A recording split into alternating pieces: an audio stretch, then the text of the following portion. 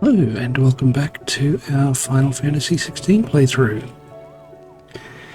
In our last episode, we sank the Mother Crystal over on the continent of Ash. Go us. In the process, fighting Ultima in his Ifrit/Diablos form, and listening to him monologue for quite a while in turn. We were saved when Mid crashed the Enterprise into the castle walls, and Dion, Gav, and Götz decided to come and assist us. And now we're back in the hideaway because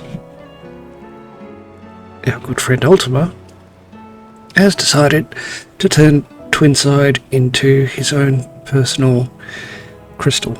So, yeah, let's let Otto know what's going on. Still alive, I see. Something tells me that eyesore on the horizon is your doing. How'd you manage that? It's a long story. One that I'd rather only tell once. Right. All hands on deck, then.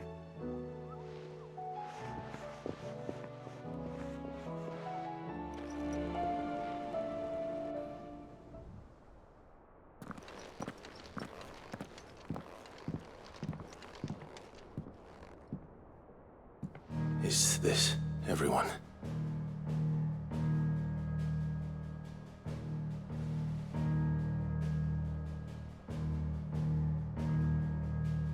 As I'm sure you've all guessed, the crystal which now commands the eastern skies was summoned by Ultima. He called it Origin. Though the significance of that name is as yet unclear. What does it matter what it's called? Its emergence tore Twinside asunder and wiped my homeland from the map.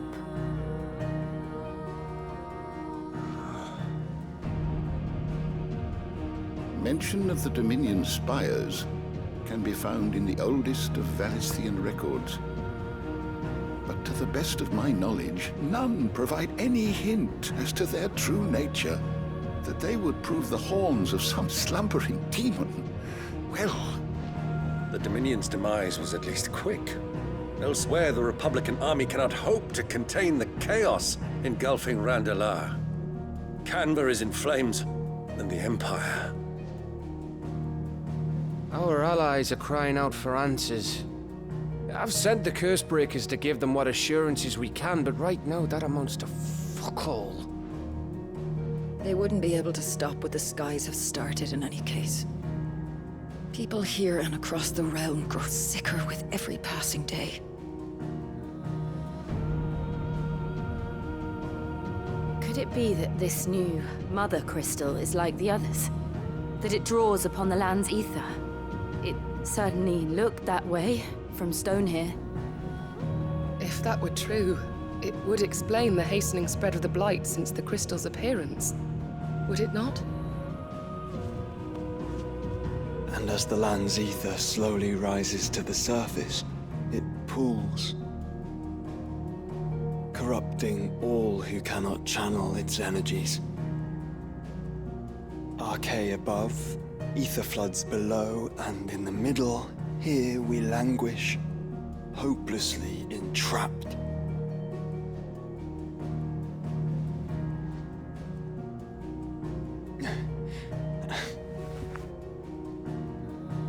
It's all right. When we faced him at Stone here, Ultima told us his true power quickens in the halls of Origin. Needless to say, we cannot allow that to continue. If we are to stop him, we will have to find a way into the crystal. How are we gonna manage that then? It's up in the sky. And fast as she is, the Enterprise can't fly.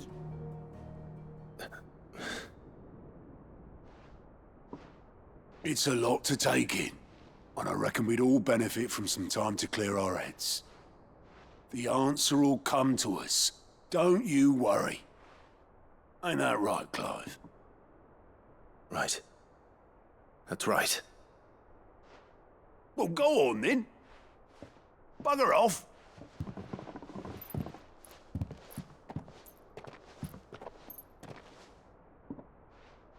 Same goes for you, Clive.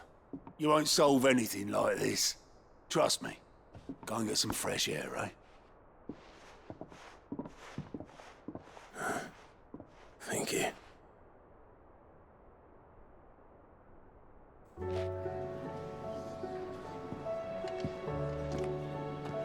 Joshua seemed upset. Well, let's go get some fresh air then, eh?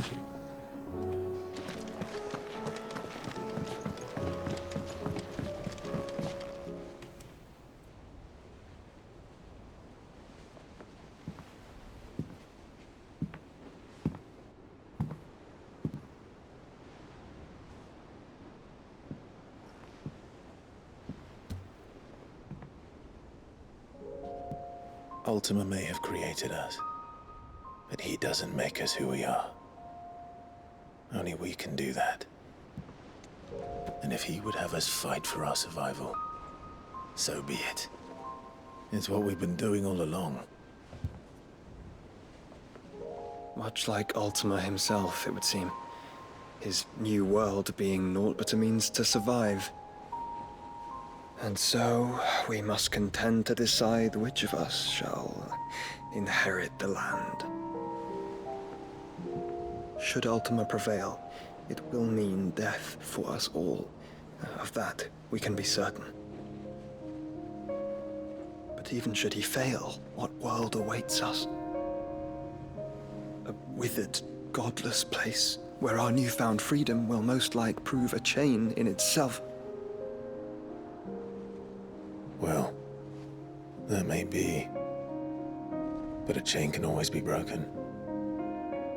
As long as one has the will to break it. It won't be easy. It may take generations. Centuries of suffering. And that is, if everyone plays their part. But it will happen. And when it does, it will be on our terms. That is the world that awaits us. Indeed. And what better world could one wish for?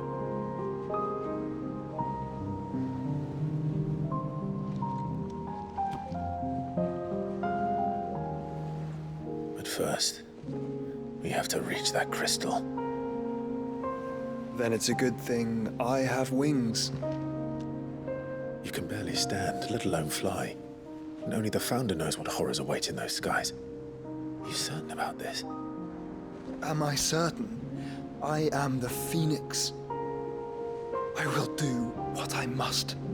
This is our fight. Remember?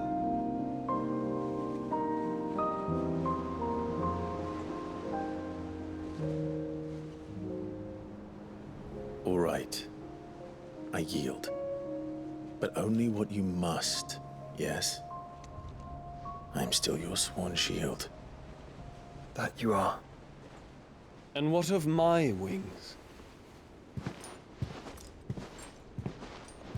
Lest you forget, you go to stand against a god. I would not have you succumb to fatigue before the fight begins. Ifrit, your brother mentioned that some few of the dominants who had lost their power to you were still able to prime. Is that true? It is. But their icons no longer submitted to their will.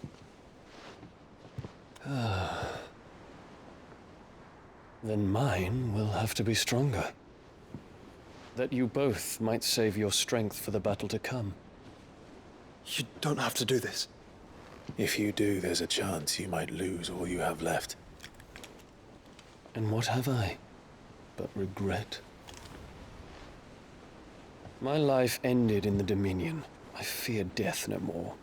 Besides, I would have words with Ultima. He has much to answer for.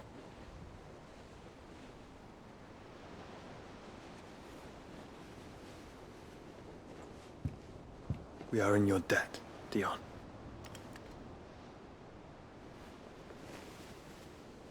We can speak of debts when this is over.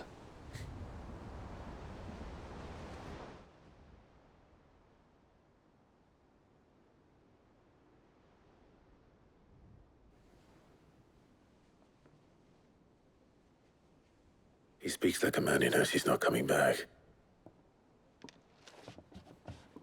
And has come to terms with that. That doesn't mean that we have to, does it, Clive? Time to talk to Jill. I only hope she understands.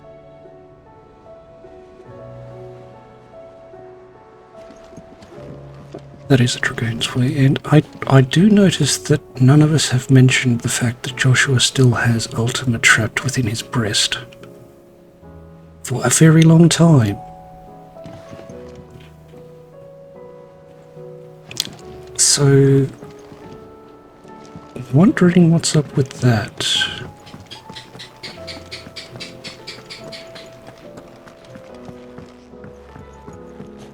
Oh well. And I expected nothing less of Dion, I might say. And that is Dragoon's Pride speaking, of course.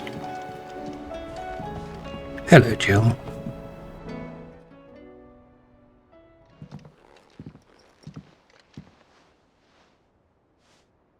Come to wish on a star.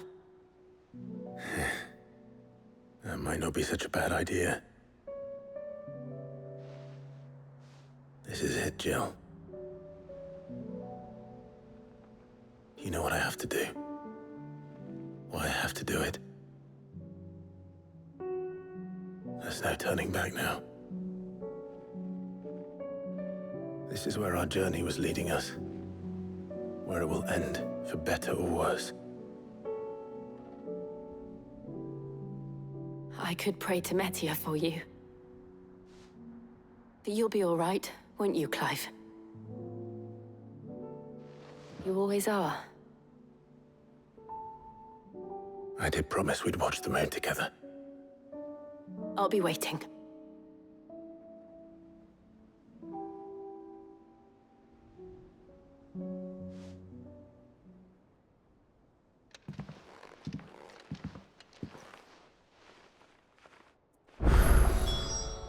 It's almost time. Better make sure I haven't forgotten anything.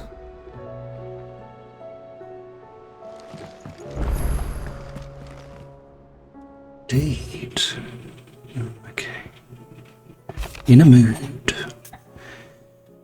In case you haven't noticed, your poor hound spends all his time of late on the rear deck whimpering like Gav in his cups. Something ain't right, and my gut tells me it's naught to do with the supply of antelope bones from Sharon. So yes, we'll heed her request. What is it this time, Torgal?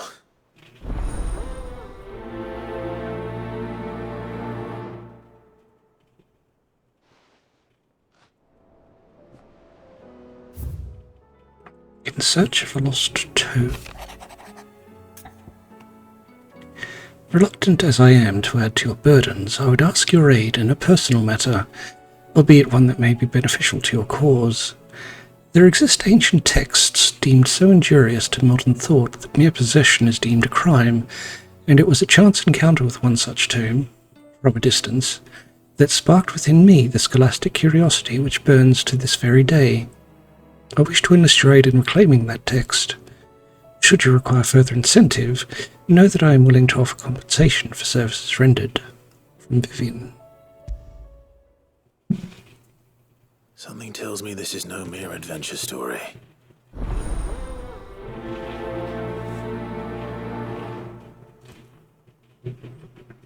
Apparently not.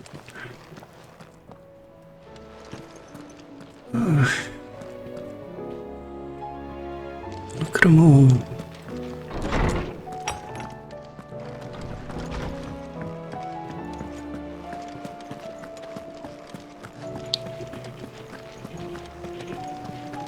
Uncle Byron, what would you like? Clive, my boy! Rutherford informs me that we owe you our thanks. Hadn't intended for you to get involved. But such are the times we live in, huh? I would have done the same for anyone else. You're far too modest, Clive. You'd make a terrible nobleman. But tell me, is the realm truly in as dire a state as Rutherford suggests? From what little I saw, you were right to be worried. I suppose I should have expected the worst. But I was rather hoping the great and good of the realm might have things a little more under control.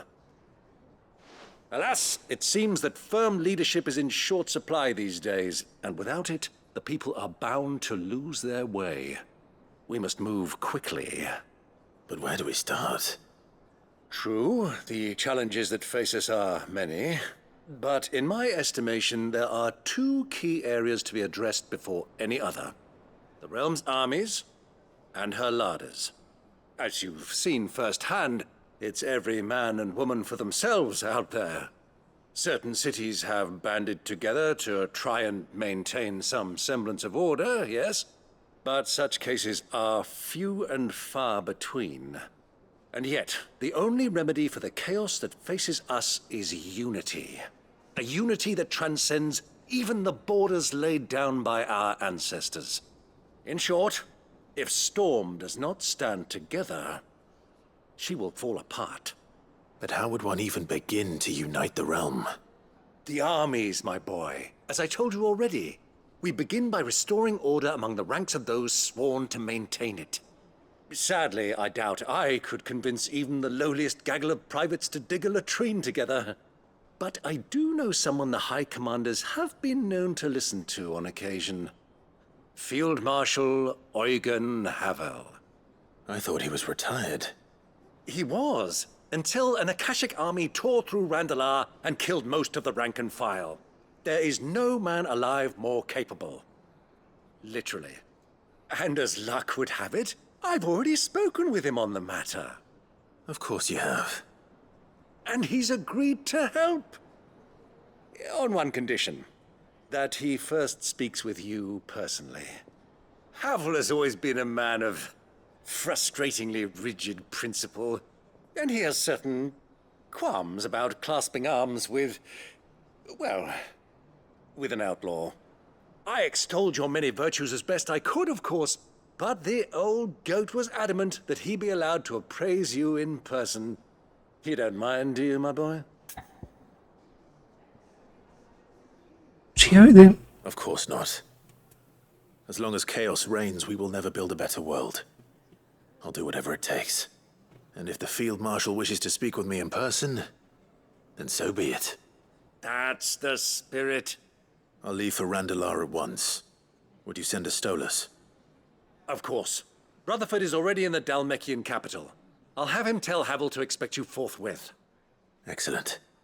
Thank you, Uncle. No, thank you, Clive.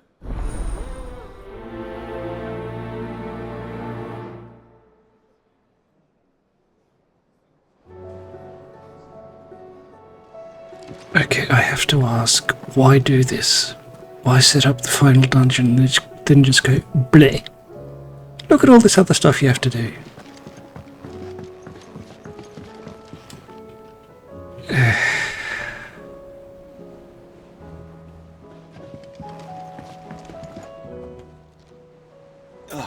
Clive. Joshua, what's wrong? And don't say nothing. It's not nothing.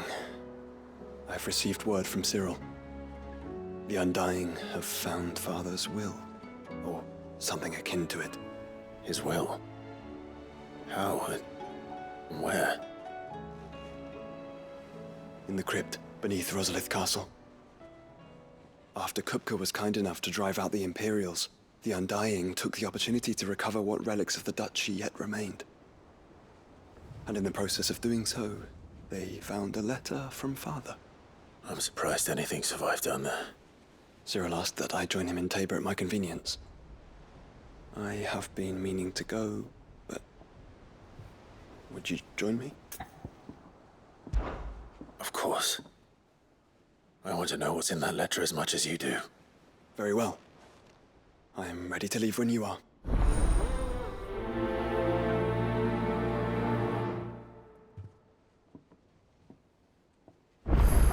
mean, it wouldn't be quite so bad if they didn't take up quite as much time with all the talking that everyone does. Doris, what can we do for you? Sid, do you have a moment? By all means. It's my old master. Seems there's no escaping her.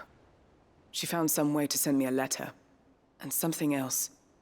Records from a Waluda prison. Seems they were keeping a lot of bearers there. How did she come by such a thing? Finding bearers always was her strong point. And it seems the cells of Balmung Dark are full of them. Foreign captives, the masterless. Bearers no one would miss. And even better for her, bearers with no one to look after them. When ether started lapping at the walls, the jailers fled. Leaving the bearers to be liberated by whoever happened to come along next. Sid, I'd like to believe that I've earned your trust by now. And while I'm well aware that you've forbidden Cursebreakers from traveling to Waloed, I can't let those bearers die in their cells. I'd rather risk shipwreck on the Shadow Coast than leave them to starve. We'll be needing the Enterprise if we're going to navigate the Narrow. Does that mean... I'm making an exception, but we travel together. And we stay no longer than we have to. Ash is an inhospitable place at the best of times. We save as many as we can, and we leave. Thank you, Sid. There was a name in the prison register. A name from my past. Chadwick. Another of my former master's protégés. A gifted soldier, and the closest thing I had to family. The thought of him held captive in that place. He must be very important to you. He was. Is. Then we find him. The entrance to the prison lies in the shadow of Ravenwit Walls, just beyond the portcullis. We should head there as quickly as we can. I only pray there are still bearers alive to save. As do I, Doris.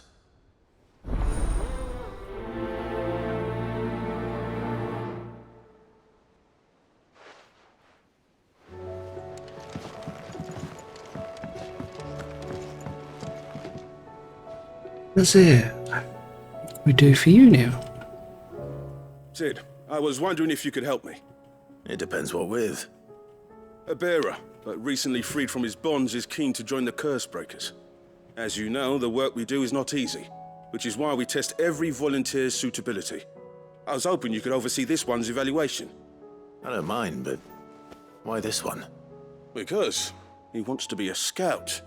Our ranks are filled with men and women capable of breaking chains and putting slavers to the sword.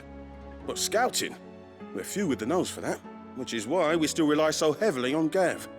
And since he accompanies you on so many of your missions, I thought you might be better placed to recognize the traits in him that we should look for in those who'd fill his boots. Sounds reasonable. So you're happy to oversee the boys' test, then? One can never have too many scouts. Truer words, Sid. I'll let the initiate know that you'll be attending his trial, and that he is to proceed directly to Northreach in readiness. No time like the present, eh? No time like the present. I'll await you there.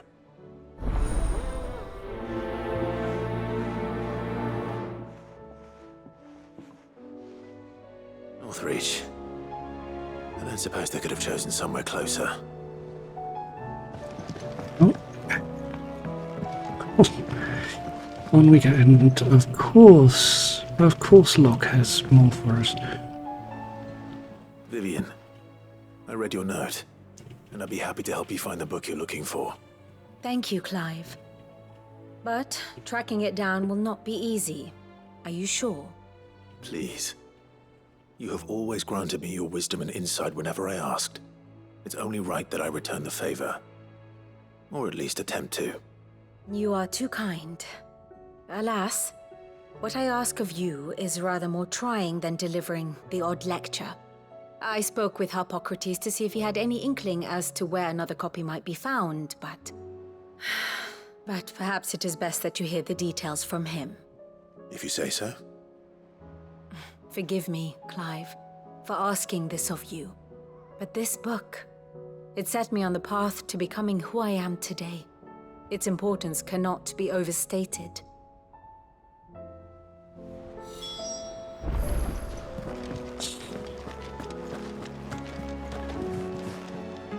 Lock. Fancy a look at the list, do you? Quick look.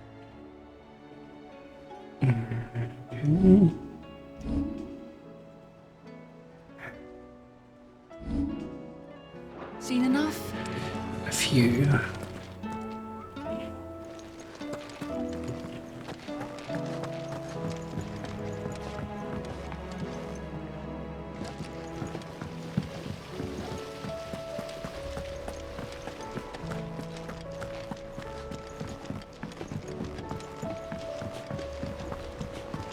What do you think happened to Miss Middledore? I heard she was kicked out of the university.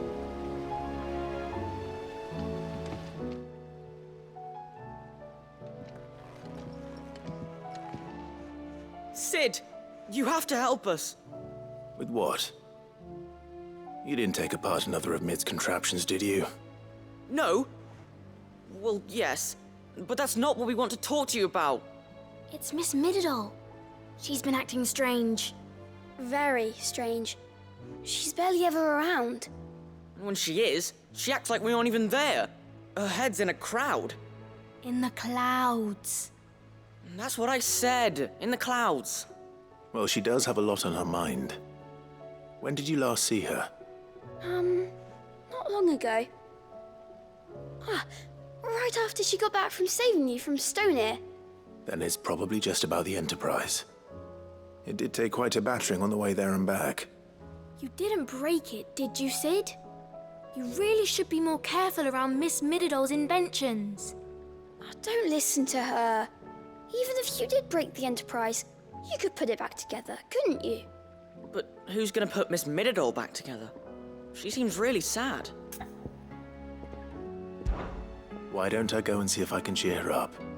You do that? For us? She's in her dungeon. Don't scare him. It's not a real dungeon. Thanks for the warning.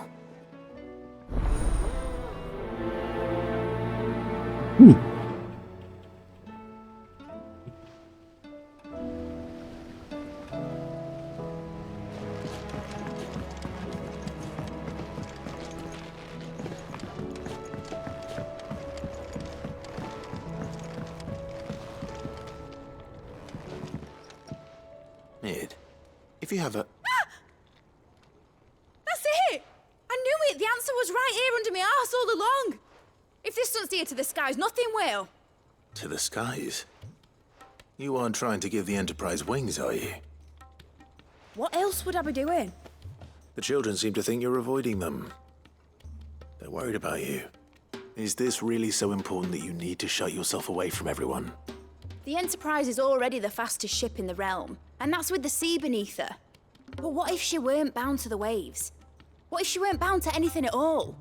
It's not fair. The gods get the skies all to themselves, so I'm gonna do something about it. The Fallen had their chance, but they relied too much on magic. And see where that got them? But not me. I've discovered how to do it without. Well, almost. First I need to make a prototype. And is that a one-woman job? Are you volunteering? I'll have you know the Enterprise is my baby. But if a godfather's offering to lend a hand, I'd be happy to take it. First, I'll need oil, and not just some old drippings from Miss Molly's spits in the Tub and Crown. Refined stuff, like they make in Ordil. Then I'll need some bone, or shell. Light, strong, preferably no longer attached to the beast it belongs to. If it's beast bones you're after, I'm sure the curse breakers will know where you might find some. No, they'll know where you might find some. You're the one who offered to help, remember? I should speak with one of the curse breakers before I set off for Old Hill. See if I can't find this bone while I'm there as well. Yeah, something like that. Has Middledore mentioned a new project yet? Not exactly. She's preoccupied, but then again, when isn't she? I will not let them be forgotten. Sid, may I have a moment? Of course. It is an honor to finally speak with you. My name is Herman. I've been with the Cursebreakers for some time now, and I wish to be deployed to Ash. Any assignment will do. No. The lands across the Narrow are too dangerous. I will not send good men and women to risk their lives needlessly. Why would you want to go back? I need to retrieve something. Something important. I was raised in an orphanage. The Badbach Conservatory. Or rather, I was held captive there. It was not a place of nurture. It existed solely to turn bearer children into mindless weapons. We were tortured until we feared no pain. Tormented until our hearts turned to stone, and few ever survived long enough to become tools of the last king. I can't imagine. I lost so many. I can't even remember all their names, but they must be remembered. They cannot fade away, faceless and forgotten. The Institute was run with military precision. Every child measured, every name recorded, every death logged with meticulous care. Cid, allow me to travel to Ash and recover the registry so that my brothers and sisters might live on. You were a good friend, Herman. But the fact remains that Ash is simply too dangerous. Cid, please. Even should it cost me my life. Too dangerous for you, Herman. But not for me. I'll go to Bad Bach and find the registry. You will?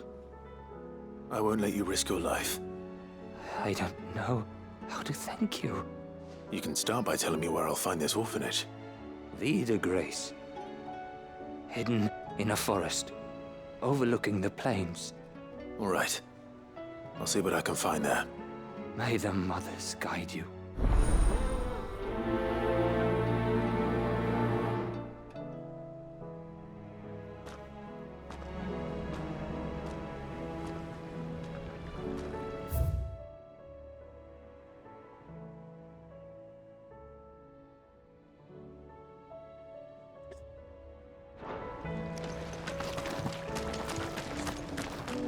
Cleaned up the last lot that are here. So let's set about finishing them. Has Midadol mentioned a new project yet? Not exactly.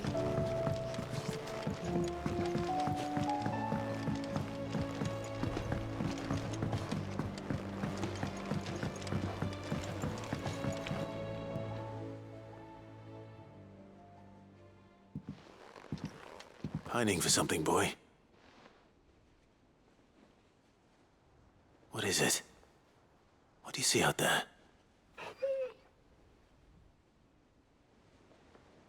I never did ask where you got that anklet of yours. From Cid, that's why. On the day he brought him home. That long ago? And you're only thinking to ask this now? Cid saw that the pup had a habit of gnawing on his leg, since you ask. Clap that there iron on him to keep him from doing it. What was wrong, boy? I'll take like as not. Must have been hard on the poor whelp losing his loving masters at such a young age. Doubly hard in being a frost wolf, torn away from his icons and all.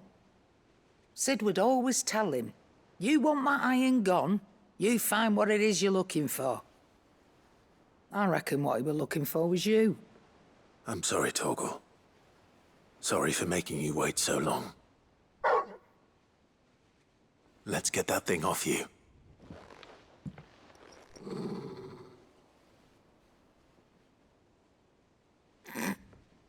Doesn't sound like he wants it off. Indeed. You miss Cid as much as the rest of us, don't you?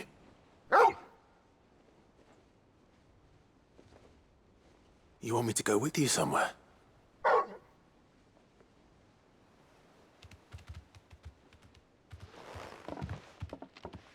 Quick, aren't you? Glad you've been paying attention. Not nearly as much as you have, Lady Karen. Aye, good thing and all. It's not like Gav would have kept him in nuts and rubbed his belly these past 10 summers. Your kindness is appreciated. You've been a good friend to him. Only because he doesn't talk back like the rest of you. Go on now.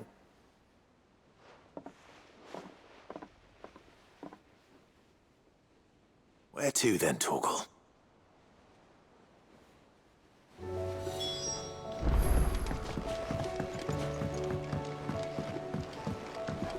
Say what you will, Lady Karen has seen herself.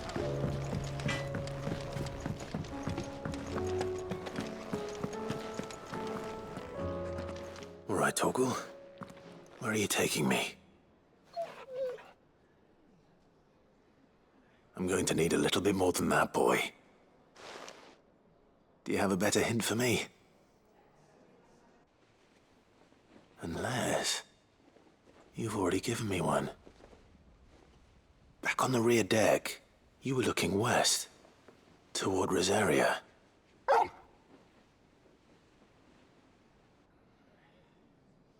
Why don't we try the rookery?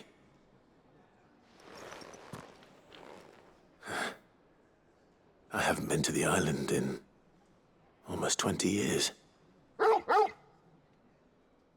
To Port Isolde, then.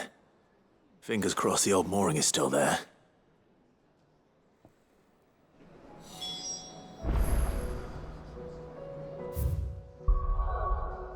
I guess we're off to Port Isolde. There it is. That's where we're supposed to go. If not for all of the busy work to do.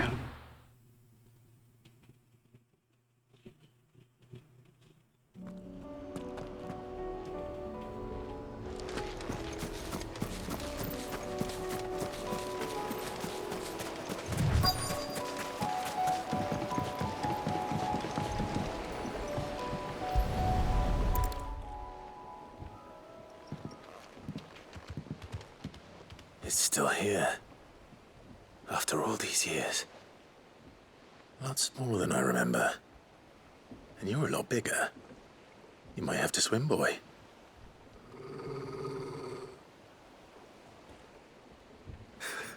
I wasn't being serious.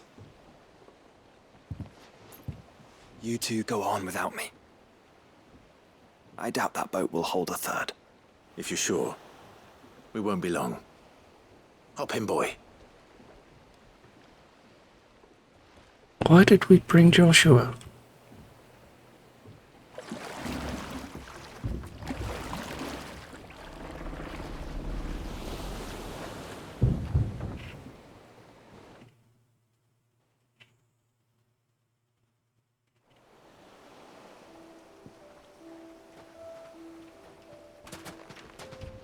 This place hasn't changed at all. The rookery's right through those trees. Come on. Race you there? I bet I could still beat you.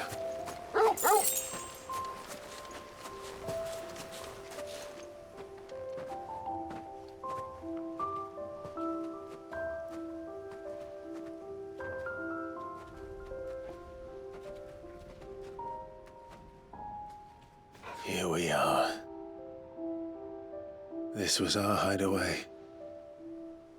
Wasn't it, Torgal?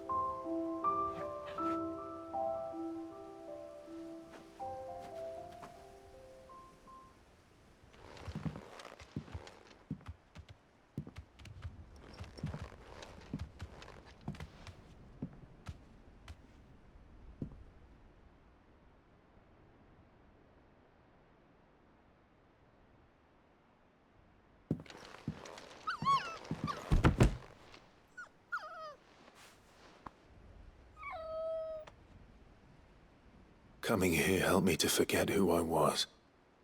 Or wasn't. Prince, shield. Son his mother could love. Had I been any one of those things? Perhaps.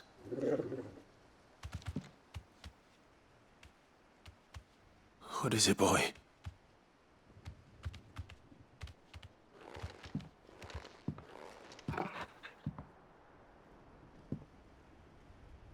This is all from the castle. And Phoenix Gate. Did you bring these here?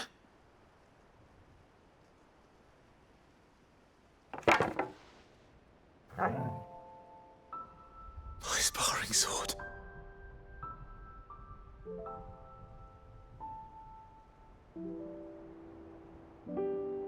Well. You never stopped looking for me, did you, boy?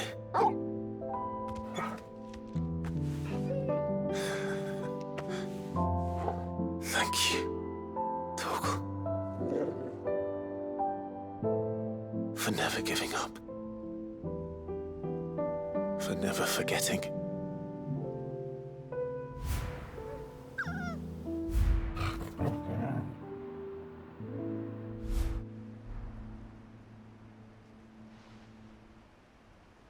Let's take this with us, shall we? So I don't forget either.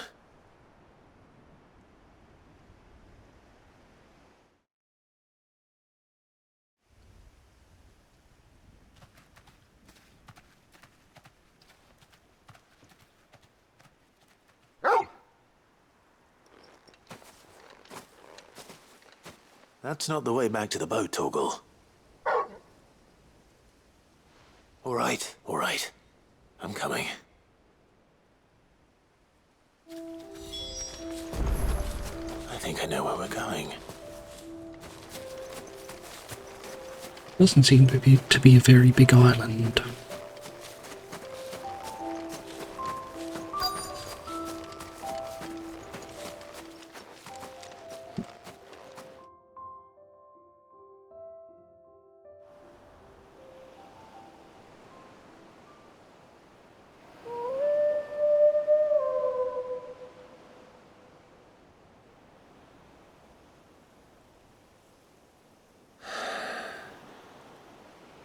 People always talk about the importance of putting the past behind you. But without it, we wouldn't be who we are today. And we certainly couldn't steer our way to a better tomorrow. Come on, Torgal. Let's go home.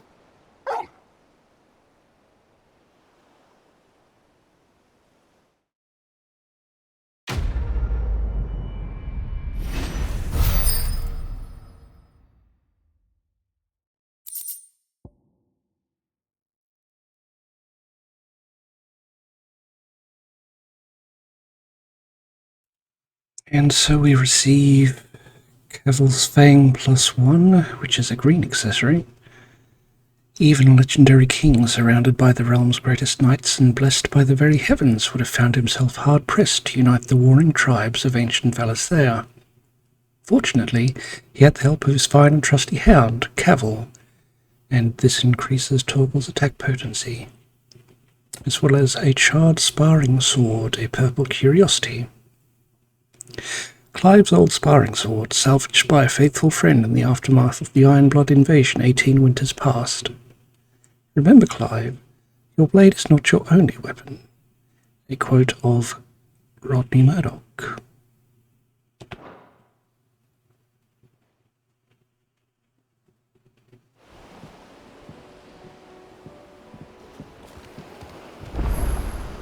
Sorry for the wait. We're ready. Not really, but we'll carry on anyway.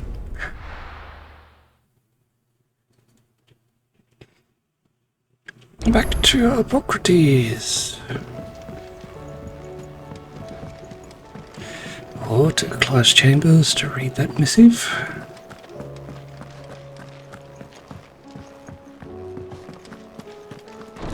Fortunately, it doesn't have another quest attached to it. A fine hound. The two of you have been together for what probably feels like a lifetime now, but there is still a lot you have to learn about that hound of yours. He'd step in front of a bloody raging behemoth if it meant protecting you. That don't mean you should take it for granted. At the end of the day, he's a hound, and sometimes he just wants someone to pat his head and rub his belly, and give him a handful of Kupo nuts. Do good to remember that. Sharon. Now to Hippocrates.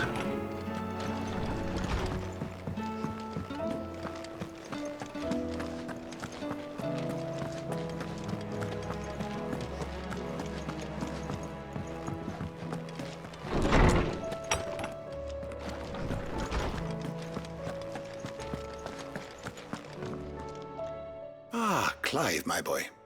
What a pleasure it is to see you. Hippocrates. There's something I need to ask you. I've been charged with locating a book called From a Distance. Then you seek a rare gem indeed. One whose name I had not thought to hear from your lips. You've been talking to Vivian. Right as always. But she didn't seem keen to tell me very much. I take it she didn't like what you had to say. And yet I gather it did naught to dissuade her. Clive, if the young professor has tasked you with obtaining a copy, I fear she asks the impossible. The executors would not allow it. The executors? Coveters of Secrets, a clandestine organization committed to the collection and intenebration of forbidden texts and technologies. One such text being the tome Vivian seeks, chronicling as it does the true history of the enslavement of bearers, a tale which could overturn the established order were it ever to become widely known. Or, so rumor has it. I've never actually read the thing, or even set eyes on it for that matter. How is it that I haven't heard of this organization? Why, secrecy is the executor's watchword. They lurk in the shadows, emerging only to seize that which must be seized, be it books, inventions, or people, before disappearing again, leaving nary a trace. Which would explain why Vivian's copy was snatched from her grasp not long after she found it. By the hand of the executors, yes. But what drives them? Self-interest or ideology? Fine question. Sadly, all that is known of the executors can be recounted in a single breath. You may just as soon ask me of their origins, numbers, or the identities of their leaders. Any answer I give would be pure speculation. Then my hunt was doomed from the first. What was Vivian expecting? That I'd pluck it from thin air? Not from thin air, no. From ash. Rumors of the executors are rife among the scholars of Storm, but rather less so across the strait. I have a friend. Well, I had a friend in the village of Garnick, a collector of rare tomes, upon which subject we would oft correspond. Alas, I have heard naught from him since the skies fell dark. And no doubt he too has turned. But though he did not mention it by name, it is possible that a surviving copy of From a Distance yet rests upon one of his many shelves, quietly awaiting discovery. If you were, by some chance, able to save even a single book from the poor man's library, I know his soul would rest easier. Very well. When I next find myself in Waloed, I'll be sure to pay Garnick a visit. It'll be right now.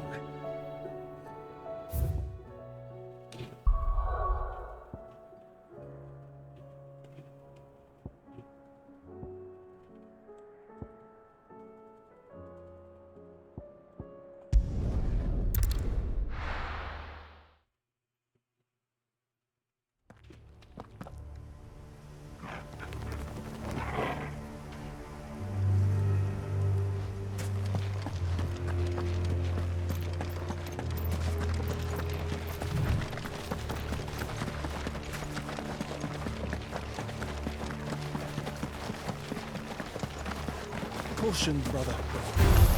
Don't get surrounded.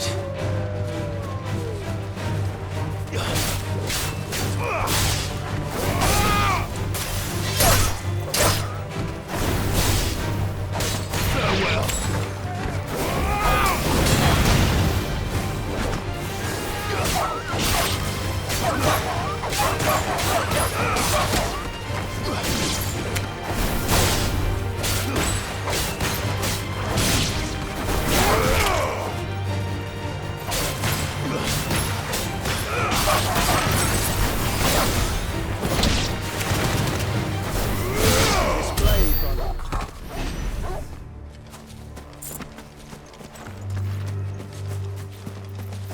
So on we go.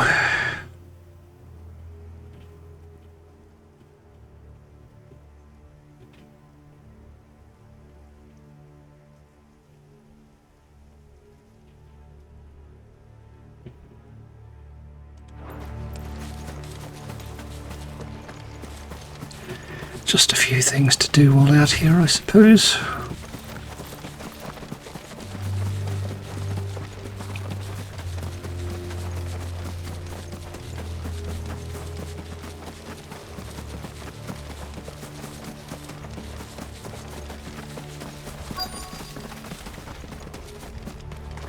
The entire village looks abandoned. Now, which house would a bookworm live in?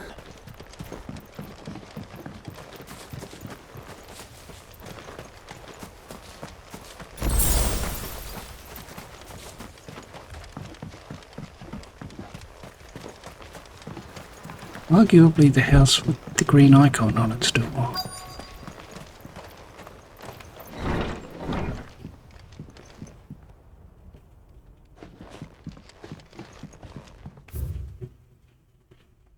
A complete botany of banes.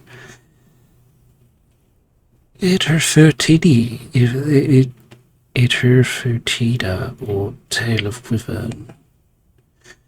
White of flower and black of root, the latter of which gives out an inky gall when cut or crushed.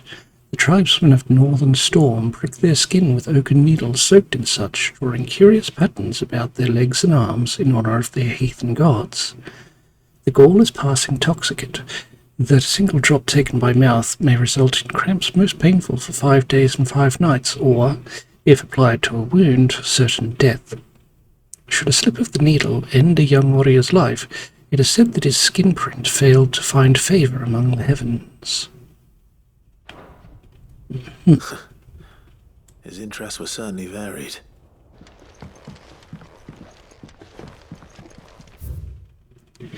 Royal Intelligence Training Report.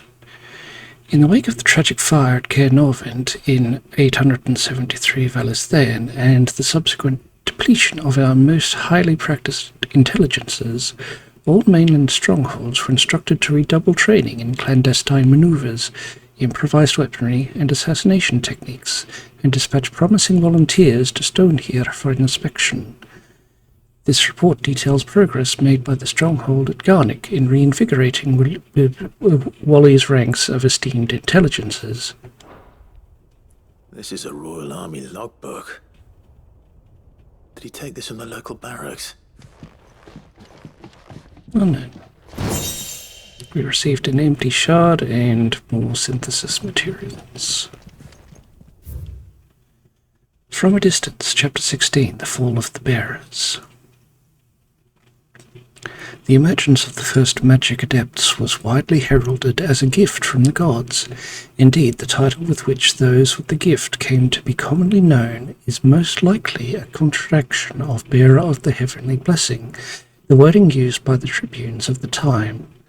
Those born with the blessing were lauded as living crystals, and granted high office and plentiful reward for their status as chosen ones. Over the years, this reverence for their kind would become a full-fledged religion led by the bearers themselves, a development that would prove fateful. The diverse nations of the time were unanimous of their disapproval of the founding of the Church. While the authorities had for years welcomed bearers into positions of power in their own structures of state, they were mistrusting of an organization led by bearers for bearers. Efforts were immediately made to chasten the Church and its followers, banning members from holding office, evicting adherents from their homes, and breaking up meeting by force. The Church responded by forming a volunteer army to resist this persecution, and yet it continued, creating a cycle of ever-increasing bloodshed and rancor, and a growing rift between those born with the blessing and those without. What began with beatings and street clashes would eventually spill over into an all-out war that consumed the greater part of the twins for nigh a generation, and decimated the population of men and bearers both. The deluge of blood that stained the land crimson and left an even more lasting mark upon the minds of the Valisthean people. After the bearers' last resistance was crushed, the nations of Valisthea came together to sign the Continental Accord, that initiated the system of slavery that persists across the realm to this day. Its well-known phrase, "bearers are other than human," has its roots in the bitter war of the years before, being the unblessed's only excuse for their calamitous refusal to allow the blessed to decide their own destinies. This is it. But if what it says is true, I need to get this back to the hideaway. The folklorist's fabulary. The Moogle. No spirit nor sprite appears more often in Valisthean folk tales than the humble Moogle. Though they are occasionally painted as mischievous souls akin to pixies or imps, most stories depict them as clumsy yet congenial spirits who delight in helping mankind with their daily labours. They are said to have sweet tooths, leading to the common superstition that one must not leave cakes or other sweetmeats uncovered overnight, lest all remain but crumbs come morning. In appearance, they are described as being covered head to toe in soft white fur, except in the small dark wings by which they are somehow able to take flight, and the brightly coloured pom-poms that protrude from the tops of their heads. And yet there is one detail regarding the Moogle that most find more remarkable than even the orb that tops its brow, the fact that the creatures actually exist. Preposterous, I hear you cry. Everybody knows that Moogles are the stuff of legend. I quite agree, but every legend has its basis in truth, and in the case of the Moogle, the fact may be not so dissimilar to the fiction. Ancient bestiaries list the white mole whose feet do not touch the ground amongst the beasts of the realm, and the illustration beside the name, why, it is none other than the Moogle. Of course, it is true that the creatures are not known to still survive from the twins in the modern day. Perhaps their miniature wings carried them to other climes. Perhaps they were hunted to extinction. Or perhaps, just perhaps, they do still live among us, hidden away far from human view.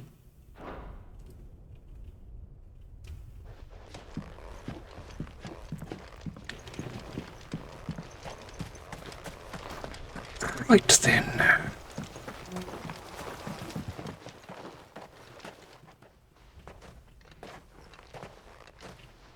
Leaving so soon, stranger? We've been watching you. From a distance, so to speak. Subtle.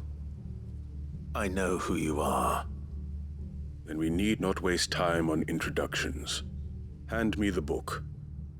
Leave it in our care and return to your life. Your care? Do you mean to burn it, or bury it? That is not my decision to make.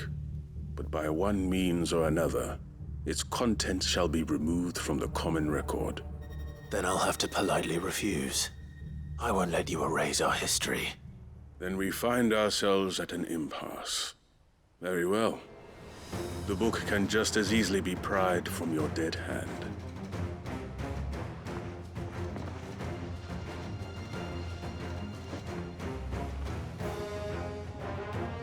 Let's see, shall we?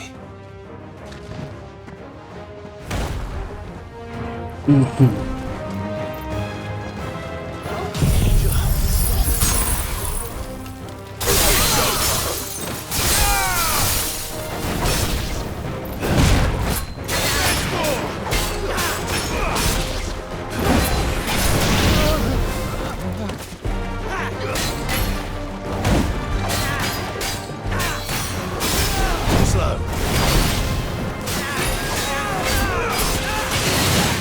Nice try.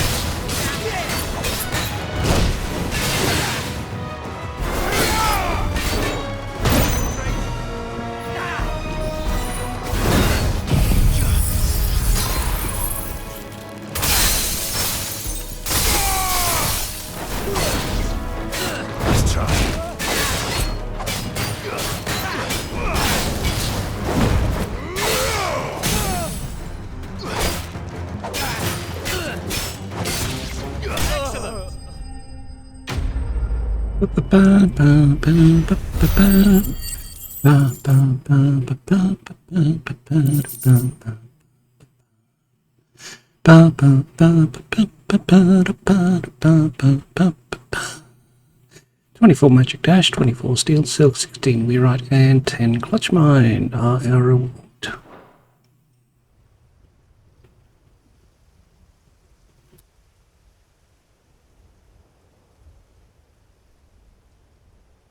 Impressive. But we have other means. We shall claim the book yet. Why do you want it so badly anyway? It lays out in no uncertain terms the vanity and avarice of mankind. It tells the shameful history of the persecution and oppression of a gifted few by a giftless many. Would you say that this interpretation was correct? I don't know. You don't know. Your sword may be sharp, but your wits are dull. So let me answer for you. There is no correct interpretation of history. That a series of events took place may be proved beyond a doubt. But there can be no single, immutable explanation as to why they came to pass. It is a question of numbers and of belief. If enough people believe that a set of events occurred for a reason, that belief becomes the truth. So you're trying to control the truth? We are trying to protect people from themselves, from knowledge that would bring them naught but pain. That is all. You may keep the book, for now. The world is small. We shall meet again. Until then. Wait! Damn it. Let's get this back to Vivian. Perhaps she can explain what that was all about.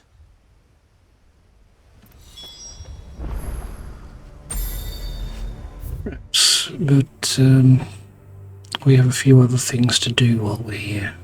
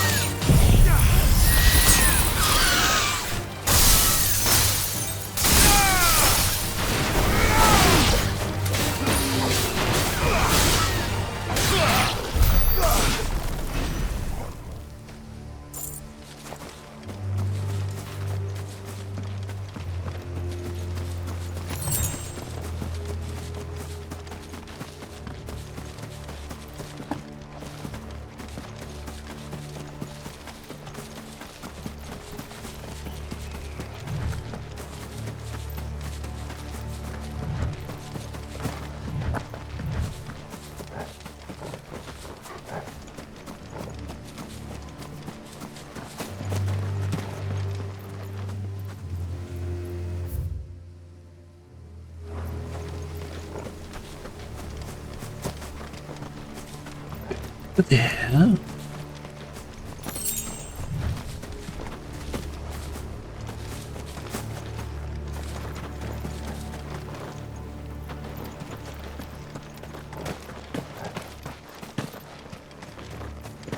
This must be the orphanage. Hopefully the registry is still here.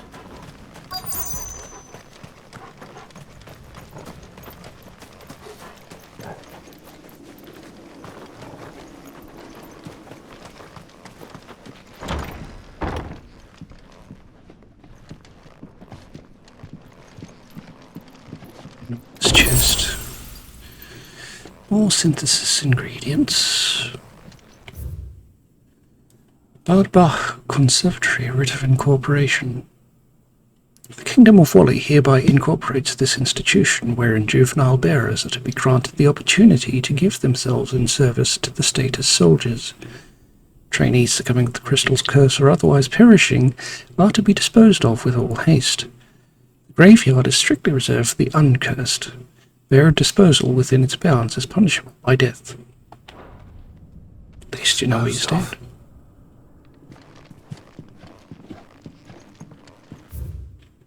Conditioning schedule. Today's exercises will consist of the press yard, 20 sandbags for such duration as instructor shall dictate. The furnace, burn intensity to be gradually increased.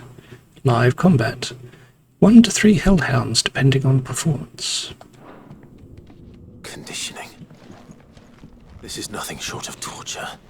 Herman wasn't exaggerating. It's a wonder he survived this place. I need to find that registry.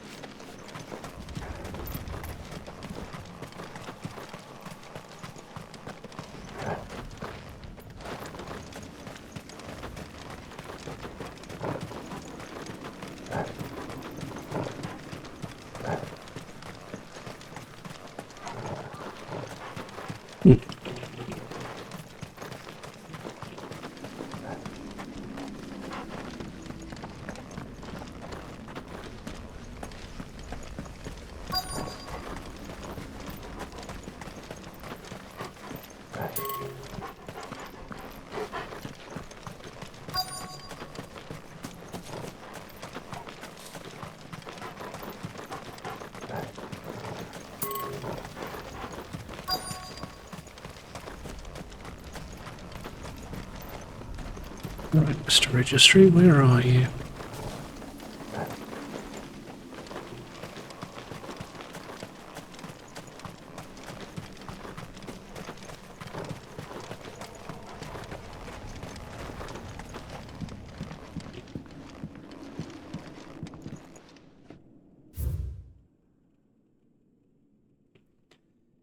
I have recently learned that my own daughter was amongst the children turned to stone by the brutal training I subjected them to.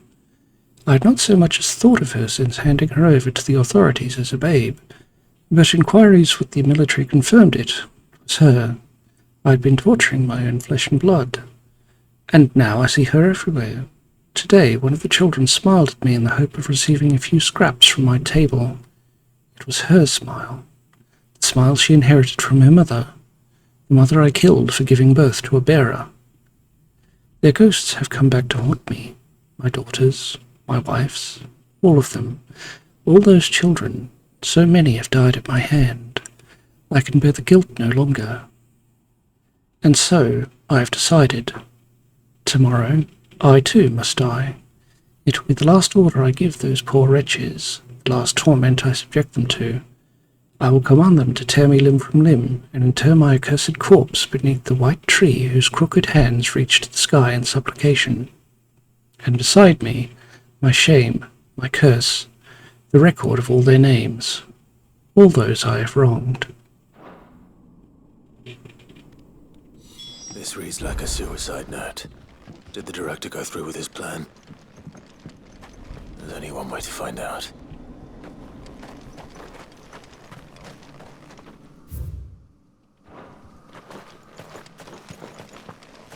Oh, yes, the white tree.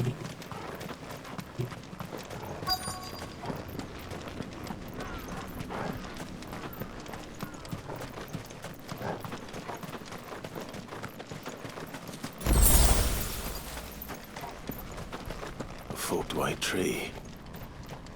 This must be the place.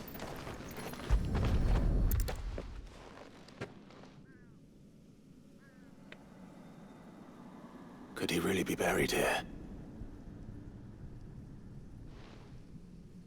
There's something hidden among the roots. Let's see.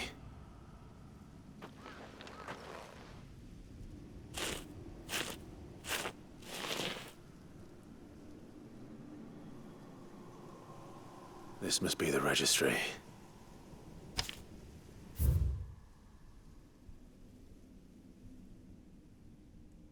Ardbach Conservatory, Registry of Bearer Losses. 846 Valisthea, 8th month, 16th day. Hans, 10 years old, lithification. Alfred, 9 years old, succumbed to conditioning.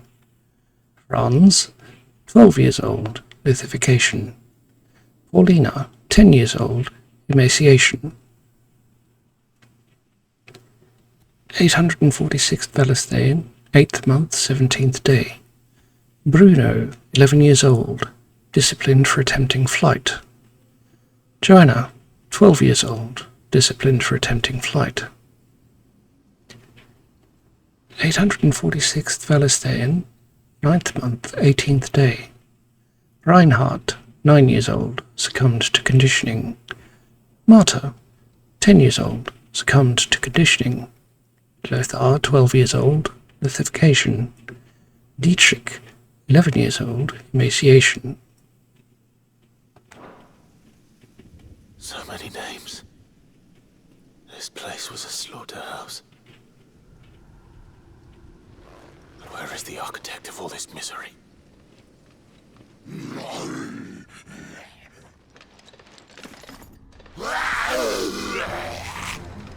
It was only a matter of time, I suppose.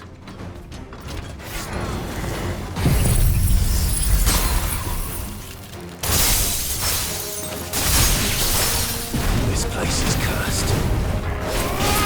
Stay down!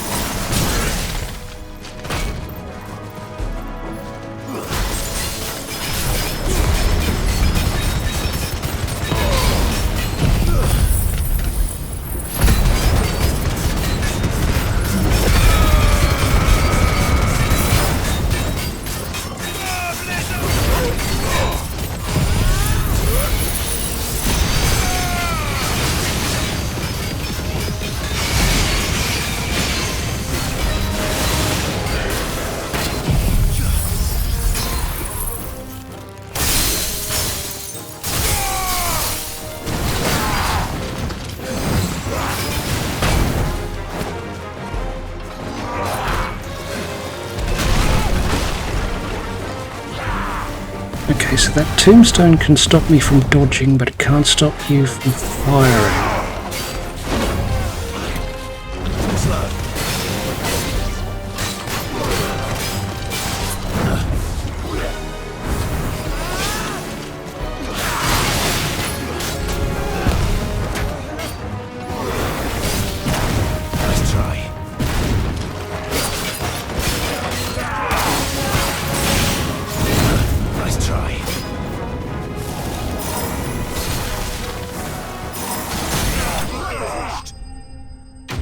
We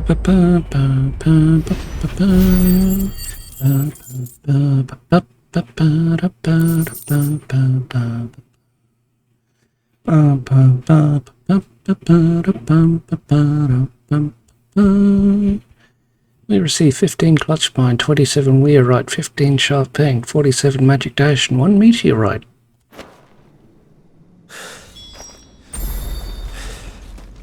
I'm done here. Let's get the registry back to Herman. No, we're still not finished yet.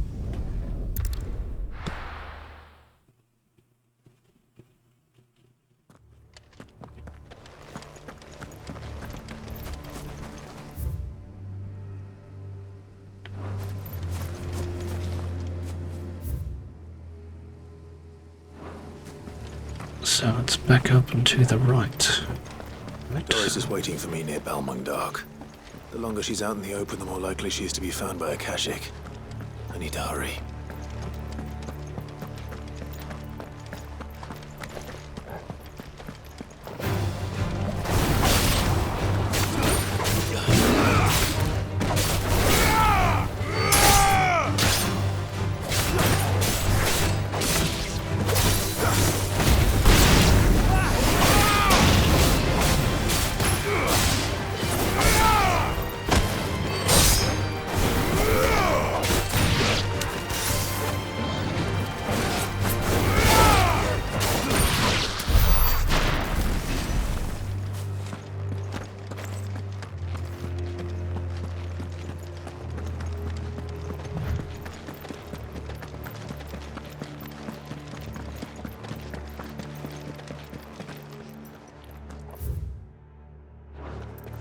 News down this way.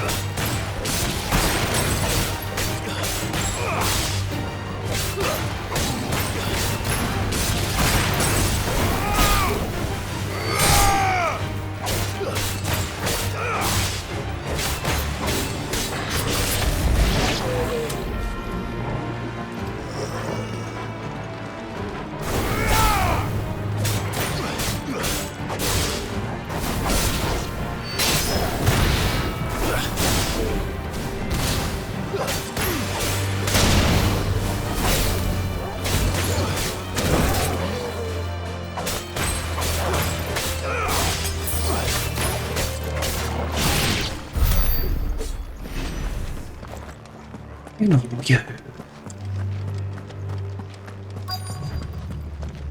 Doris, right where you said you was.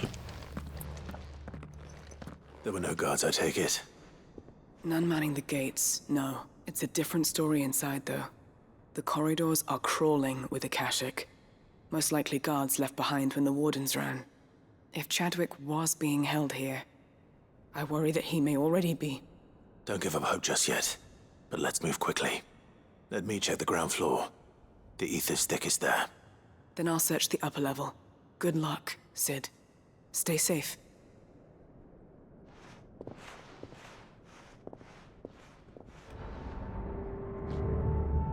Just how bad are the floods inside the walls? Bad enough to turn a bearer? I hope not. We're risking a lot just being here. Better keep my eyes open for signs of life.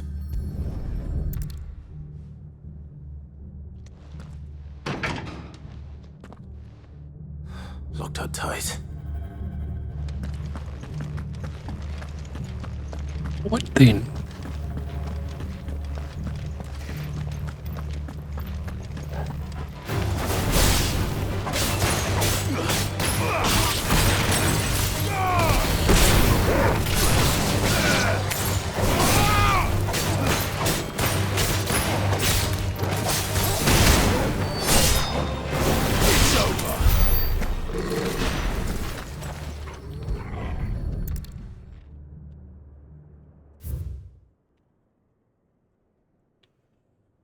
Balmung Dark, designation. Kingdom of Wally hereby designates this facility a prison for the detainment of bearers, both foreign and domestic. The purpose of this facility is to rear and train a Kuza beast for deployment in the field. The aforementioned purpose is a matter of strictest secrecy, and any mention thereof is to be punishable by death. Captive bearers have been provided solely for the perusal of the aforementioned purpose. Perusal. Express permission is required for use of bearers in any other capacity. So this place was no ordinary prison, and I doubt they'll have taken the creature with them when they fled.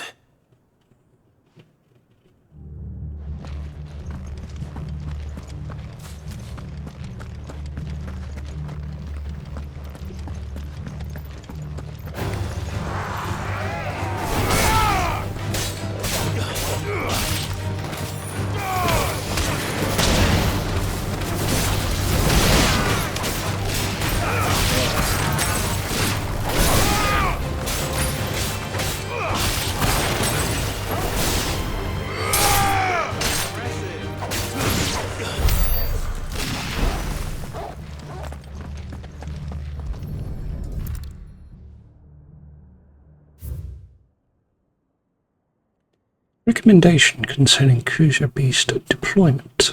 The Kuja has long been recognized as an especially aggressive species. This being the case, it was hoped that successful deployment on the battlefield might be a means of inflicting heavy casualties on the enemy. In exercises conducted thus far, however, the beast has proven incapable of distinguishing between allied and enemy combatants. As such, deployment alongside regular troops is not recommended. It is proposed instead that bearer captives be employed in order to draw enemy focus, and the beast then driven into the fray in order to achieve maximum benefit with minimal loss of Wally lives. Minimal loss of Waluda lives. And what happens when they run out of bearers? Even the Imperials take better care of their branded than that.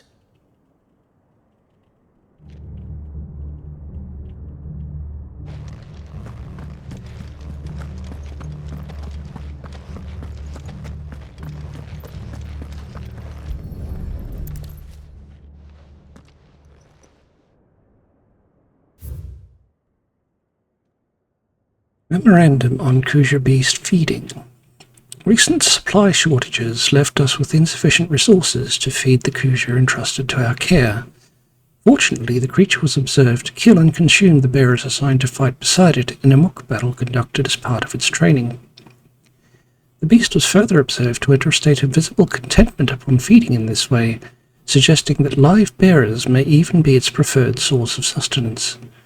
While this behavior is unexpected, it is not unwelcome.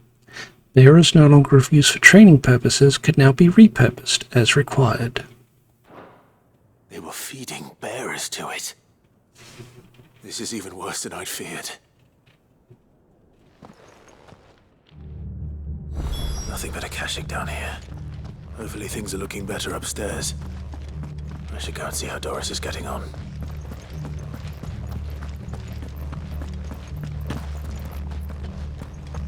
See what's in its chest. Synthesis materials. Because why not, right?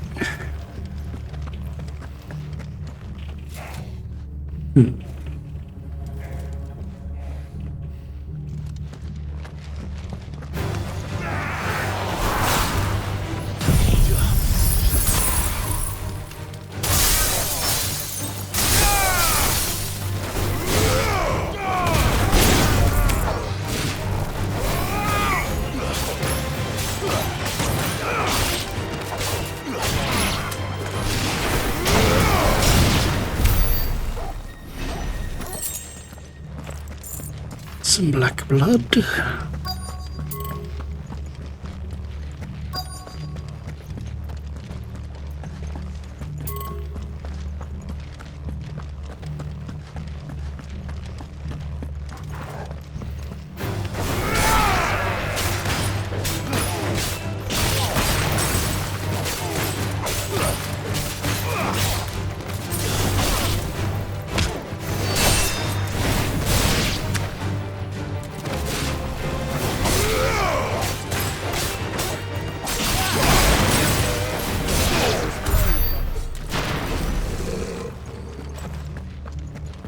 Oh, Torgal.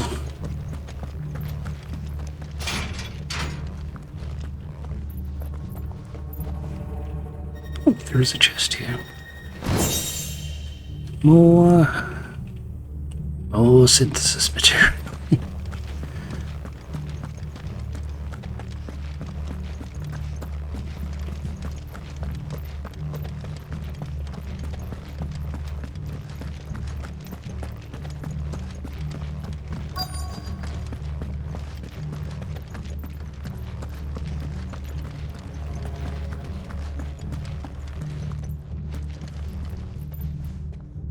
No lock downstairs. But I did find out that this place was more than just a prison. Something far more sinister was happening here. I know. I've been reading some of these documents and... it can't be true, can it? Bearers die every day in service of their masters, but this is so much worse. Pitting bearers against a wild beast armed with nothing but their wits? And all in order to bring about more death. And not just those who could fight, but the elderly, children even. And those who wouldn't or couldn't were disposed of. Whatever that means. I'm afraid it means they were fed to the monstrosity they kept here. Then we're too late. And I was a fool to bring you here. Don't say that. Did you find anything else? A key. But it doesn't fit any of the locks on this floor. Perhaps it will fit one of the doors downstairs. There's a corridor I haven't searched yet. Finish up here, then come and find me when you're ready. All right. I'll be there in a moment.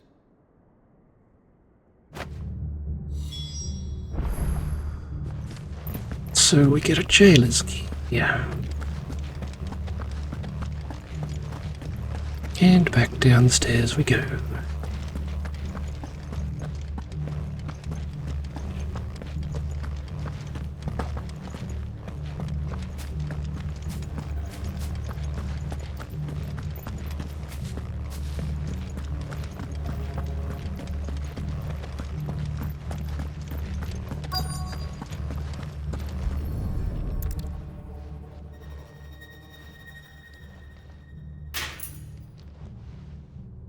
Let's see what we can find down here.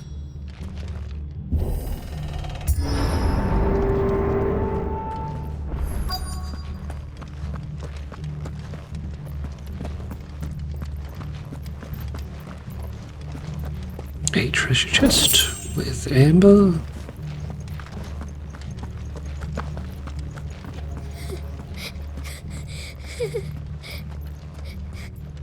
A survivor. And she sounds close.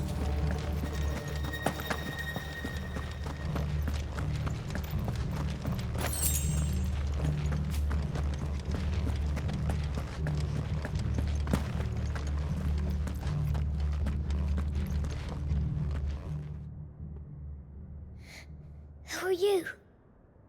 There's no need to be afraid. Are you alone? Are there any other survivors? Some of the guards. They're still here. But something's wrong with them. Everyone else was eaten by the monster. Of course there were. Thank the Founder. It was worth our coming. But I'd rather we didn't linger. Are you ready? Ready when you are. You poor thing. He must have been terrified. Did Chadwick send you? What? He fought the monster. Distracted it so I could run away. He must have sent you. He promised to free the others too. Where is he? He opened your cell, didn't he? He wouldn't be here otherwise. Chadwick.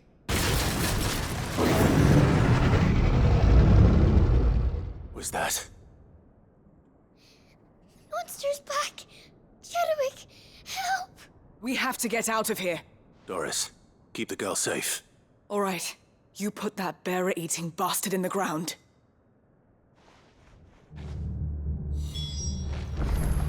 We have to run. Oh, look, it's the Dome Chimera. It's out there waiting for me. I can't let it live. Not if it's got a taste for bearers.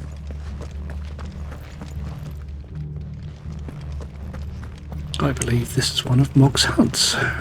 Possibly.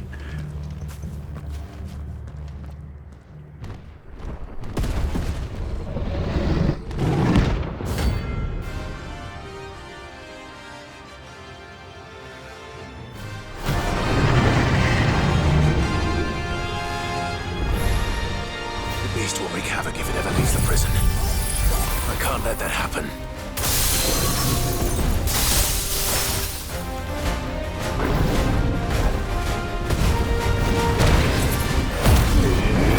And it's got the same animations as for him. Yes, of course it does.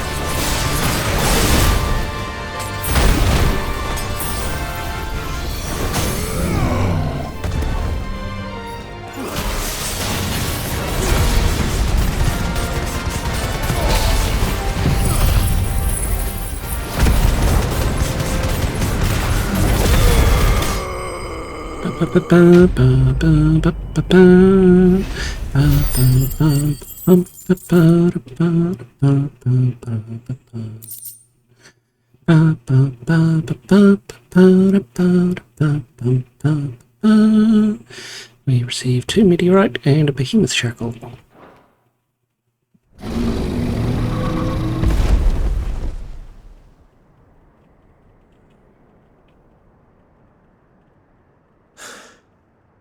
Finally.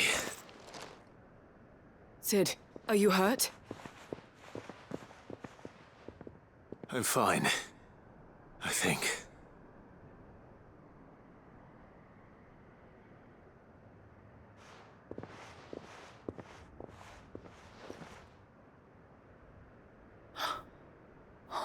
No. What is it? A diary. I gave it to Chadwick before we went our separate ways. He was here. Do you think that creature? I'm sure he fought bravely to the last. The girl is safe thanks to him. Chadwick.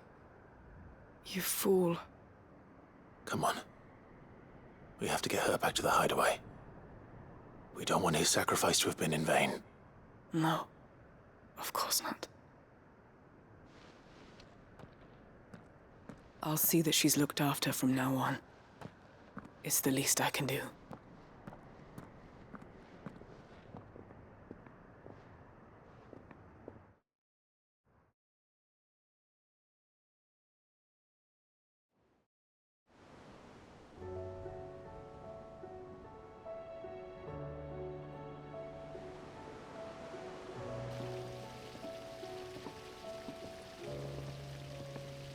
From what I hear, you've barely left the girl's side in days.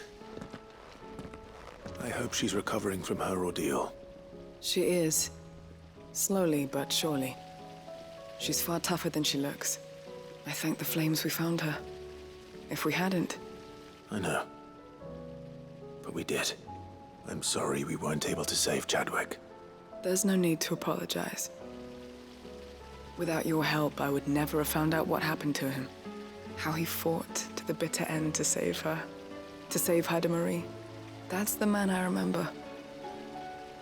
The man I thought of as a brother. I wish I could have met him. I'd like to hear more about your past. If you don't mind, that is. Of course. You already met my former master. She trained Chadwick and I to do two things. Kill and obey. We were supposed to be sold to the highest bidder when the time came. But no bid was ever high enough to convince her to part with us. For years, we were her daggers in the shadows. But we could never quite shake our doubts about the things she made us do. And then, one day, we just couldn't do them anymore. So we escaped. But staying together was out of the question. They would have found us too easily. After so many years of training, the pull to serve was always strong. It scared me to think he might have taken another master, become a dagger in someone else's hand. But even in captivity, the battles he fought were his own. And he died not as someone's tool, but as a hero. Haida Marie is proof of that. Bearers can cast off their shackles. And the Cursebreakers will show them how. I'll fight until my dying breath to see it done. For Chadwick, and for all of us. Thank you, Doris. We'll be counting on you.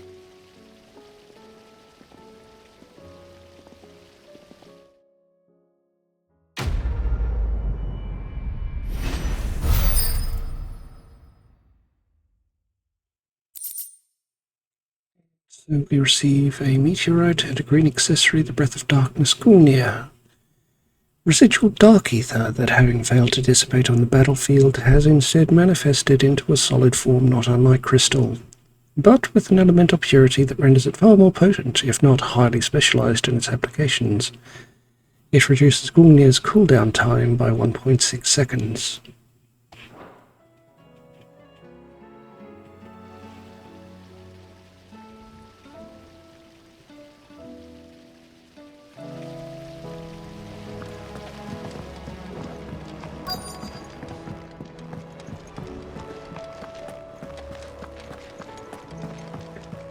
Let's send.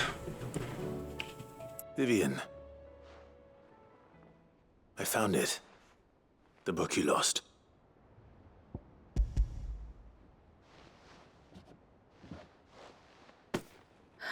You found it. Thank you, Clive. Even though I asked this of you, I was not entirely sure it would be possible. I feared the executors had seized every copy. I met with one of these executors, and I convinced him to let me keep it. He told me something. That the truth is just a matter of collective belief. And that if enough people believe a lie, that lie becomes the truth. It does. But it also means that the truth is not immutable, that it can be changed, provided that those who wish to change it can convince enough people that their perspective is the correct one. As the sad history of the bearers proves. You said that the book inspired you to become a scholar. It did. Or its author, rather. She was a heretic, you see. A firebrand and a dissenter. A gallows stood ready for her in every corner of the realm. And by shunning society, or perhaps being shunned by it, she stumbled upon a truth so potent that an entire realm trembled at the prospect of its utterance. I, too, have always felt somehow set apart from the world of men. A stranger to my own species. She taught me that my solitude was not a curse, but a gift. And that, though my journey to the truth might be a lonely one, what I found at my destination would be more than worth the cost. Do you still feel that way? That you're not one of us? Honestly, I'm not entirely sure anymore. Since coming to the hideaway, I find my thinking somewhat clouded.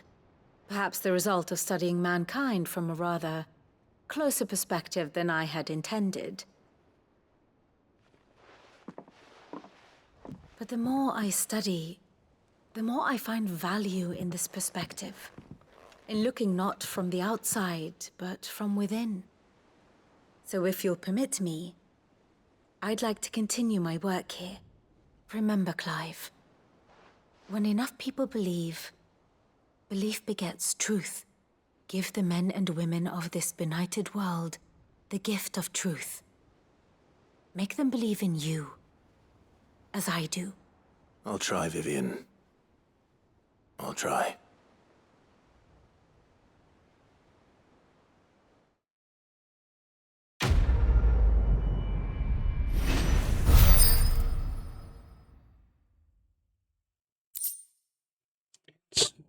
Receive a scholar's bonnet, which is a purple curiosity. Vivian Ninetail's scholarly headwear, awarded to her upon completion of her studies at the University of Canva. Give the men and women of this benighted world the gift of truth. Make them believe in you, as I do. A quote of Vivian Ninetails, and it is displayed in Clive's chambre.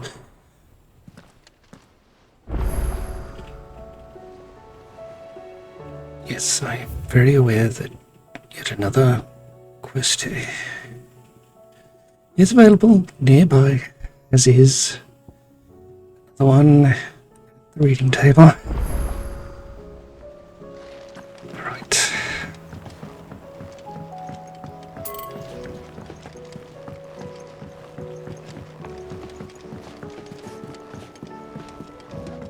Dion, how'd you be?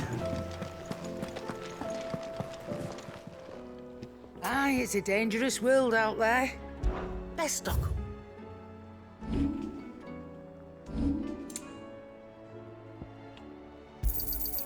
You're rubbing me blind, you know. It'd better all be here. Is that all?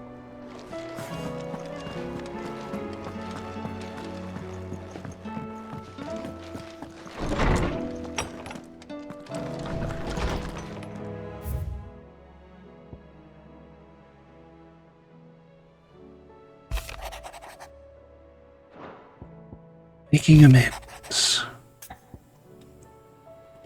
Master Clive, I am aware that there are matters of much greater import which demand your attention, but should you find yourself a moment, I bid you visit me in the shelves that I might ask a single favour concerning His Highness Prince Dion from Harpocrates. It's usually me making demands of Harpocrates. I wonder what this is about.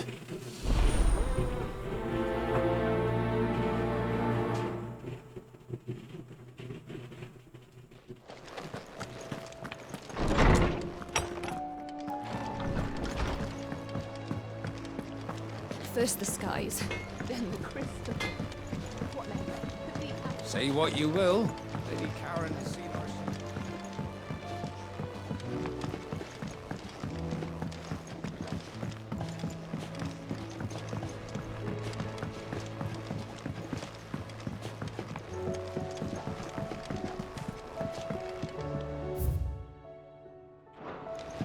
Miss Shirley says your books made quite an impression on the children. Even inspired them all to become writers themselves. Is that so? We'll need to find some more parchments then. Indeed, apparently.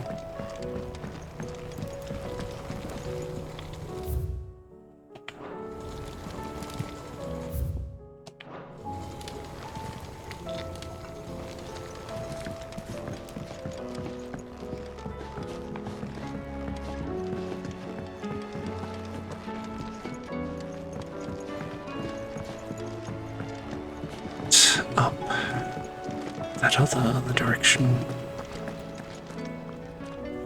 I hear that you traveled to Ash, Cid. Did you by any chance recover the names of my fallen friends? I did. Yes.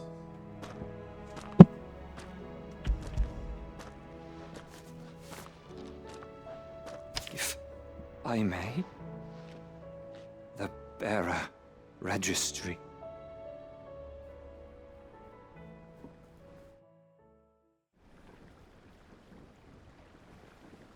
The director was a brutal man. He got no worse than he deserved. The registry was all I found beneath the tree. There was no sign of a body. Nor any record of what happened to the children after the orphanage closed. I pray that at least some of them survived. All their names are here. The ones we lost. My friends. My light in those dark times. I can still remember their faces, like it was yesterday.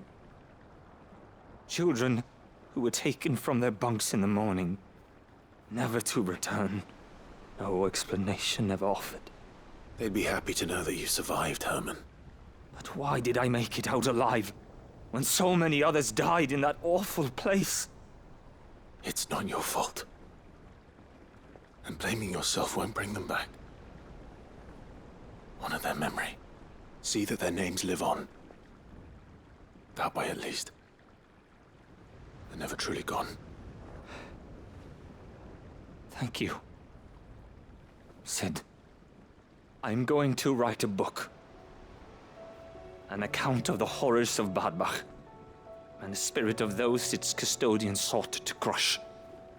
All of Valisthea will know of our suffering, and in the name of those I lost, I will not let it happen again. Neither will I. These records would have been buried for all eternity, were it not for you. Thank you.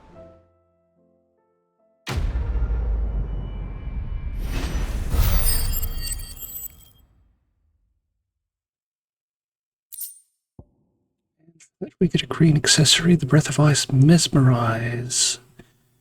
Residual ice ether that, having failed to dissipate on the battlefield, has instead manifested into a solid form not unlike crystal, but with an elemental purity that renders it far more potent, if not highly specialized in its applications. It reduces Mesmerize cooldown time by 1.2 seconds.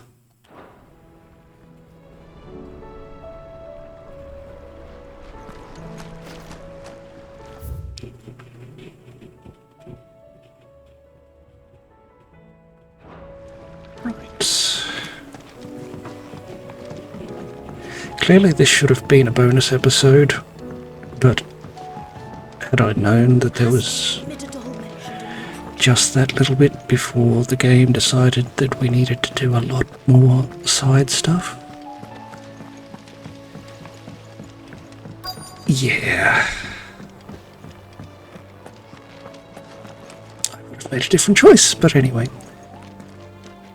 Mog, what new hunts do we have?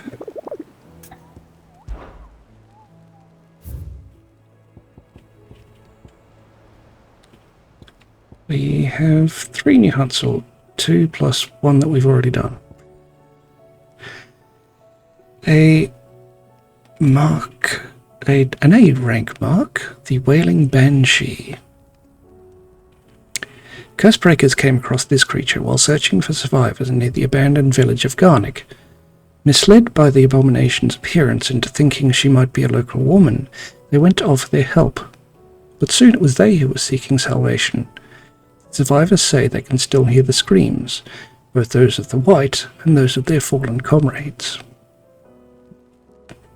She is located in Garnick in Wally, and she awards 45 renown and 13,095 gil.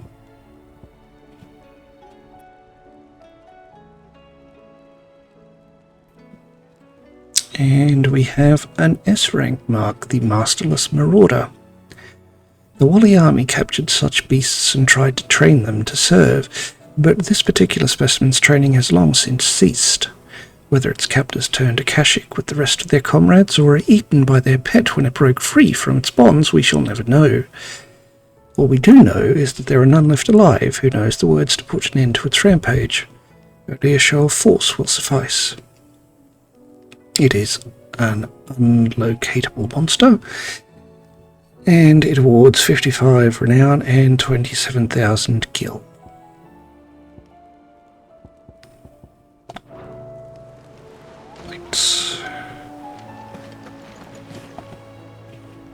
All right, Sid. Come to buy us around, have you? Only if you earn it. Mid needs a piece of light but durable bone for her next project. You've encountered your share of beasts on your travels across the realm. Any ideas? Most bones are the same. Whack 'em hard enough and they'll break. If it's durability you're looking for, shell will serve you better. You know what an adamantus is? I do. And I know to give them a wide berth. Will any old adamantus do? Well, with shells, the older the harder. There's a rumour of an ancient adamantus down in Karava, near Old Bidza, or what's left of the village anyway. But don't expect to make quick work of the bastard. There's a reason it's lived as long as it has. I'll keep that in mind. Thank you.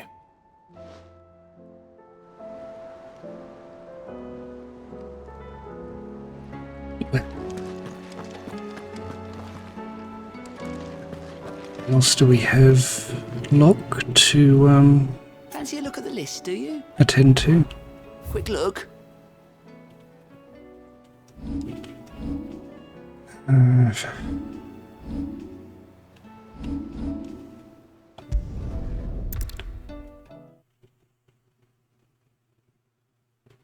Let's help Isabel out, I suppose.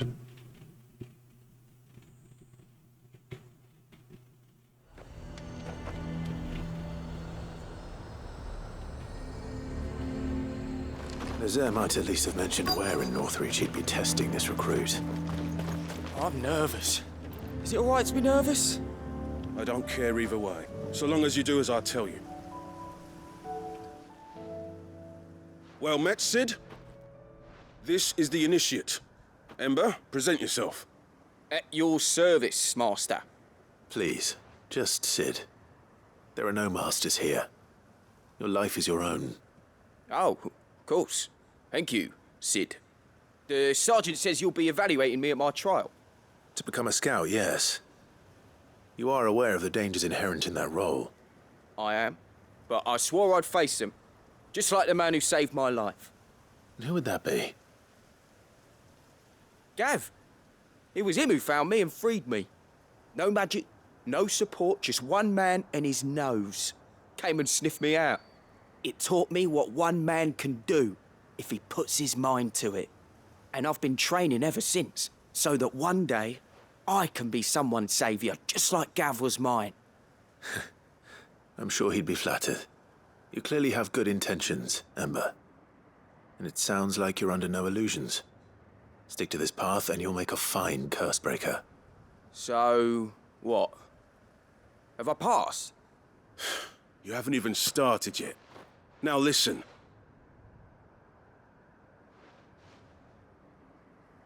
Not far from here is an Imperial lookout, Eastwatch. The guards there record all their sightings in a logbook. You are to find it and bring it here. And bring it here, right. Anything else? No. Sneaking into a heavily guarded Imperial outpost and stealing the logbook would be quite sufficient. You'll need to assess the situation, determine a point of entry, create a distraction and effect an escape, all without being discovered and thrown into an Imperial oubliette. Ember, Gav isn't our best scout because he can do everything. It's essential that you know your limits. Know my limits, right. I won't let you down.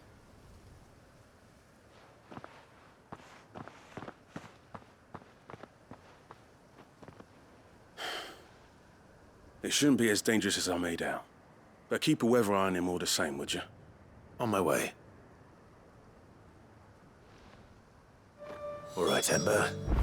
Impress me.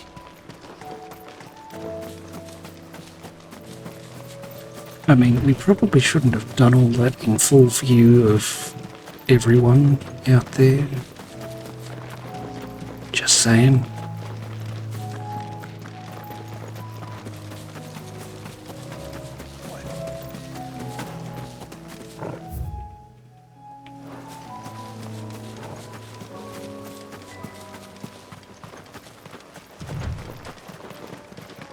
Oh, well, it's not my resistance to run, I suppose. These are clean kills. Perhaps young Ember really is ready.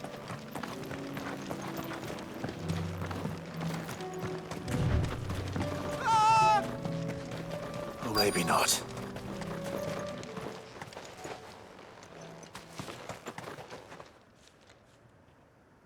Damn it.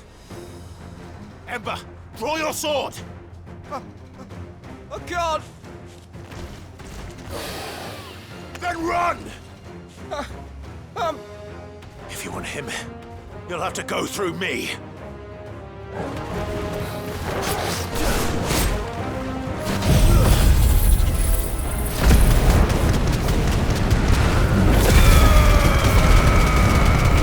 Yep, I thought I was still on Shivo, didn't I?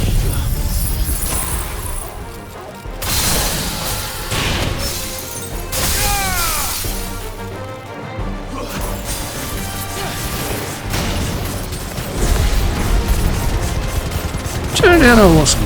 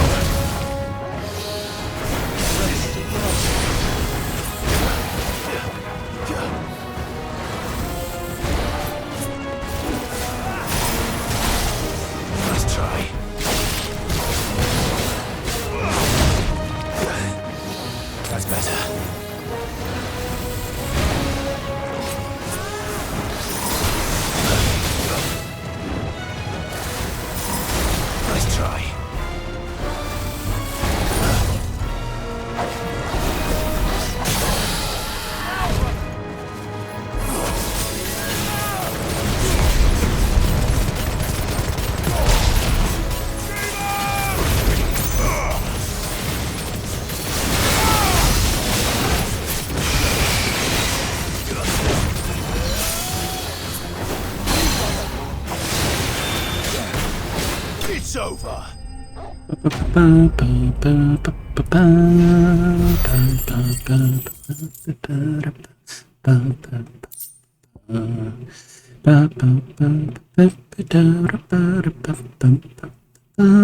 We receive 1 dragon talent.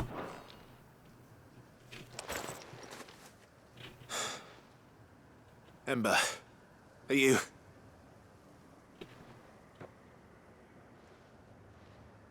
Gone. Of course. Scouts really are a rare breed. Back to Northreach it is then.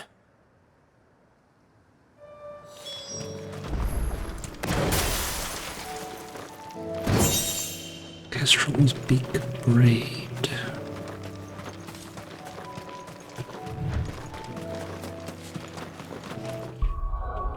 Which is a green accessory.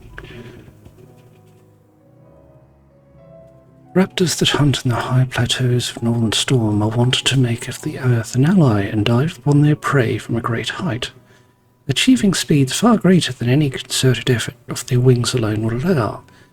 When venturing among the peaks, sturdy headwear is advised. An excerpt from the Valisthea Pilgrim increases down thrust damage by 10%.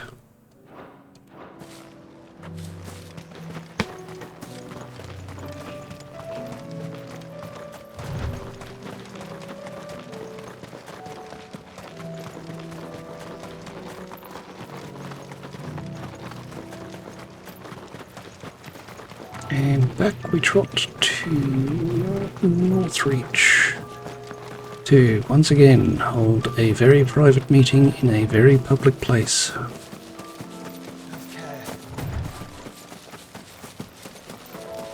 But hey, what's the worst that can happen, right?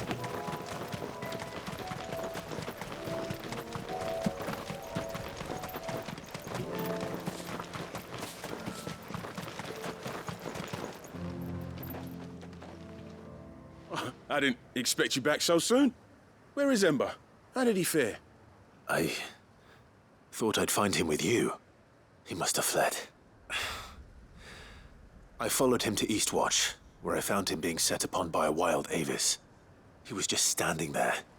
Didn't even draw his sword. I had to step in and take care of things. But by the time I had, he was nowhere to be seen.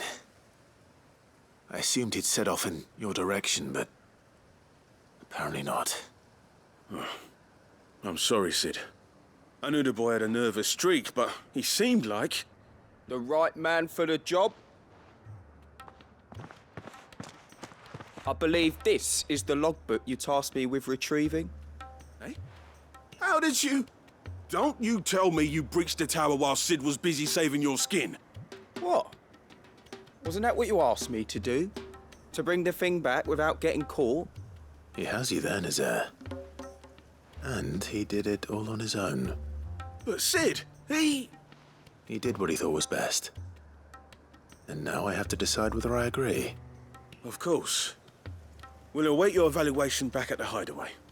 Don't you leave my sight. Yes, Sergeant.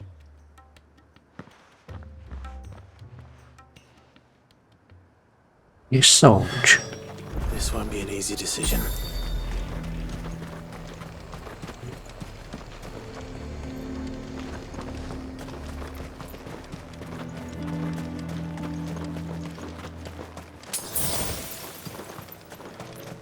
May as well see what she's got to offer. Probably another 40,000 gil Kestrian do for money. you?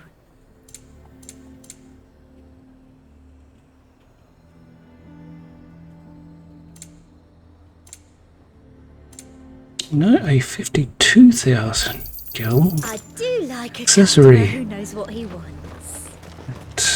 The garrison is threatening to pull their sentries from the markets if we don't cooperate. I would speak with this Duke. Saw the captain just now.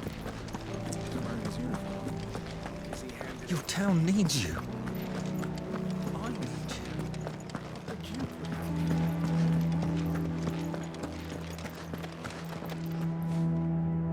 Do you have a moment, Clive? What is it?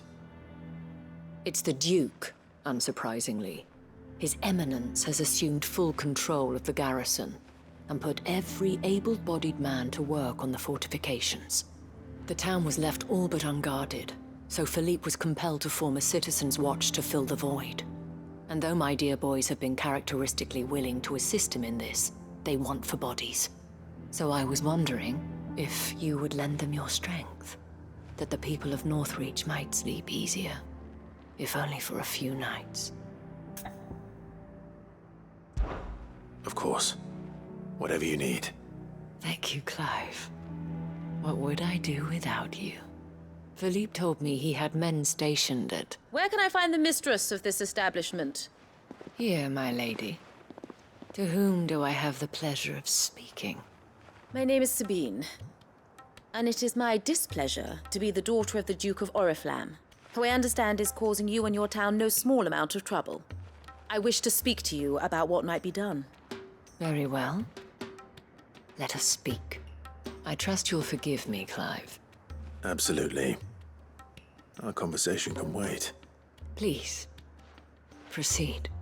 As you know, My father is a most overbearing and supercilious man, and I join you in objecting to his every action. Indeed, I owe you my thanks for continuing to argue against his reckless plans. Yet I fear he is not one to be swayed by reason. No. He must be made to face the consequences of his actions. And who would make him do this? I would. Myself and several other like-minded individuals. Were you to join us, we would surely have the strength to drive him from Northreach for good. Does that not seem a trifle drastic? Drastic action is precisely what is called for. Unless you are content to see your people downtrodden and dispossessed. My father would have it that citizens exist only to serve the Empire. That they should be forced to make every sacrifice to ensure her revival. But he is wrong. It is not the people who must serve the Empire, but the Empire who must serve her people. He's always been like this. Scornful of the opinions of anyone he judged beneath him. But he cannot be allowed to ride roughshod over the common folk any longer. We must fight him by all possible means. Fight him? No. My purpose is to quell the tension in Northreach, not to stoke it. Respectfully, my lady. Our only chance of saving this town depends upon every one of us uniting against our common enemy. Your father and his followers included. While I understand your frustrations, I cling to the hope that he may yet be won round. False hope, I assure you. But I see that your mind is made up. I shall bother you no longer. If you will extend me the same courtesy, I bid you good day.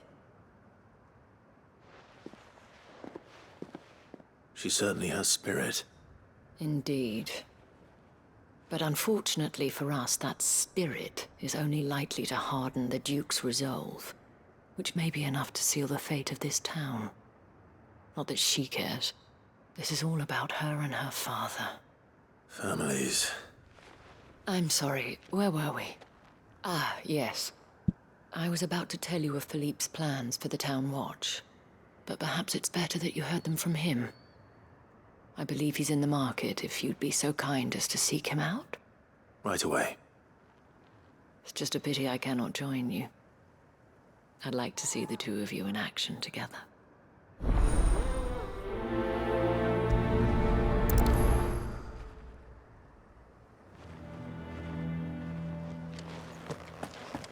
Back we go then. Your town needs you. I need you.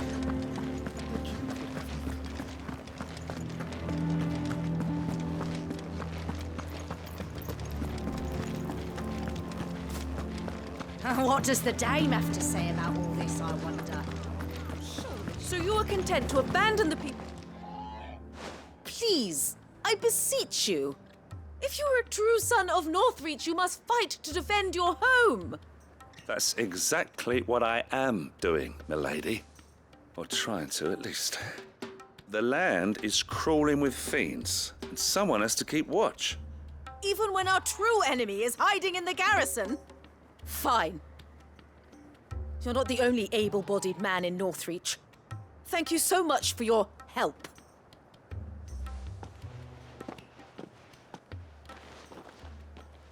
She cornered you too, then? Could hardly get a word in edgeways. Like father, like daughter, eh? She made an uninvited appearance at the Vale earlier, hoping to convince the Dame to join her in fomenting rebellion. I bet that went well.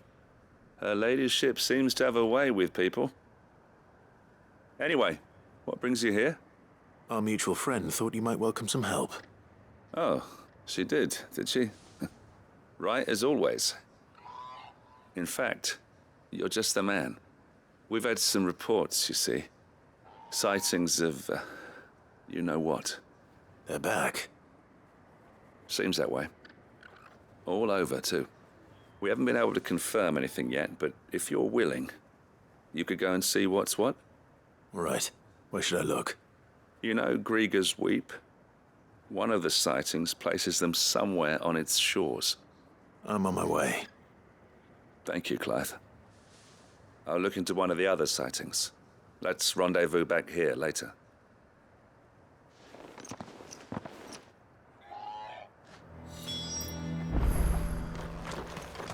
Let's get going then.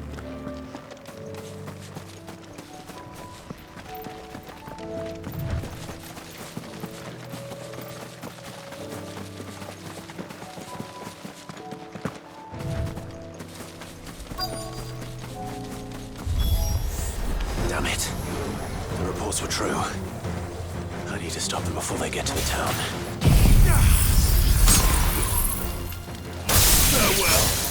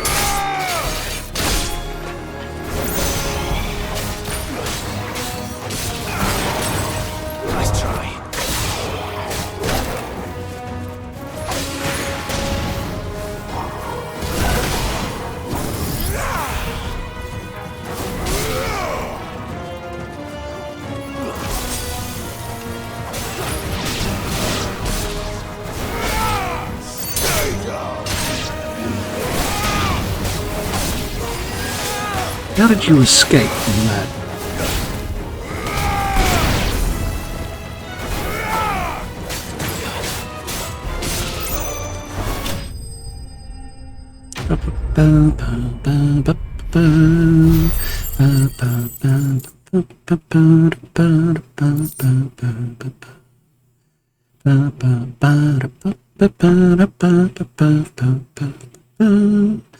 $16 Weirite and 48 Magic Dash for our prize. Call that a test, Ultima? Clive, it's me. You all right? I am. But it seems the reports were true. The thralls have returned. I dispatched the few that I found, though. Well, there's something, I suppose. But what were they doing south of town? They all came from the north last time. We might be able to fend off an attack from one side or the other, but from both? Do you have eyes in the north? Some. I should probably go and have a look, though, just to be sure. You head back to Northreach. I want you there just in case war breaks out while I'm away. What do you mean? Her ladyship's been busy working her magic on the townspeople, stirring up ill feeling towards her father. But she'll have her marching on the barracks if we're not careful. What? This is exactly what the Dane was afraid of. I'll do what I can to calm things down. Be careful out there, all right? Don't worry, I'm not like you. One sniff of those things and I'm running back to town screaming blue murder.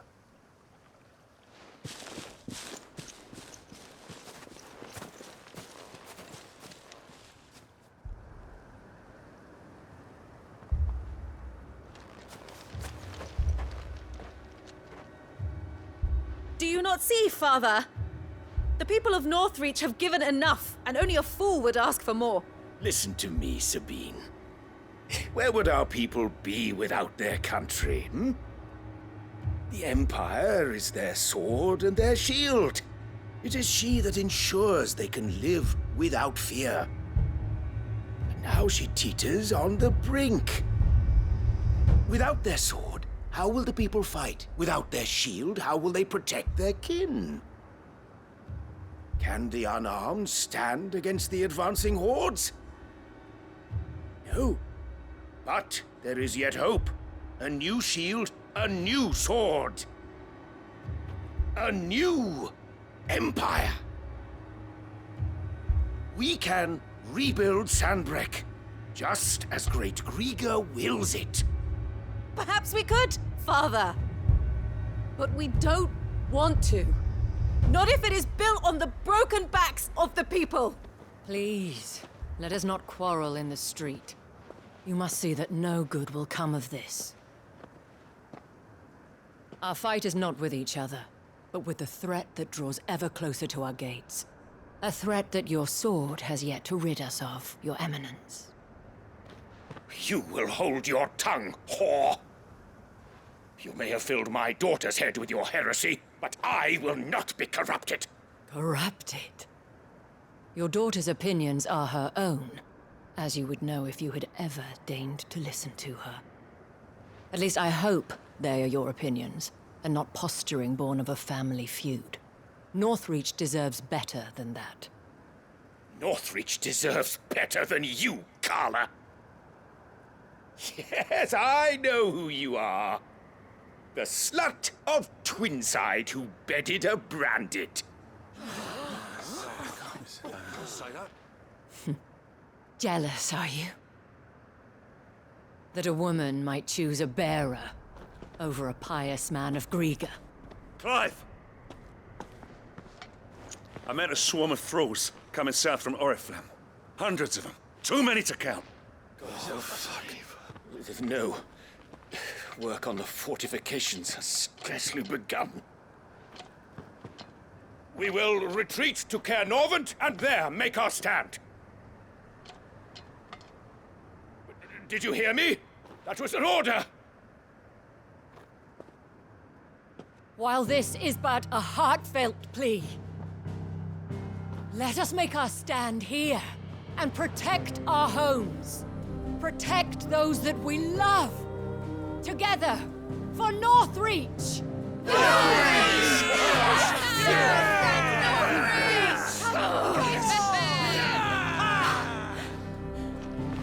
You heard the dame. What are we waiting for? Pikemen to the gates. Archers to the roofs. Quickly, come on!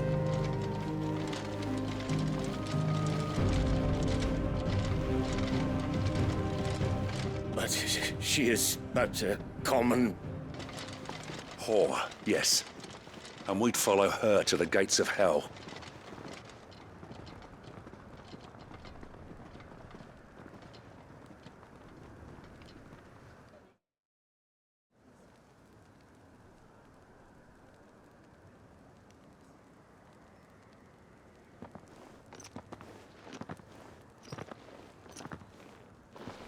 The men have their orders, and they look like following them.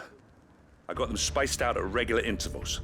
Whichever direction the thralls strike from, there'll be someone there to meet them. Thank you, Philippe. Rest assured the people will play their part. The herbalist has donated her stock of medicines to me. Should any of your men be injured, take them to the Vale. We'll see to them there. Thank you, milady. I will. I'll play my part too. You still want for numbers. Unlike the enemy. I only hope I can go some way to evening the odds. Philippe, can I leave the south in your hands?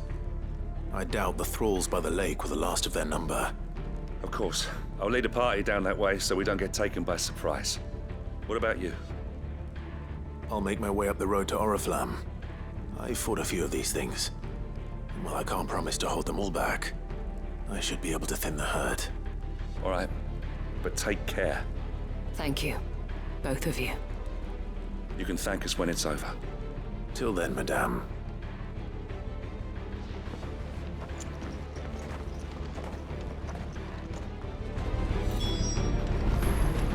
Let's be toddling off then.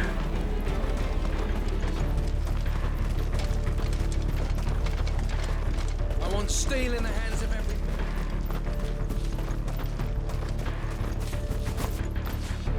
Nope, can't leap the fence.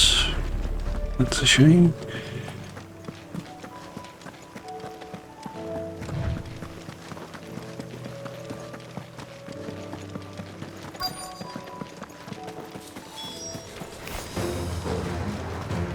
There are so many of them. Not for long.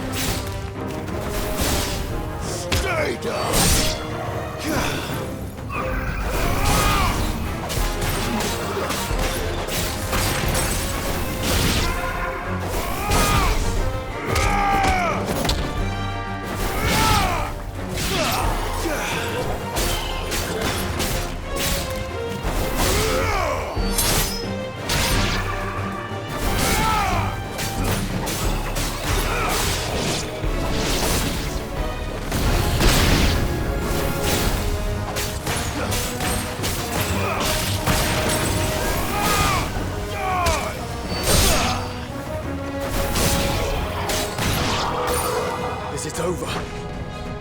No. It's only just begun. Of course.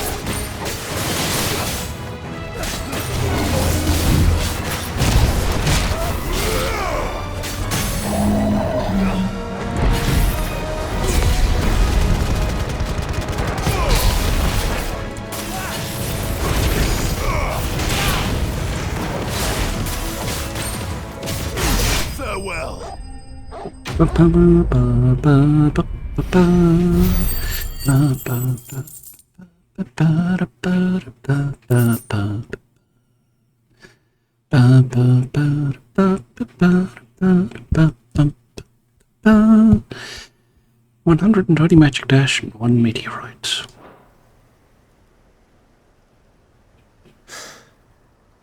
That looks to be the last of them. I wonder how the others fared. Better hurry back to town. Come on, Torgal.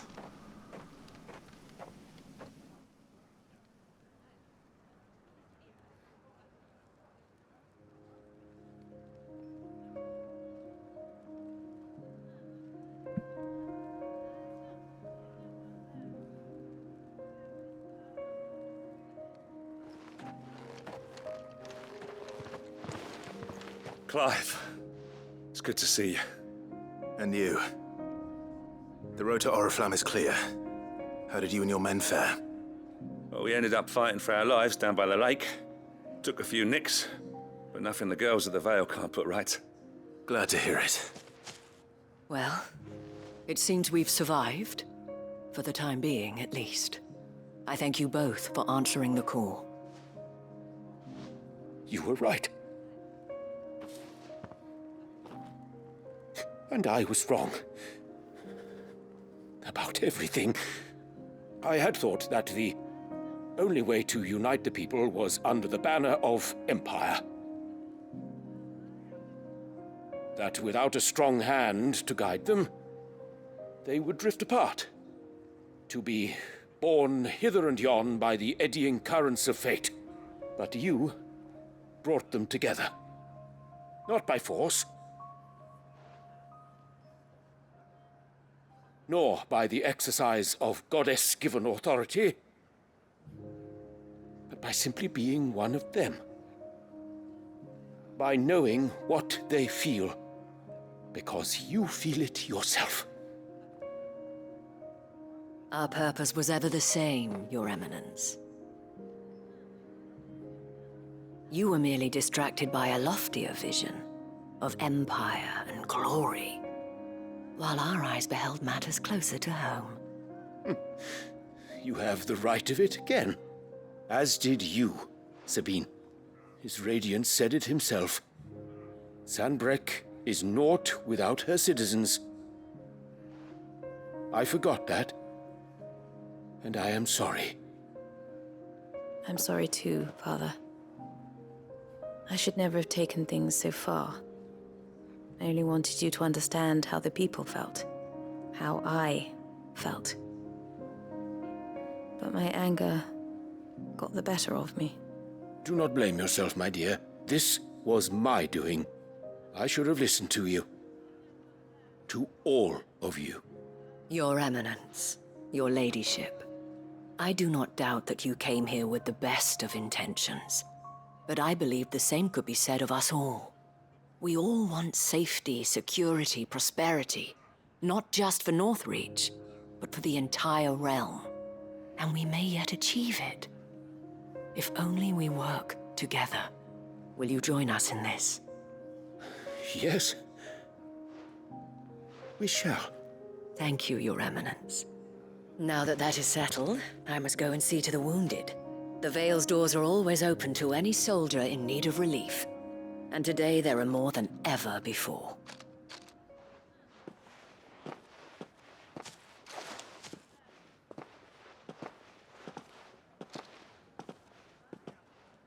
Madame Isabel is a rare soul indeed. In these dark times, I see that it is not men like me who should lead the realm, but women like her. You're right. If only I'd listened to her when I had the chance. Forgive me for saying so, milady, but you still do. The Dame said it herself. We can turn things around. We just have to work together. And that goes for you, too. You're one of us now. One of you? Well said, Captain. Let this be a new beginning. Not only for Sanbreque, but for us. Well, since there's nothing more to be done here, I should see if Isabel needs any help moving the wounded.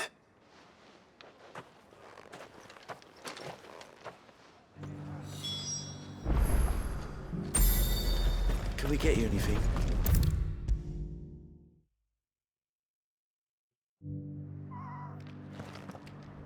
How goes the treatment of the wounded? I'd be happy to man one end of a stretcher if it would help. You've helped quite enough for one day, Clive. Thank you. Don't mention it. Oh, but I must. After all you've done for this town, it is the very least you deserve. Tell me, if Northreach had fallen, what would you have done? A woman of your means could find a home anywhere in the realm, but I sense you would rather have died here.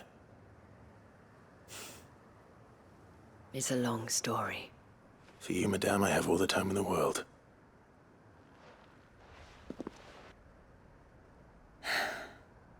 Very well.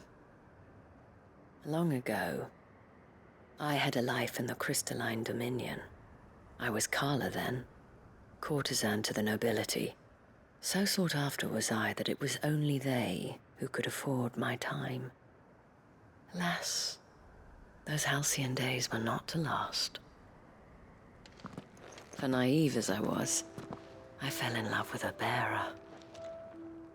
He was my master's guard, the gentlest man I have ever known. After they discovered us together, he was whipped bloody and forbidden from ever looking at me again. And so we fled. Not that we had anywhere to flee to.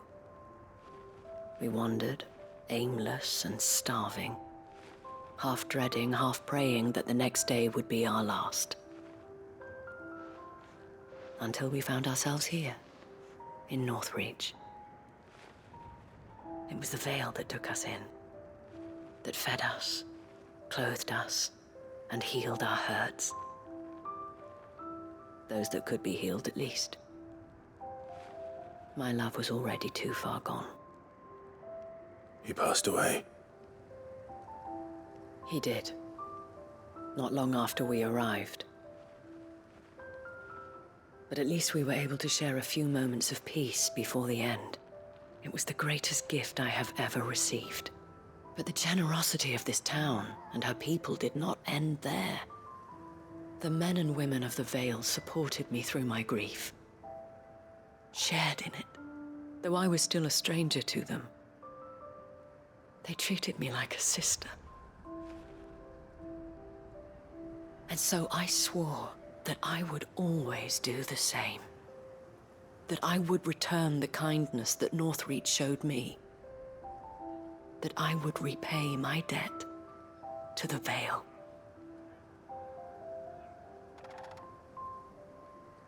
Thank you, Isabel, for sharing this with me.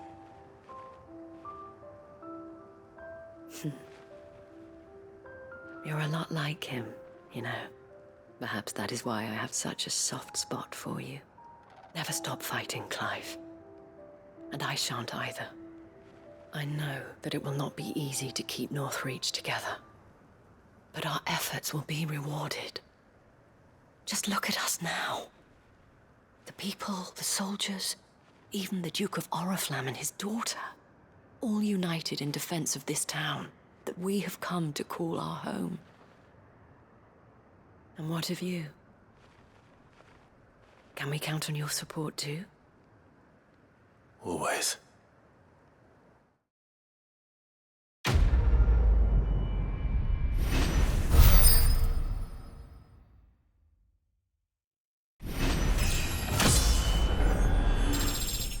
So we reach level 48. And we receive a legendary curiosity, the Vale's signboard. The emblem of the Vale, Northreach's far-famed house of ill repute. The town is the gateway to the imperial capital of Oriflamme, where waves of old money and new lap against the opposing sides of the Great Wall. It is displayed in Clive's chambers. We also get a piece of orichalcum and a meteorite.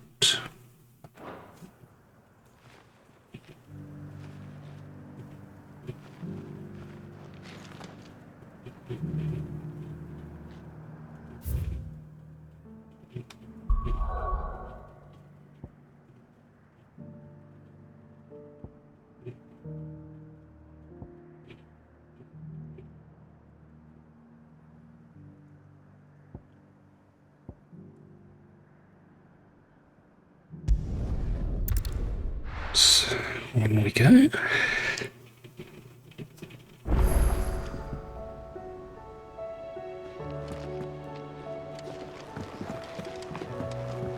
And a new missive delivered to Clive's chambers, of course.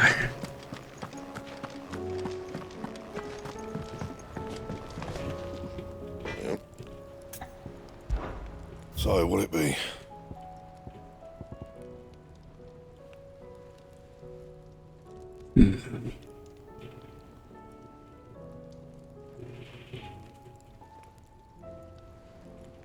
Another piece of orichalcum, 2 dark steel and a primitive battle required for Gotterdammerung.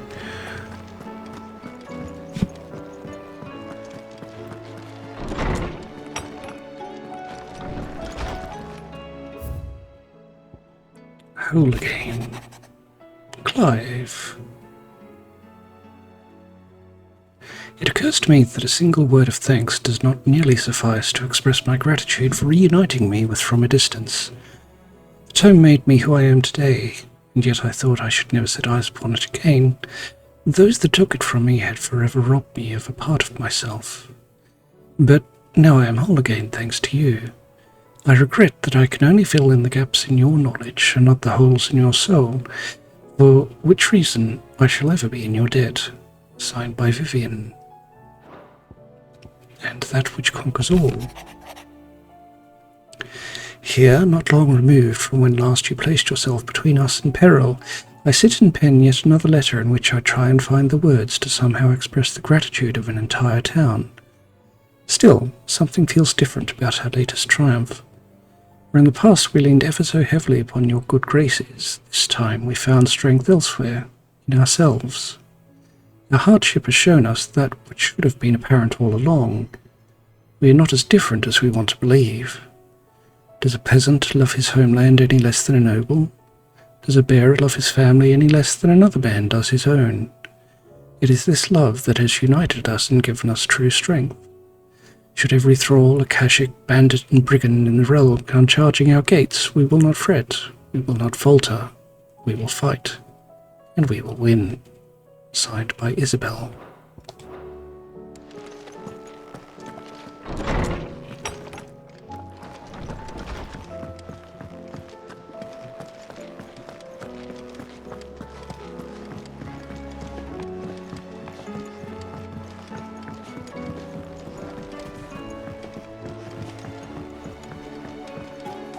You should have seen him. The thing didn't stand a chance. Yeah, neither did you, I hear. Welcome back, Sid. Welcome back, Sid. Yes. Welcome back. Trip wasn't too much of a pain in the arse, I hope. Truth be told, it was me who suggested roping you in to help with the trial. But from what I hear, things didn't go quite as planned. No, they most certainly did not.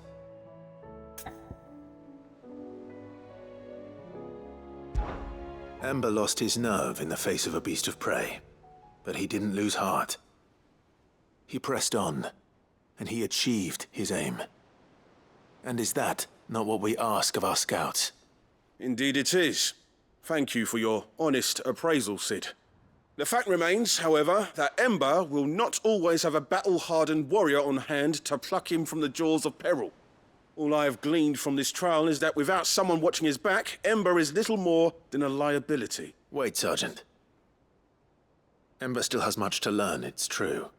And this time he was found wanting. But I'd say he's due a second chance, nonetheless. After all, he did do as you asked. With a bit of hard work, any hand can be made to hold a blade, and any mind can conquer its fears. But a scout's nose is different. You've either got one, or you ain't. And by sniffing out that log, young Ember here has shown he has a conch and a half. Wouldn't do to waste it now, would it? Fine. One more chance. I'll do whatever you ask. I'll spend my days and nights in the pit if I have to. I'll show you. Just you wait. Daft as a brush, that one. But his heart's in the right place. Just like someone else we know. And if you ask me, we've been leaning on him for far too long. That time the Cursebreakers took some of the weight off his shoulders, I reckon. It couldn't hurt. Just don't tell Gav I said so, will you? I won't have him thinking he's been hard done by. Next thing you know, he'll be asking for a day off. Chance would be a fine thing. Back to work. Forgive me, Sid. This did not play out as I expected. Things really do these days. But that's why we need men like Ember more than ever. Men who can make the best out of a bad situation. Remember that. I will, Sid. Thank you.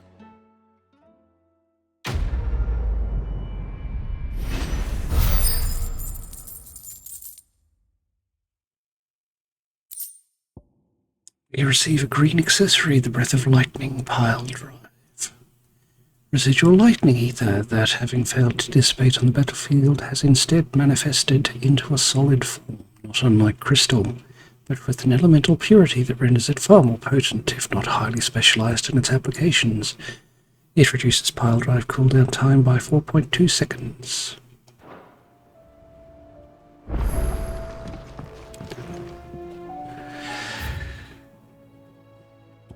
So another new quest is available nearby.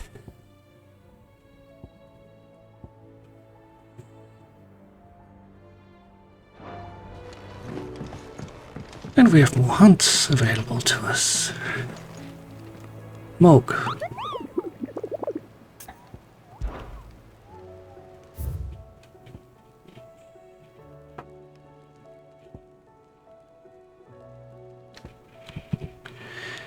A rank A mark, the Grim Reaper.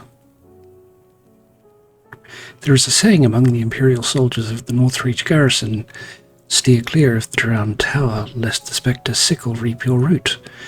They speak in typically uncouth terms of the thrall that dwells within the Ether Flood, one whose frightful aspect and command over lesser minions would appear to mark him as a high-ranking member of his species. He's located at Cape Orizea, San Briquet, and he awards 45 renown and 20,250 gil. And another rank A mark, the Knight of the Splendid Heart. Most pilgrims to the holy capital of Oriflamme pass through the Penitent's Gate on the road from the Royal Meadows. Of late, however, a knight in shining armour has elected to station himself beside this entrance, accusing any and all passers-by of being Cid the Outlaw, the one who led Prince Dion down the path of destruction, and challenging them to a duel to the death. He's located at the Penitent's Gate, San Briquet, and he awards 35 renown and 22,950 gil. Now, Desiree, we've reached a new milestone. Help you today, Clive. Your benefactors are a generous lot. Continental acclaim. If the drunken galley captain I shared a table with last night is to be believed, word of your exploits has made its way across the seas to the great continent. What is more, she claims that there are those who would see you flourish, herself being one such woman. Signed by Gareth. And we obtain the Genji gloves, which is a legendary accessory. All yours.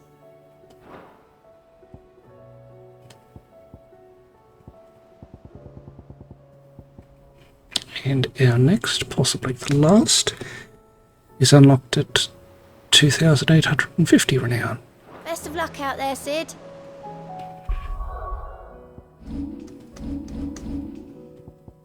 Now the Genji gloves. The island warriors of the Far East are said to claim a piece of the armour of a slain soldier following a battle, wearing it over their own until the next encounter, at which time they finally remove it. The warriors believe that the spirit of the fallen foe will now lend them their strength, and it increases damage dealt to enemies by 5%.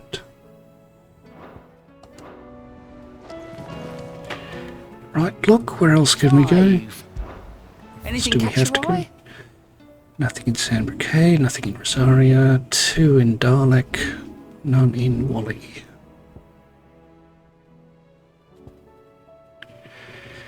Lions in the Sand 2 with Lubor.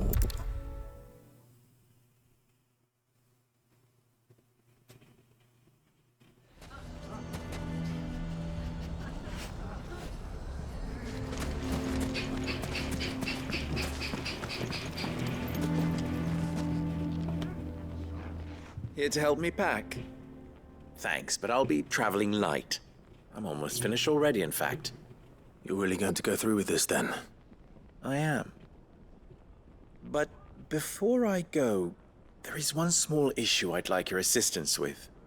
Well, two, in fact. If it's within my power to help you, I will. It's the children. I refuse to let them share in my disgrace. And if I leave them here, they surely will. Our friendship would see them ostracized forever. But I can't take them with me either. I can think of only one place where they are certain to be safe and provided for and loved. The Hideaway. Of course. The children would be more than welcome. Thank you, Clive. I will not forget this. Lubor, are you still here? What is it, Ferda? You look pale. There's been a flood in the Velcroy, a damn big one. The League of Outlaws encampment was completely submerged in ether. What? Every last one of the bastards has turned. and they're headed this way. Bandits are one thing, but Akashic bandits are quite another. The town guard won't stand a chance against them. We need to evacuate. There's no time to lose. Further, gather the men. The Akashic may strike at any moment. We must make ready to cover the townspeople's escape. Well, what are you waiting for? Yes, my lord. Clive, change of plan. The children stay with me for now. I need you to find Conrad and Natalie. Tell them to prepare for a full and immediate evacuation. Understood. I'll do what I can to convince everyone else. Wish me luck.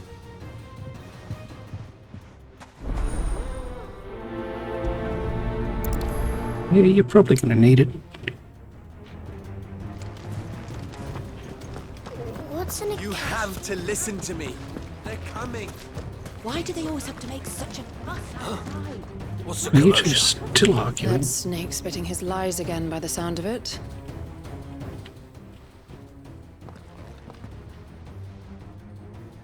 Ah, it's you. What do you want, Lord Underhill? To pass on an important message. There's been an ether flood out in the Velcroy. The camp where the so-called League of Outlaws were gathering has been swallowed.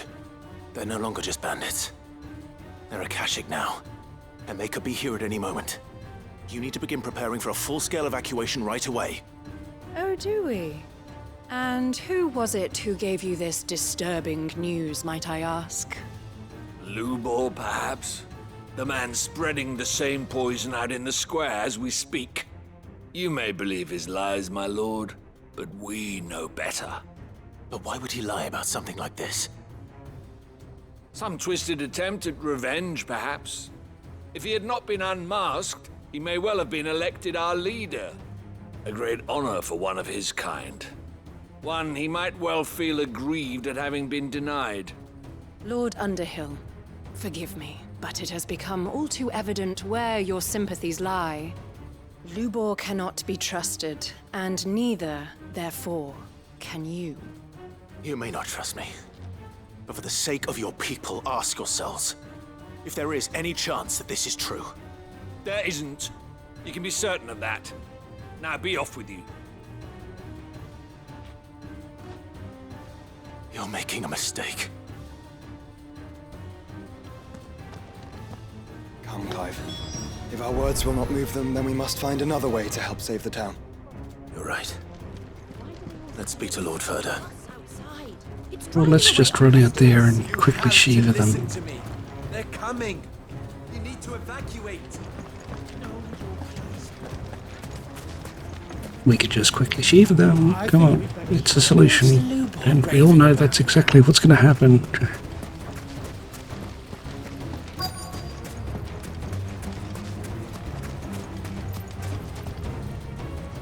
Lord Further.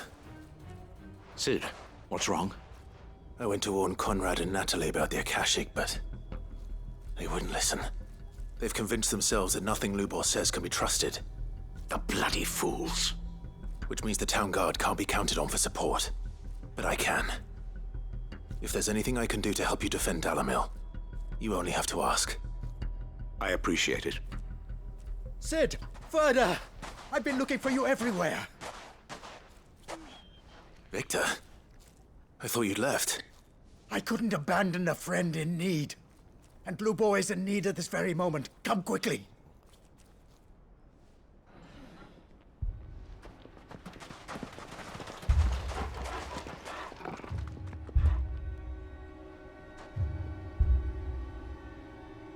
You have to believe me. The Akashic are coming.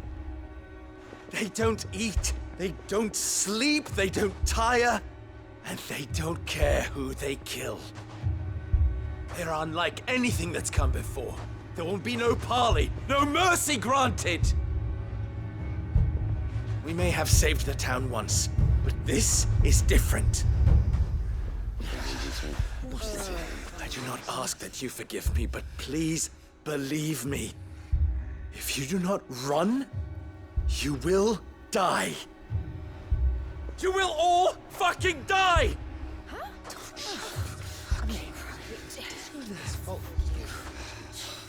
You'd like that.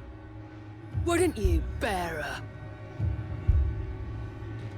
Yeah, with us out of the way, your kind will be free to claim Dalamil for yourselves. It's you who should run! Run, bearer! Yeah, run! Run! Far, far away! Run! Just go! Yeah. Yeah. Yes! Go! Come on, then. Go on. Go! Just go. Lubor, wait. Someone's coming. Go. Come on! Stop! You're hurting him! Ah! Ah! Oh! Oh! Ah!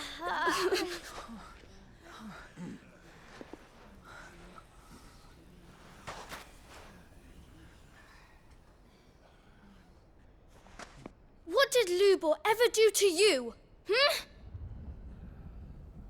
He solves all your stupid problems, and he keeps all of you safe. You know there's nothing he wouldn't do for this town. Who was it who made that cleaver you use every day, Conrad? And what about your counting table, Natalie? Who fixed that? Whose men make sure the streets are clean so all your boots don't get dirty? Who spends all day, every day making sure things run smoothly around here? And none of you ever say thank you. Ever. But did Lubor ever complain? Well, does he ever stop smiling? He keeps this whole place going. And you act like it doesn't even exist!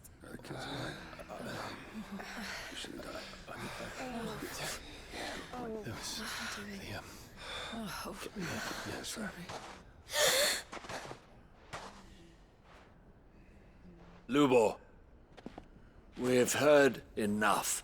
Wait! We will not run. The town guard will not abandon the very place it is sworn to protect.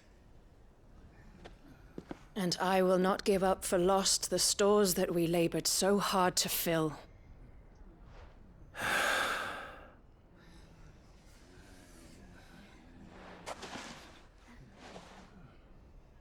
So tell us, how do you propose we deal with these Akashic of yours?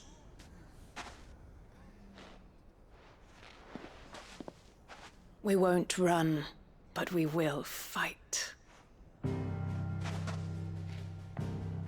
All right, then.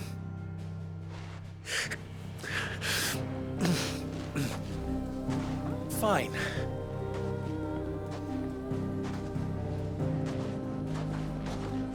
Gather round if you don't want to die.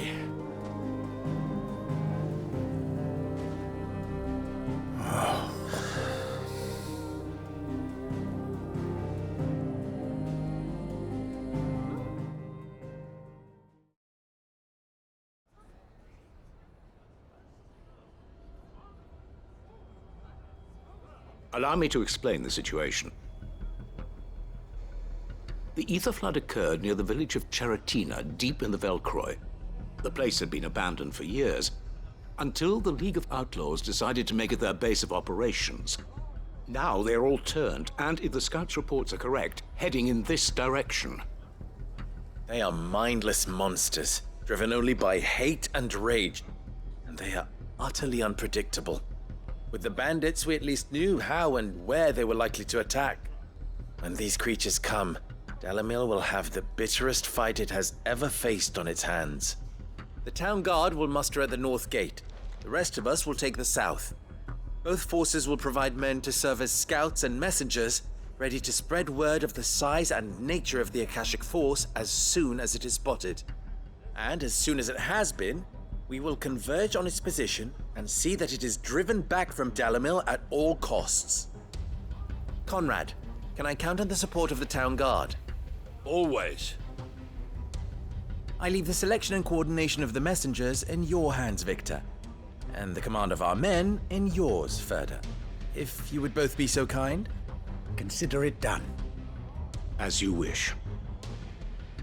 Natalie, I would ask that you and your people have the townsfolk barricade themselves inside the bathhouse. And tell the merchant not to waste time securing anything beside the essentials. Preserving life is our one and only concern. As long as we survive, it doesn't matter what trinkets we might lose. Our riches can be regained. And if anyone doubts that, let it be known that the Briar's Kiss stands ready to cover any losses. Very well. I shall tell them. Where do I fit into this plan? Where else but the most perilous place of all? I would like you to travel to the home of our erstwhile League of Outlaws, Cheratina itself. The main host is most likely still there, and Dalimil will not be safe until it is eradicated, root and branch. A little gardening. How pleasant. I doubt it. I have a feeling these weeds will be particularly stubborn. Luckily, so am I. So you are. All right then, we all know what we have to do. Now it's simply a matter of doing it. For Dalimil.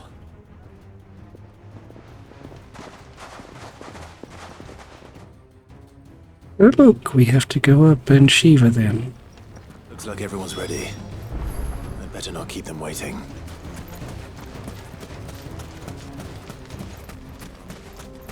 I am so surprised that we have to go and do that. Any man sighting an Akashic is to raise the alarm in the...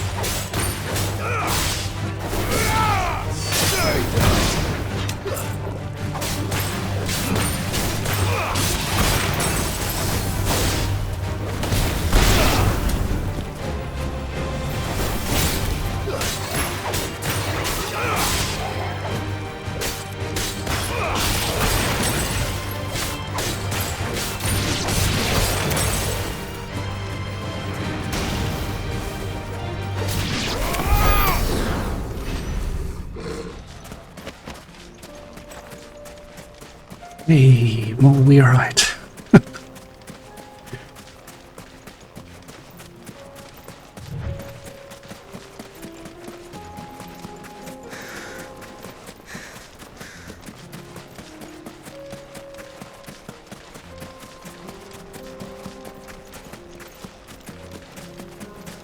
There it is.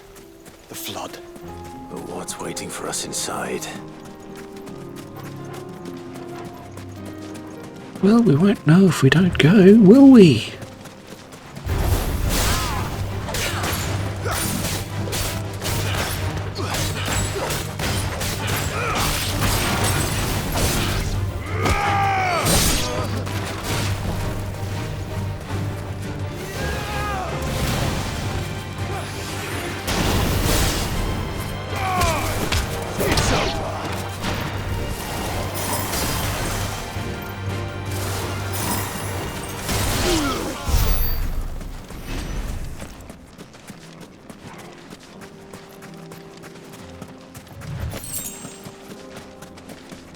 More desert bruises. Should have just teleported.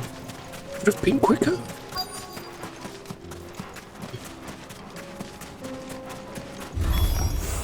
We can't leave a single one alive.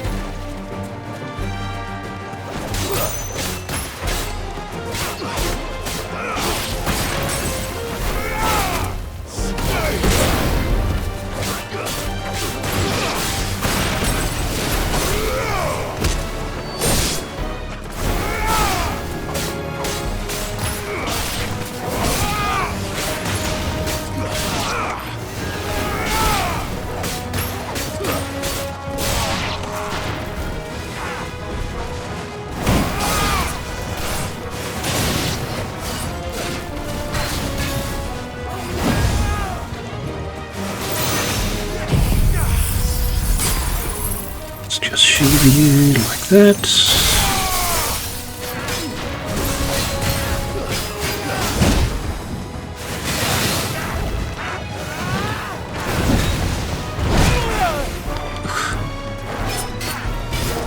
That was not nice.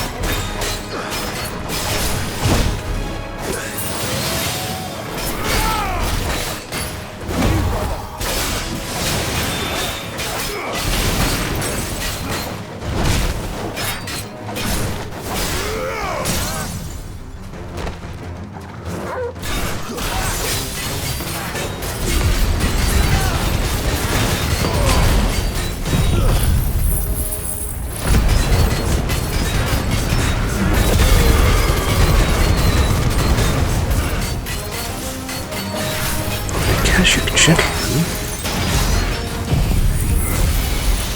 Is he a gentleman detective?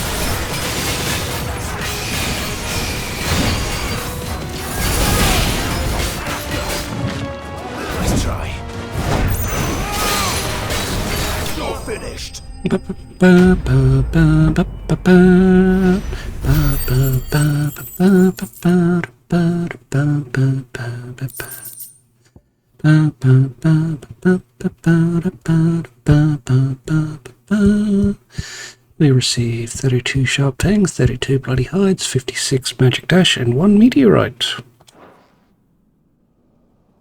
The League is disbanded. I should get back to Dalimil and see how the others fared.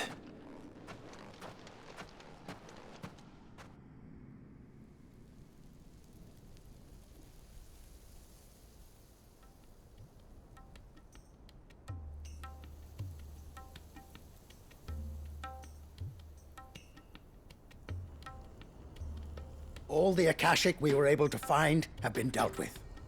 Seems that might be the last of them. Last of them here, perhaps. Lubo, Sir Clive has returned. Clive! What news from Charatina? It's done. Root and branch. I knew you wouldn't let me down. Thank you, my lord. Friends, the Horde has been driven back. The Akashic have been defeated. And we need not fear the arrival of any more, thanks to Clive. Victory is ours. We bloody did it! We saved Dalimil. Lubor, allow me to apologize. After all you have done for this town, we should never have doubted you.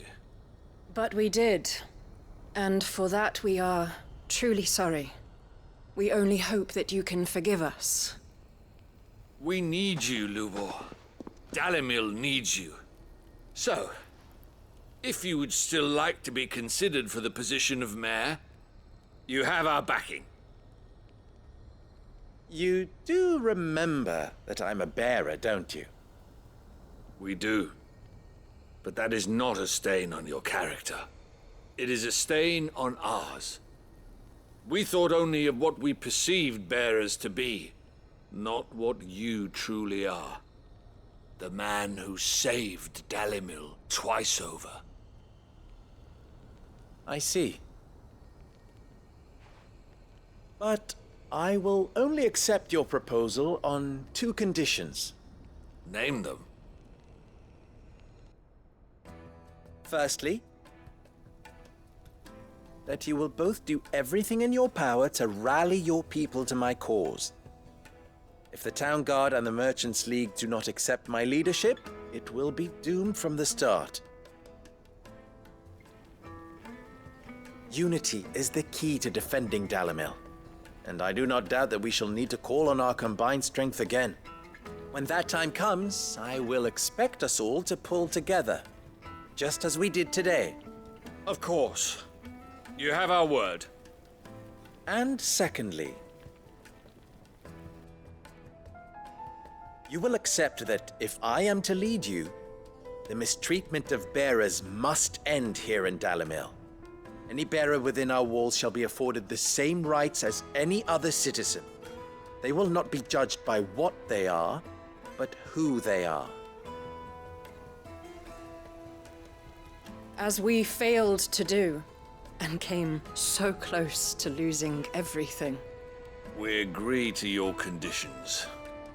And we have only one in return. That you continue to work for the good of Dalimil, as you always have. Condition accepted. Well then, it seems my mayorship is all but confirmed. Do I get some sort of special hat?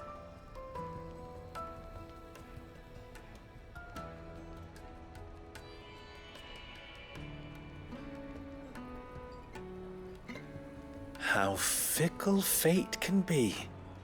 Not so long ago, I had resigned myself to leaving Dalimil in disgrace. And now, I find myself her leader. Here. For everything.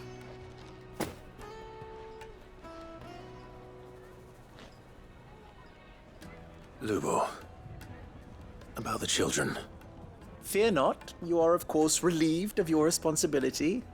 I would sooner face another horde of Akashic than see them brought up as outlaws. I'll make sure they're safe here. I don't doubt that you will. And not just the children, but everyone in Dalimil. I'll do my best. Can't have all your hard work going to waste.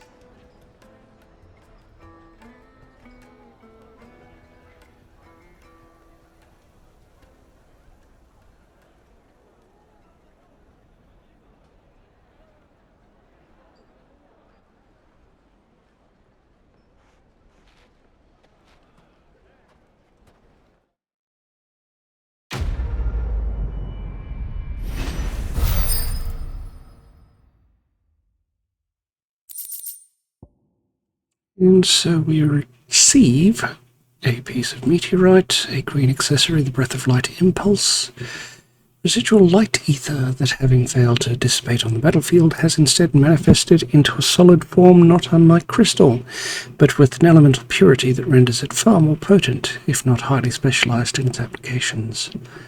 And it reduces impulse cooldown time by 2 seconds. We also received a legendary curiosity, the Briar's Kiss signboard. The emblem of the Briar's Kiss, pride of Dalimil. The forge is almost as popular with travelling merchants as the trading post's famous healing baths, where the weary can soak away their saddle sores on the way to Dreg's Fang. And it is displayed in Clive's chambers.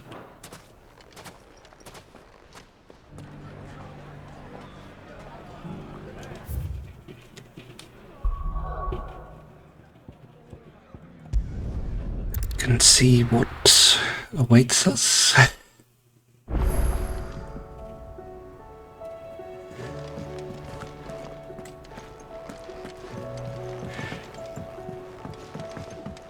Right, a new missive in Clive's chamber, doubtless from Lubor. A new day. I'm not so foolish to believe that a single shaming at the hands of the town urchins can dispel a lifetime of hatred built up in one's heart, just as a pot could not be made clean by reminding it of its grime. It takes effort, persistence, and more often than not a stiff brush bucket of lye. But more than that, it takes time. Fortunately, your courage and leadership has granted us just that. We must now decide whether to embrace it or to waste it. A wise man once said the night is always darkest before dawn. It is a good thing that I count one who burns so bright amongst my friends. Signed by Lubor.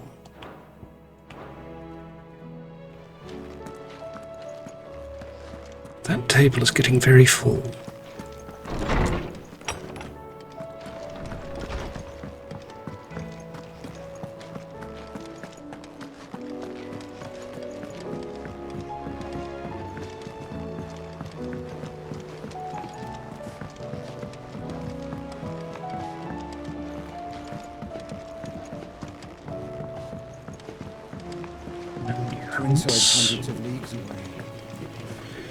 Look, what have we got left? Here you go. I say left, there's probably 30,000 more. Duty unknown. Cyril and table.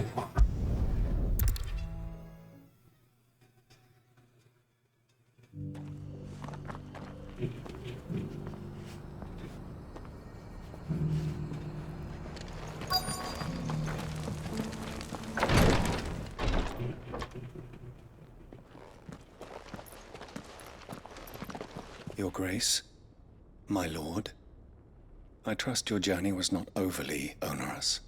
Cyril, you found a letter from Father? Yes, I have it here.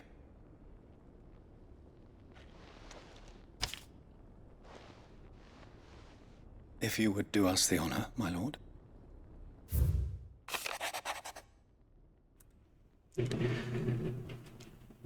My beloved sons, I know that I ask much of you in this coming war, but I see no other way to secure a future for our duchy and our family. Yet even should we succeed in subduing the savages and winning back Drake's Breath, the threat of the Blight still looms, and only with all Rosaria striving as one might we at last overcome it. I have made plans to see us through, but such are the obstacles that stand in our way, it shall likely fall to you to continue my work. I know that you have the strength, the courage, and the will to do so. This shall be an arduous inheritance, and so I offer you another, that you might be reminded of the love and the faith that I hold for both of you. Signed by your father, Elwyn. An inheritance? It would seem the late Archduke penned this missive shortly before his passing. The day before we left for Phoenix Gate. What are these plans he spoke of? His plans for the duchy, Your Grace. Your father entrusted them to my predecessor, the former bearer of the Burning Quill, who entrusted them in turn to me. The complete emancipation of bearers is their stated aim. But your father's dream did not end there. His Grace also spoke of building hospices to care for those stricken by the curse, and the founding of a new university to further the development of non-magical technologies. With the Blight spreading ever more widely across the Twins, Archduke Elwyn saw this as the only means of securing Rosaria's survival. He wished to see men and bearers treated as equals. To see centuries of common wisdom overturned. Small wonder he did not think it achievable within his lifetime. But he thought it achievable nonetheless. Had he not, he would never have written this message. Nor would he have entrusted his vision to his most faithful aides, those who would have stood with you, shielded you from the machinations of the less benevolent personages at court. It's a pity only they are still with us. 'Tis true that those most loyal to your father were the first to suffer the Duchess's wrath. But one at least remains, and she has come bearing gifts. What do you mean? Mayhap it is better that she explain, my lord.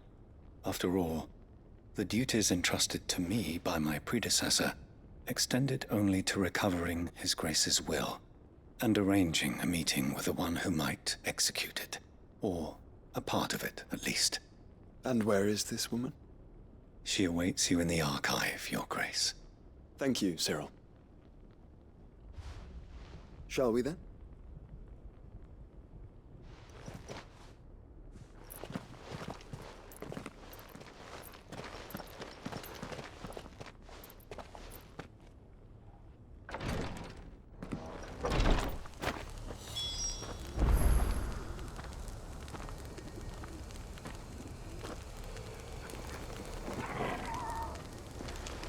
We shall.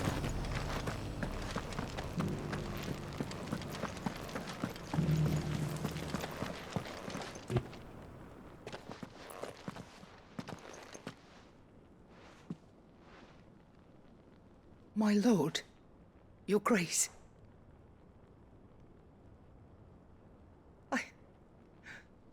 I hardly recognize you.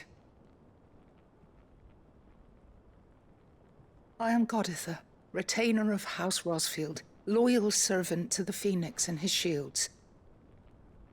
Your father, the Archduke Elwyn, entrusted me with the delivery of a gift. I only hope you can forgive my tardiness in bringing it to you. Lift up your head, Lady Goditha. You have our gratitude for your service to our house and to our father. I merely did my duty, as any proud Rosarian would. My lady, perhaps you could explain a little more? What exactly is the gift you bring? As I'm sure you know, it has long been the custom for the children of House Rosfield to be presented with certain keepsakes upon their coming of age. Indeed it has. Our father often spoke of the day when our turn would come. And had he lived to see it, he would have presented you with the treasures I bear. Matching armbands for you both. Alas, he did not live. Indeed, he was taken from us even before they could be completed. He had intended to claim the Heartstone with which each armband was to be finished himself, but it was not to be. And his gifts remain incomplete. I see. It saddens me to bring them before you, as they are. It was your father's wish that you be presented with the finished articles, not these, works in progress. But with his grace long since gone, and the stone left unclaimed, I had little choice. You are grown men now, and his house is yours. And while I would not presume to insist upon your claiming the Heartstone in his stead, I know that nothing would have pleased him more than for you to do so. Thank you, Lady Goditha. What say you, Clive? What else? Of course, my lady. May our father's will be done. Oh, I am much obliged. Do you know where we might find this Heartstone, my lady? I do. Though it may be a matter of a good deal more than simply happening upon it. It is found in the bellies of elder griffins, you see. We do at least know where to find one. A certain specimen has made its nest in Titan's Wake, not far from here. A certain specimen? You are most perceptive, Your Grace. In answer to your unspoken question, yes. In fact, this is the very same beast your father meant to slay. I have been tracking its movements since you were but a boy. Were you to slay it in his stead, as men of House Rosfield, it would surely make your father proud. What say you, Joshua? What else?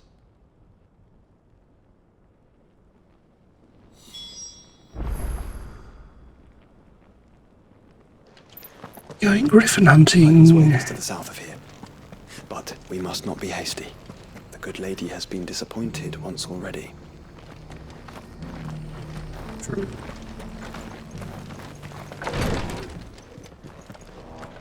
We also have to start another one with Cyril.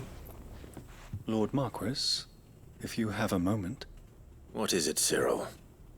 One of our brethren lately journeyed across the strait in order to pursue a new avenue of inquiry in our ongoing investigation.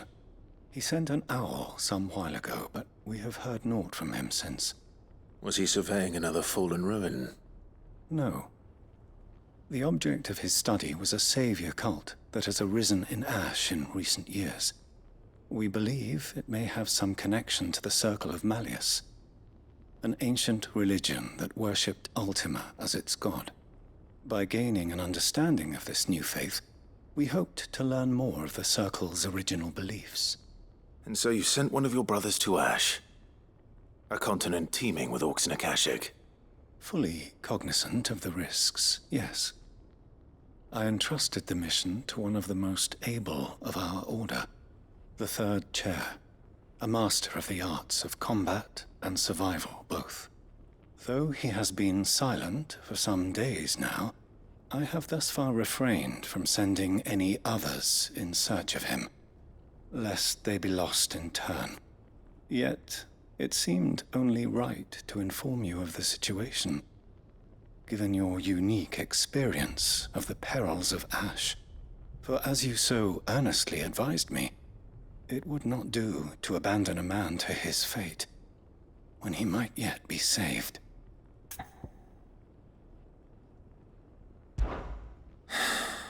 It would not. But Ash is a big place. Can you be any more specific? Perhaps. The last owl I received from him mentioned a village where he had heard the cult were wont to assemble. Mickleburg was its name. It lies in the southern reaches of Waloed. If aught ill befell him, I expect it did so there. Right. I'll see what I can do. You are much too kind, my lord. Go then, with my hopes, and may the Firebird's flame ever burn in your heart.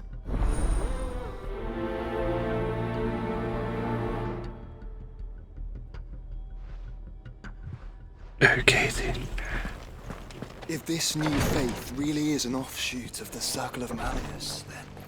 Let's concentrate on finding the third chair first, shall we?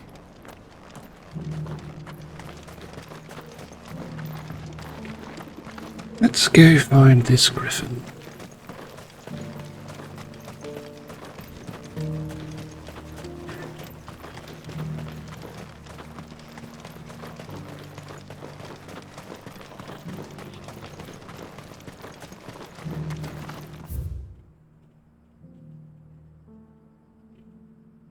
Which is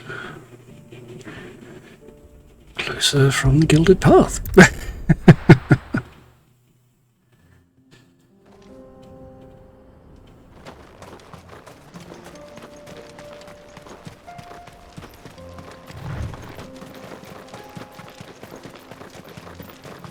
Eyes peeled, Joshua.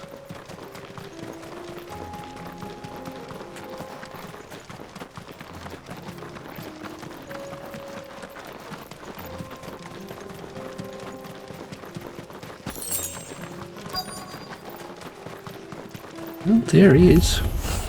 There it is. For House Rossfield.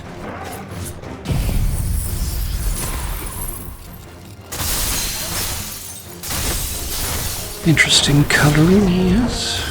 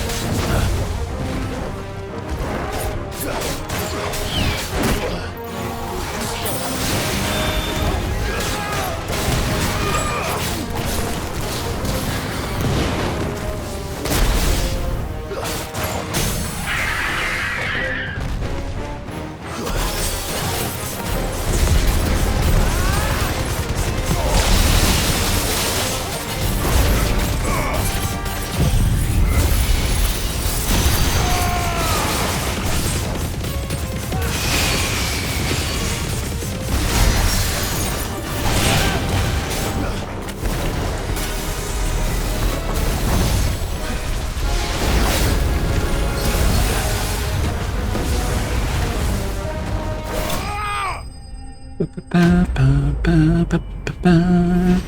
Ba, ba, ba, ba, ba, ba, ba, ba, ba, ba.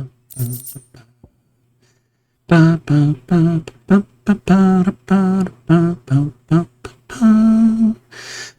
You receive 16 sharp fangs, 16 weirite, and 2 heartstones. A purple key item. Griffins suffer something akin to the crystal's curse, their flesh slowly turning to stone over a lifetime of channeling ether. Unlike bearers, however, the effect is far more gradual and limited to a sac around their hearts, the slower progress of petrification resulting in the formation of a gemstone of rare beauty. Is this the Heartstone? I expect Lady Goditha will know.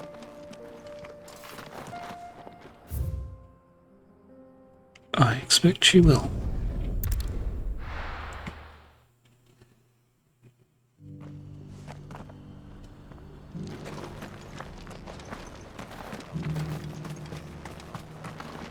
Here, take a look at my wares.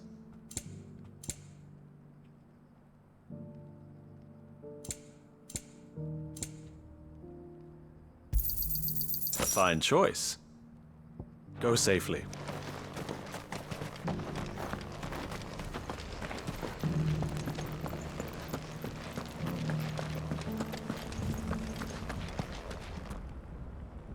Oh, thank the Founder you were safe. The Griffin is slain then? And the Heartstone claimed.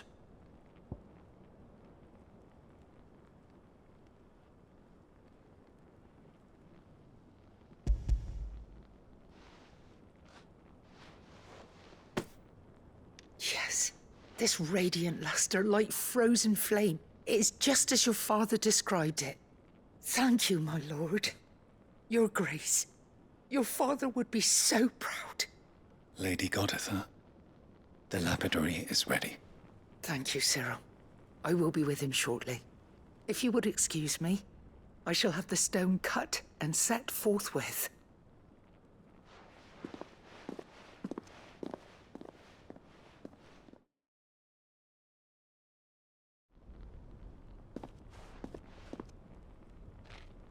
The armbands are complete.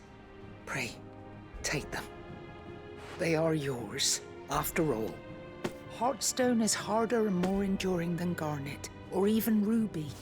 It symbolizes unwavering will and devotion, and the graven vines encircling the stone represent the unbreakable bonds between you. It's a message. Father knew we had enemies both inside and outside the duchy. Enemies who would thwart his vision. Only with unwavering devotion would it ever be realized. And only if we stood together, as Phoenix and Shield, as brothers in arms. Only then might those enemies be overcome. Indeed.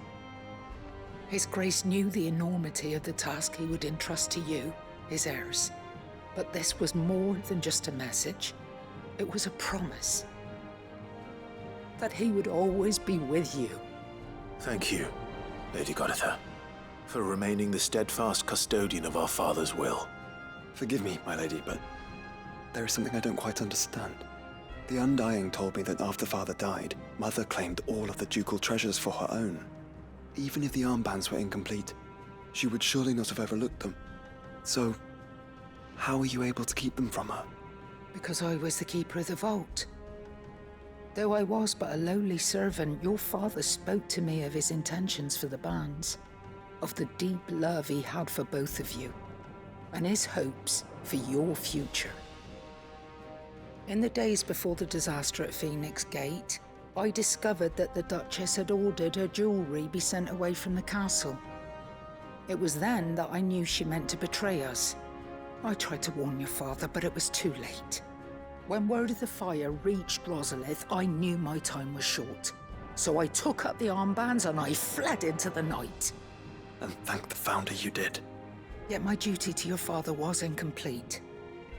Not knowing what else to do, I followed the Griffin, thinking I might claim the Heartstone on its passing.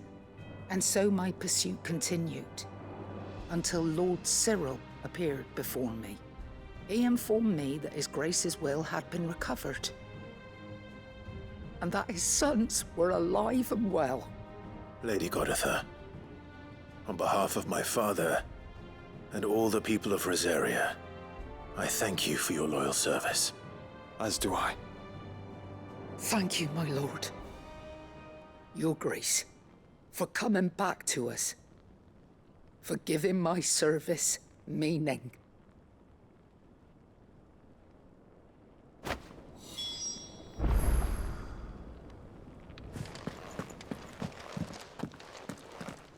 The bands suit you well. It must be gratifying to finally receive the inheritance that was denied you for so long. It is. And we thank you for the part you played, Cyril. If you would permit me to play my part a little longer, might I suggest that you make your way to your father's memorial atop Hawk's Cry Cliff? Let him see that you have received his blessing, and that his vision lives on in you. I suppose it would be churlish not to. What do you say, Clive? Shall we pay Father a visit? I think we should. I was hoping to be able to offer him my thanks before we left for Origin. Your father's helm is enshrined there. It has been since the day we recovered it from Phoenix Gate. I prithee claim it, for it too is a part of your inheritance, and I do not doubt that your father would prefer it in your hands than perched upon some lonely rock. Thank you, Cyril.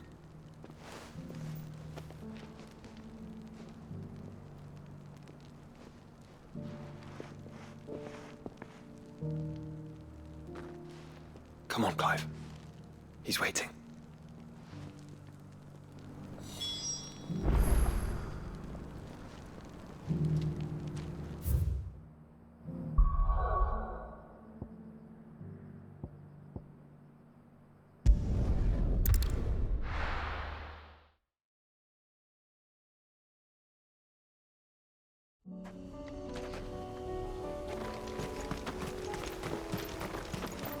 Unwavering will and an unbreakable bond. Do you really think we're strong enough? To save the world? Of course. To have overcome Father's political enemies? Of that I'm less certain. Especially knowing what we know now. What Mother was truly capable of. But perhaps these bands would have helped. Knowing he was with us would have made all the difference.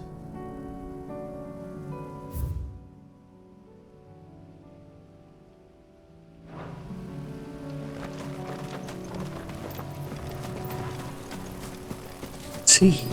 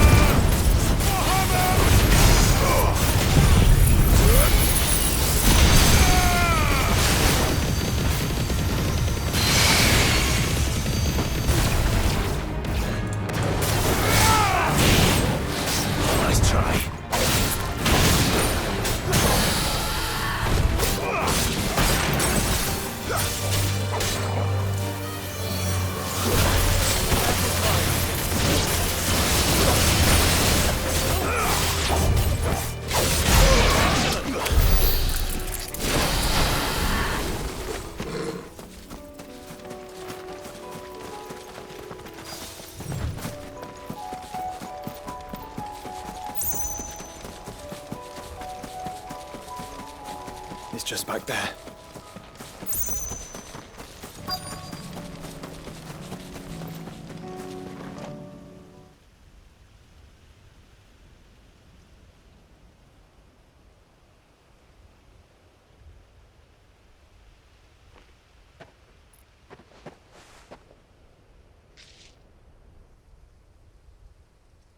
Father always fought for what he believed was right.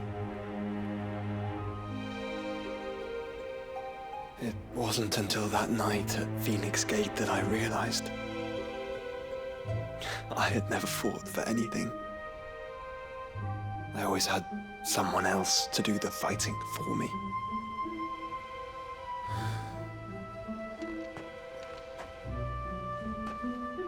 No matter how fate conspired against him, he never lost heart, never looked back, never stopped fighting. To me, he was the greatest of men. And I've been trying to live up to his ideals ever since.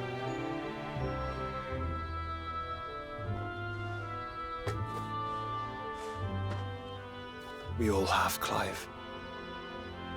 We all have. And we'll keep trying. Because that's what he would have wanted. What he would have done himself. Even if it meant standing against the very gods in the heavens. I shall be borrowing this, Father, if I may. That you might watch over us as we follow in your footsteps.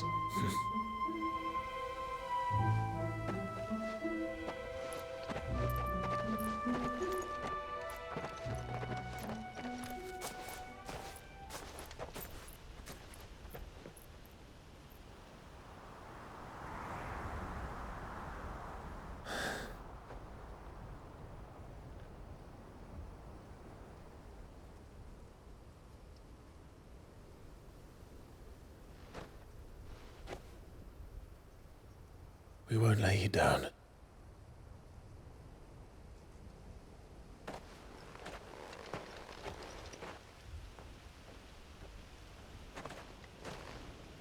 Onward then. Onward. To the end. And to a new beginning.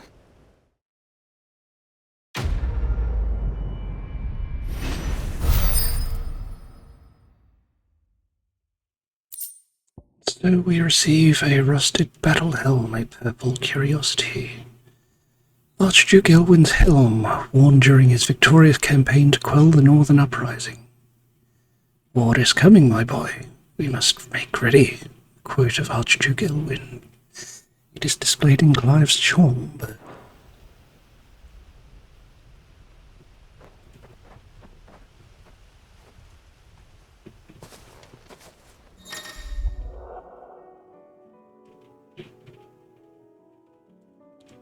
Joining hands with Joshua. Joshua has joined Clive's party and will remain with him until departing for Origin.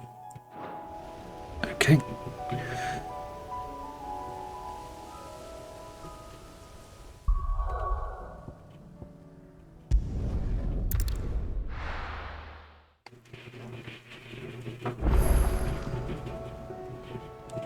And a new missive has been delivered to Clive's chambers.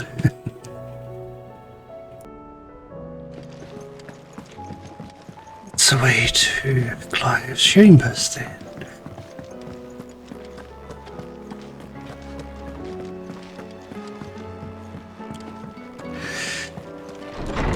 Of course, another new quest awaits us. Because why not? The Wages of Fate. Do you remember what you told me that night at Phoenix Gate? That while the fate of Rosaria sits on my shoulders, the fate of its dominant sits upon yours. But are we not both dominants of fire? Does not the flame of our forebears burn in both our hearts? Should I not protect you as you have protected me? You have chosen to be my shield. Now let me choose to be yours. Is this not what Father wanted? What Sid wanted?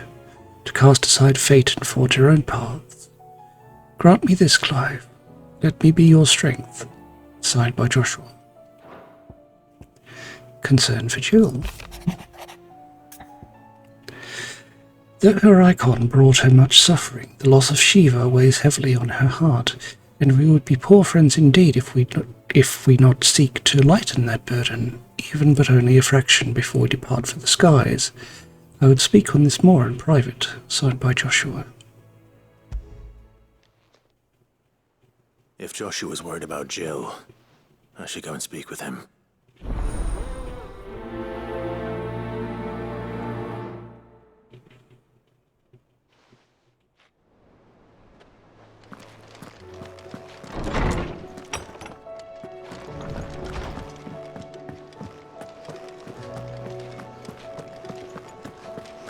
Yeah, what can we do for you? You alright? Something troubling you? No more than usual. It's just... Etta's baby will be coming soon, and I wanted to make something for it. I'm sure she'd like that. Back in the north, families would always make gifts when a bairn was on the way. Yeah, let the little tykes know they were welcome in their new homes, like. So, what's the problem? Well, the problem is that Etta's due any day now, and I don't know if I'll be ready in time. Is there anything I can do to help? You know, there just might be. All right then. What exactly are we making? A good luck charm. But not just any good luck charm. Not just any. No. One made from the feather of a silver chocobo. There's naught luckier in all the realm, or so we used to say back home anyway. Thing is, they're hard to come by. Had Otto and Karen check with their suppliers, but nothing. I'd try and track one down myself, only... Only the big day is fast approaching. And that's all you need, a feather. That or the bird whose arse it's attached to, aye. I was gonna start by asking around with traveling traders plying the northern borders. Well, there's no shortage of those passing through Martha's. I think I might make that my first port of call. I'll let you know if I find anything. You're a good friend, Clive. I won't forget this.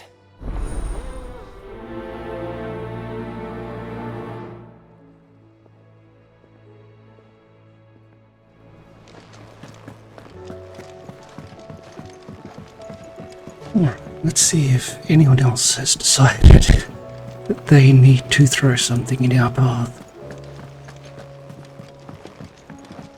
and stop us going. And no new hunts.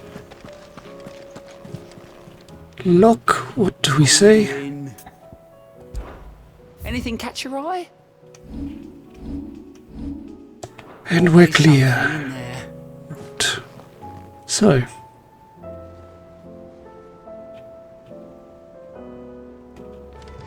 Hippocrates is here, so I'll attend to him first. There's something about it.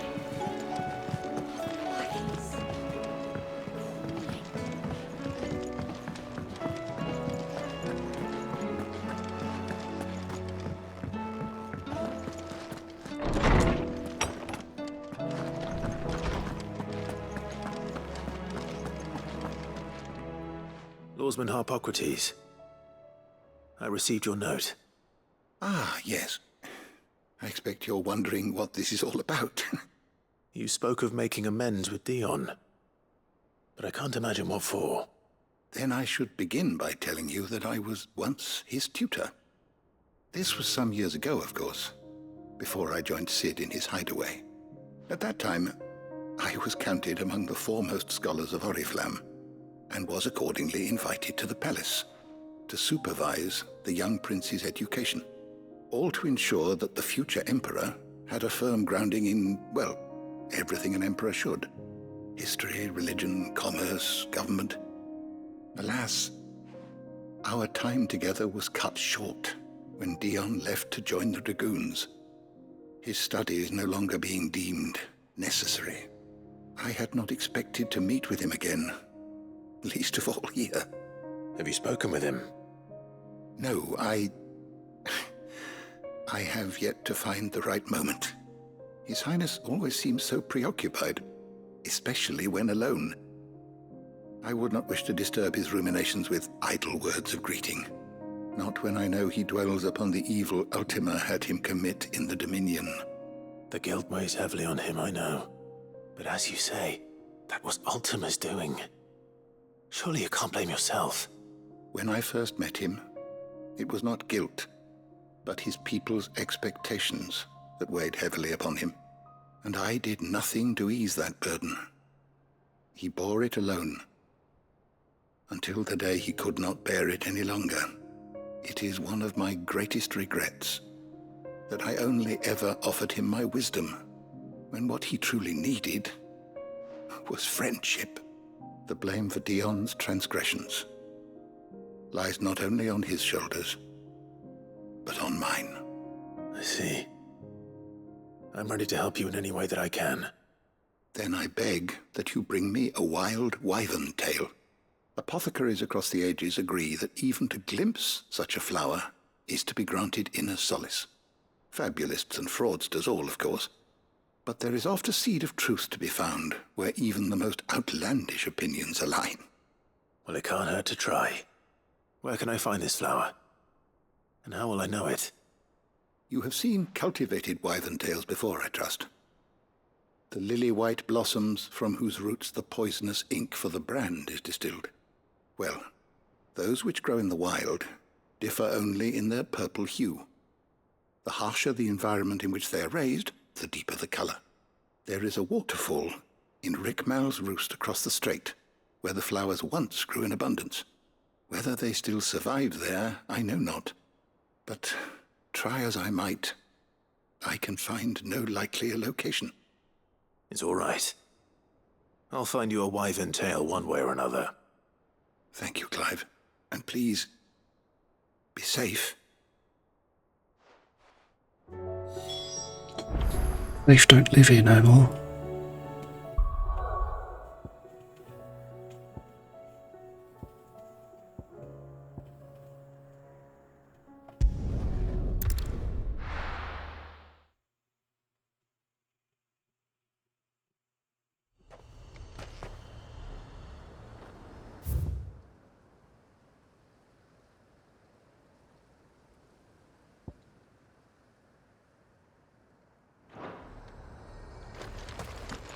Alright, away we go then.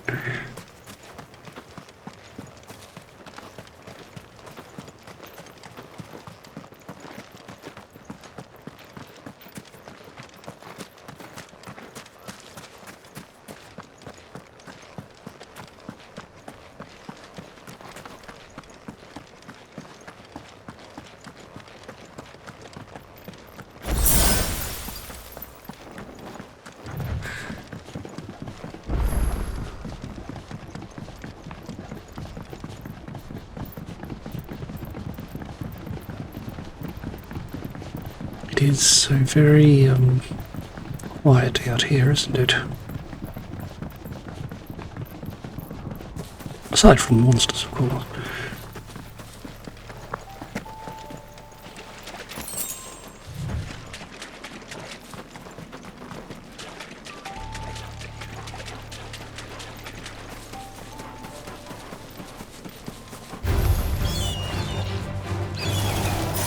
Who invited you?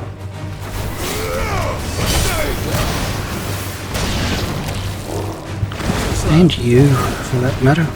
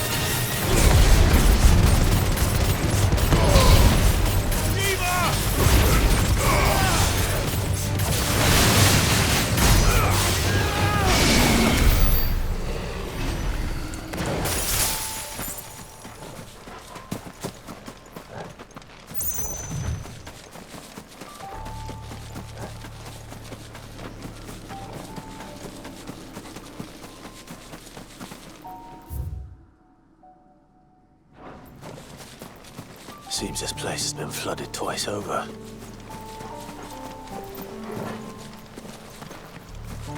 Purple flowers blooming next to a waterfall.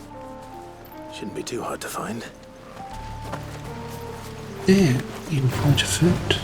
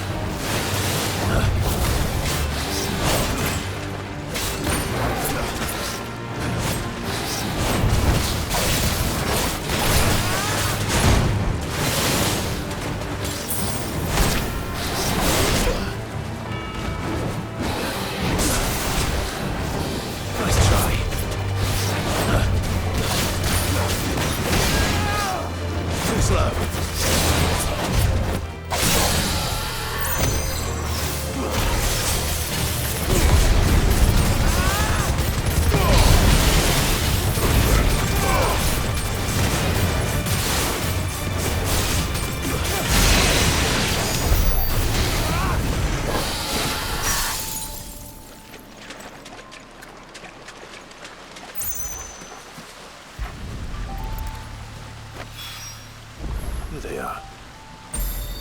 Might as well pick enough for a bunch, I suppose.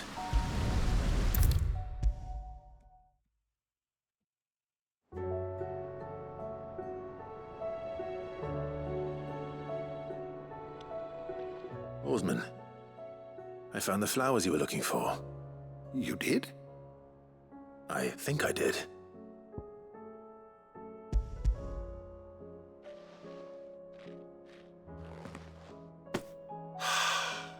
You did indeed. My dear boy, thank you. You wanted to make Dion a gift of one, did you not? Shall I invite him to join us? Oh, I don't... It's no trouble. I'll go and fetch him.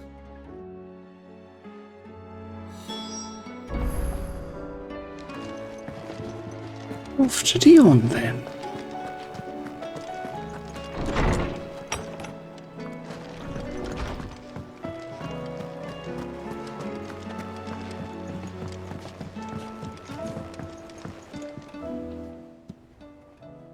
Your Highness, would you do me the honor of accompanying me? Now. It is time, then. No. Only to the shelves. Our lawsman has something he'd like to give you. Master Harpocrates. No. I dare not show my face before him. Not after everything I have done. I have taken countless innocent lives. And ruined countless more. All because I was weak. I have sworn to atone for my crimes or die in the attempt. But were I to meet with him again, and see in his eyes what I have become, I fear that my resolve might falter. Then that is all the more reason to do it. Test your resolve. Prove to yourself, and to him, how strong it truly is.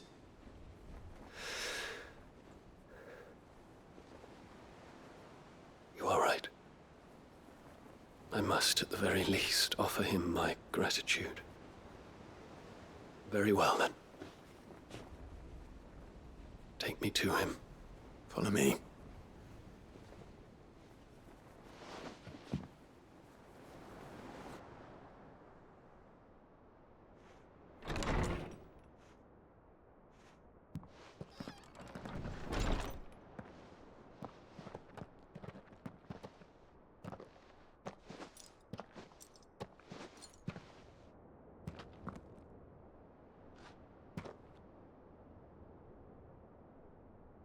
Even now, I hesitate to approach him.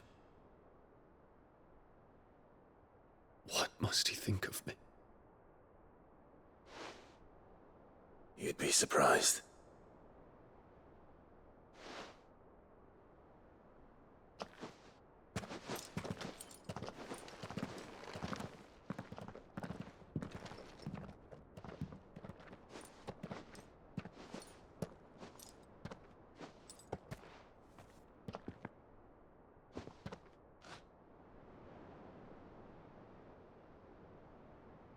Master Harpocrates, pray, accept my apologies for leaving your tutelage before my studies were complete. Your lessons opened my mind to a world quite unlike the one I had imagined from within the gilded confines of the palace. And I shall be forever grateful for the efforts you made to enlighten me. Lift up your head, Your Highness. The deeds of youth require no apology. That you took the time to visit me says much about the man you have become. Now, there is something I would like to show you.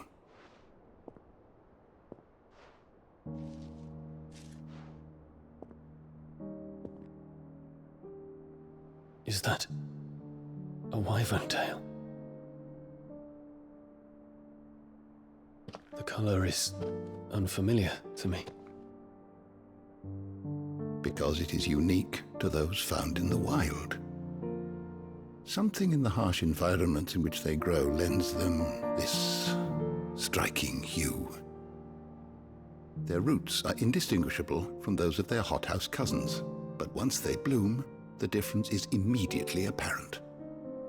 In this flower, I see you, Your Highness. Its roots were the roots of a wyvern tail, with all that implies. But they do not define it, just as yours do not define you. I want you to have it, that it might remind you of this truth.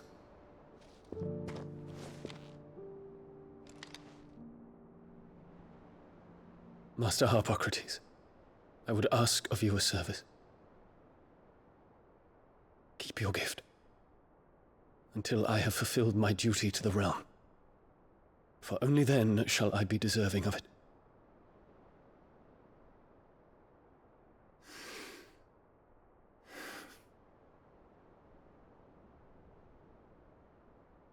As you wish, Your Highness.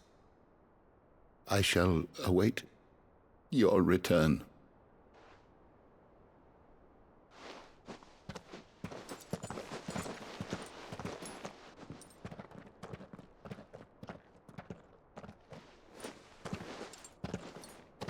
Our roots do not define us. No wonder my stepmother didn't like him. For reuniting me with memories I had thought long lost.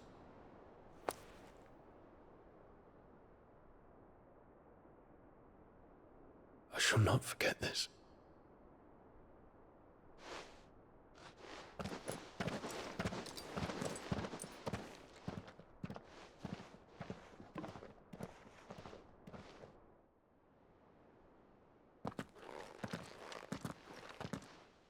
Thank you, Clive.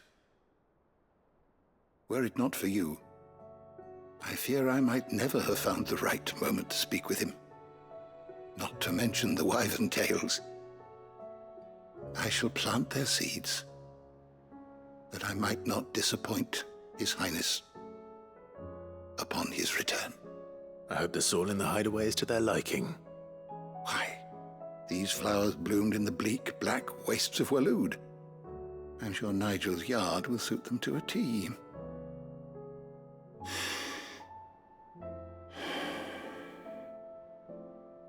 When it comes to expressing one's gratitude, I find that words are seldom sufficient.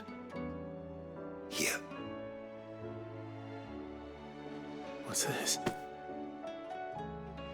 A stolas quill. or more precisely, my stolas quill. 'Tis said that an owl's feathers are steeped in the wishes it hears over its long lifetime. All those words just waiting to pour out onto the page. So consider this my wish for you.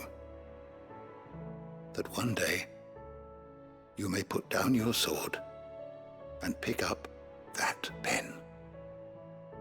Well, when that day comes, I'll certainly have a lot to write about. Thank you, Harpocrates. It shall have pride of place in my chamber.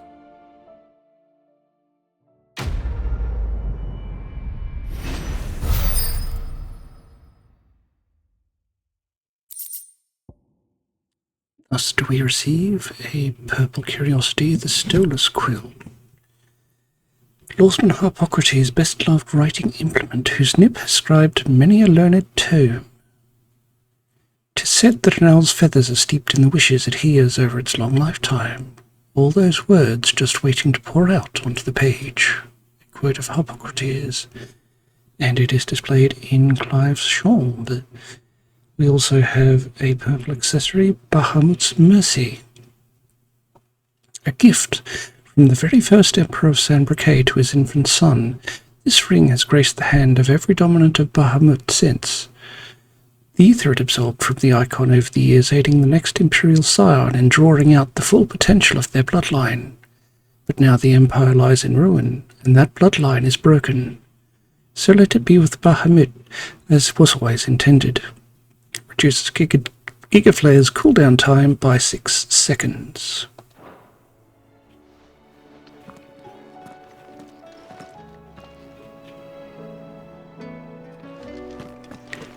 Alright, to Randalar we go.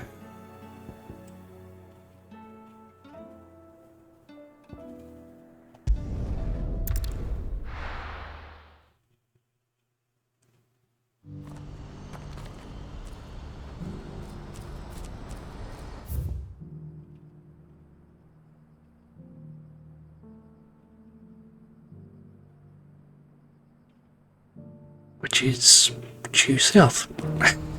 Do you see that too?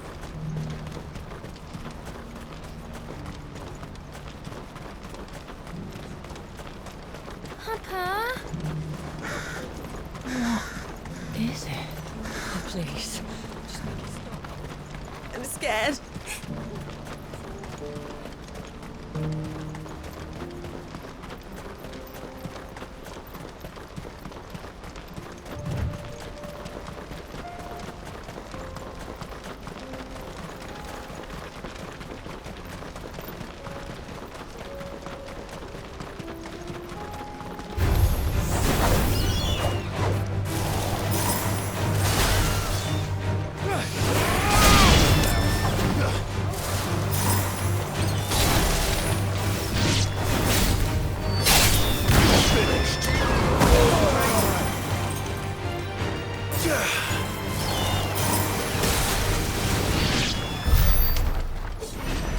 Well, that's them disposed of.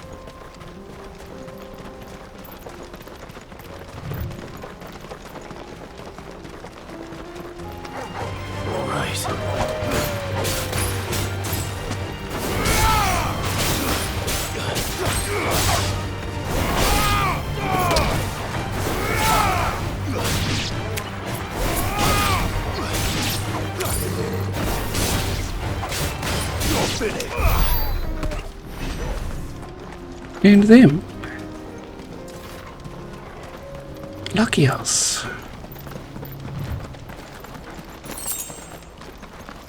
Some desert roses.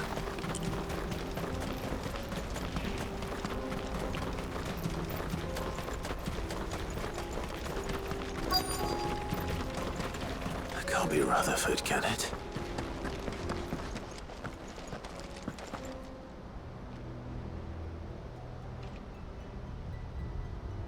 Turncoats and cowards, the lot of you! If it's a fight you want, it's a fight you shall have! Allow me.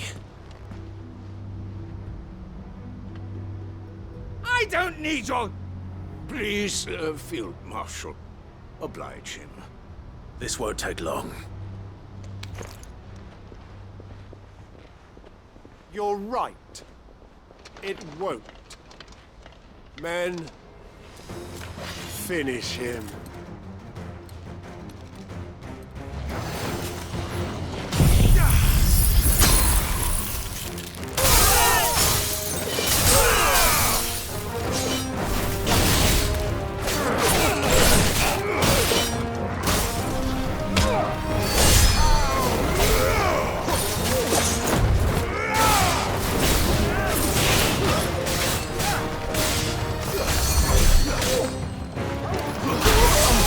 No way.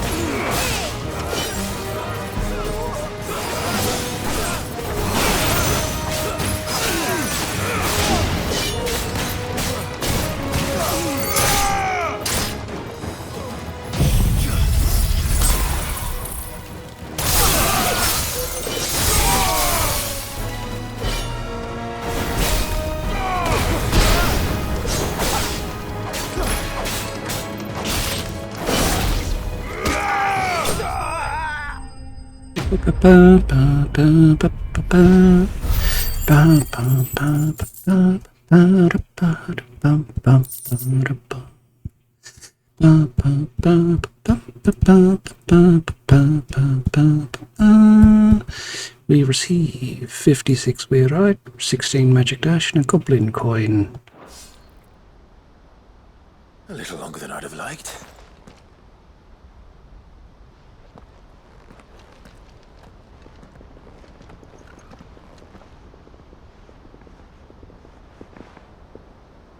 Field Marshal Havel, I presume. Are either of you injured? No, my lord. You arrived just as our escort turned on us. Fucking traitors. I'd heard reports of soldiers in the outlying regions abandoning the oaths they swore. But I hadn't thought the corruption had reached so close to the heart of the Republic. It's a fucking disgrace. Your interfering old bastard of an uncle tried to warn me, of course. My lord Marquis, or is Sid the Outlaw more to your liking? Call me what you want. It doesn't change who I am, or the urgency of the message I bring. My uncle has a plan to right the realm, and he needs your help to see it through. Before I agree to anything, I'd have you answer one question. What do you stand to gain from all this?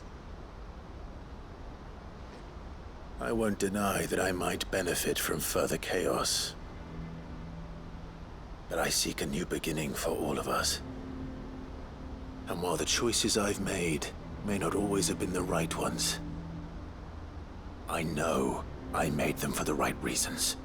For so long, so many of us have been told how we could live, how we could die, when it should have been our decision all along.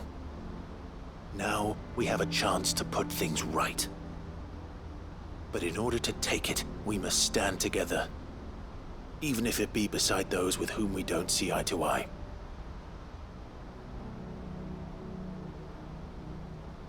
Certainly not the words I expected from an outlaw. But perhaps your uncle was right. You are no ordinary outlaw. I'll never hear the end of this. All right. I'll start by ordering my most trusted guard to bring the Dhalmekian fringes under control. Next, I'll make contact with my counterparts in the Imperial Army and see if I can't convince them to try and restore order in their own territory. Thank you, Field Marshal. But they are not the only ones we will need to convince. What do you mean? I don't doubt that I can bully some sense into a few generals, but those they answer to require a different kind of persuasion. And when it comes to honeyed words, well, we will need an envoy. One who can court even the most stubborn of statesmen. You, perhaps? I'm flattered. But I'm no diplomat either. And I have other problems to attend to. What we need is a skilled arbitrator. And I may know just the person. Is that so? And would he happen to be an outlaw too? Of a different kind, perhaps. Well, beggars can't be choosers. I suppose we'll all have to find a little of the outlaw in ourselves if we're to make it through this. Very well. Send your man to me right away. I shall.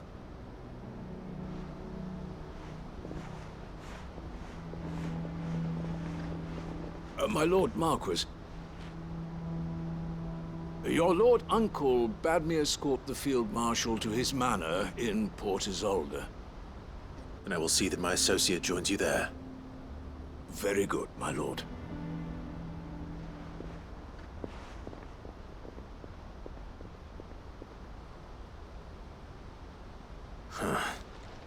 An envoy.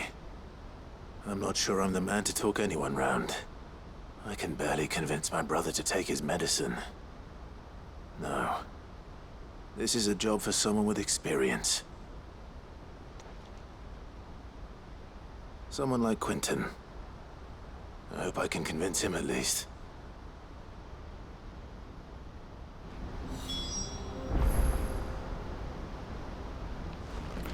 And it seems.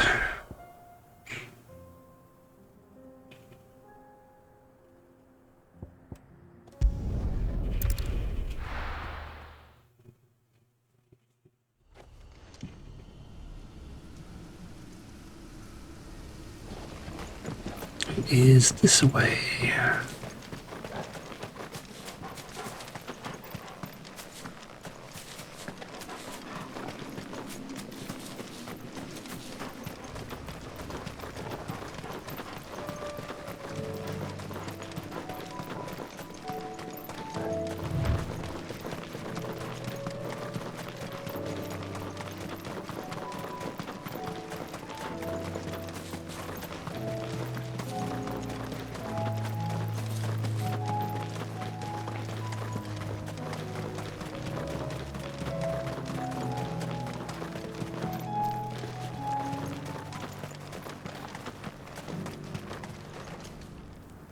Quentin, I have a proposal for you. Do you now? Something tells me you'll be asking more of me than a cask of Gotand gold. Go on then. Propose.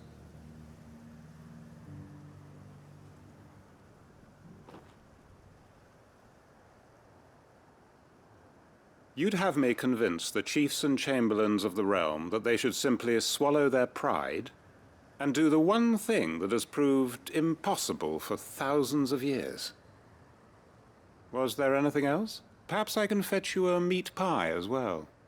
I know it's a lot to ask, but I can think of none better suited to the role. And you'd have me give up what little I have left to do it. I told you, Clive. The people of Lostwing are my family, and I cannot abandon them. You'll have to find someone else. I'm sorry to hear that.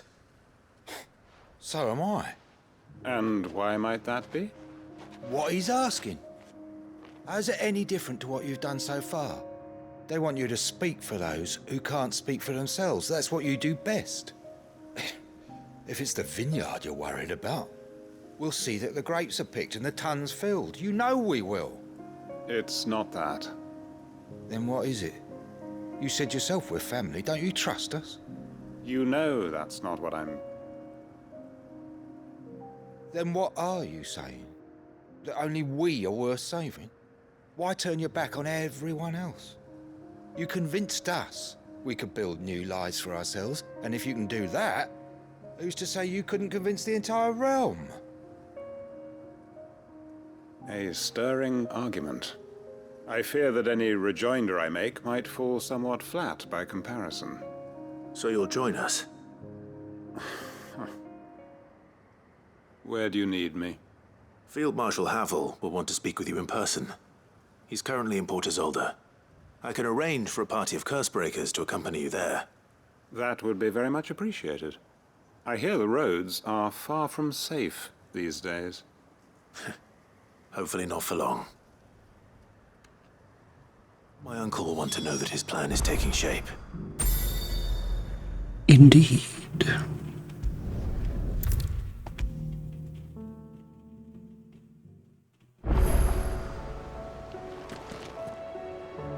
Uncle, I bring good news. The Field Marshal has agreed to your plan. Ha! Of course he has. I didn't doubt you for a moment, dear boy. Rutherford is accompanying him back to your manor in Port Isolde as we speak. They will await your return there. As will one other. One other? Who, exactly? Lord Havel was concerned that even if he could get the realm's armies to agree to an accord, he might not be as successful in convincing those with political power. He asked if I might have a solution, and I suggested a certain Imperial Lord Magistrate turned Liberator. One of your co-conspirators?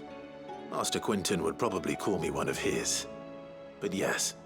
Another outlaw, then. Just the thing we need to put these rotten politicos in their places. Good thinking, Clive. I'm glad you approve. The more the merrier, eh? Uncle, assuming Havel and Quinton can solve our problem with the armies, you still haven't mentioned how we might manage the grain shortages. Oh, don't you worry, my boy.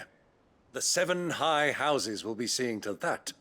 They have all agreed to make the most generous of donations.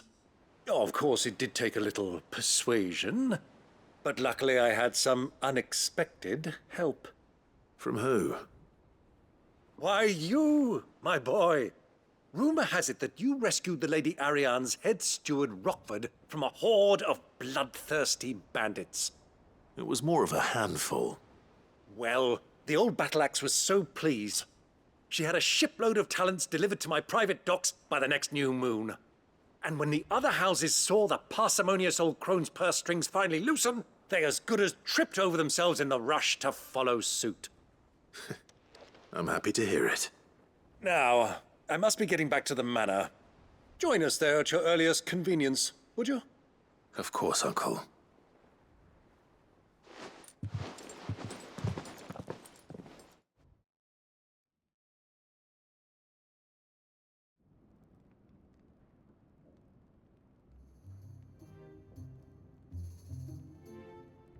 And how, pray tell, will we get that grain to the capital if the roads are still overrun with Akashic?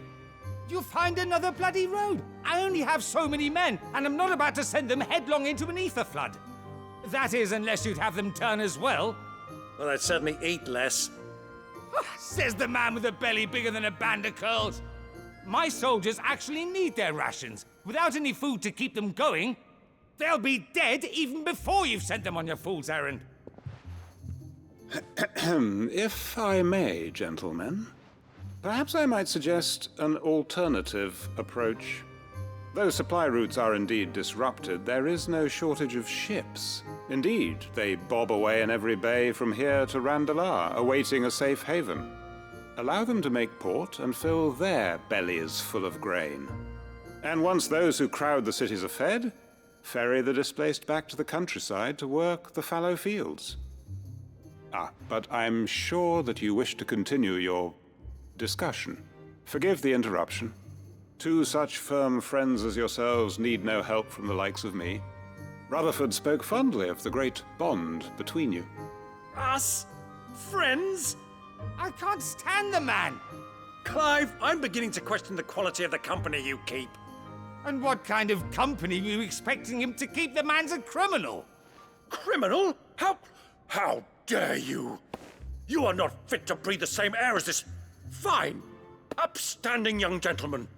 Upstanding? He calls himself Sid the Bloody Outlaw! Once more onto the breach.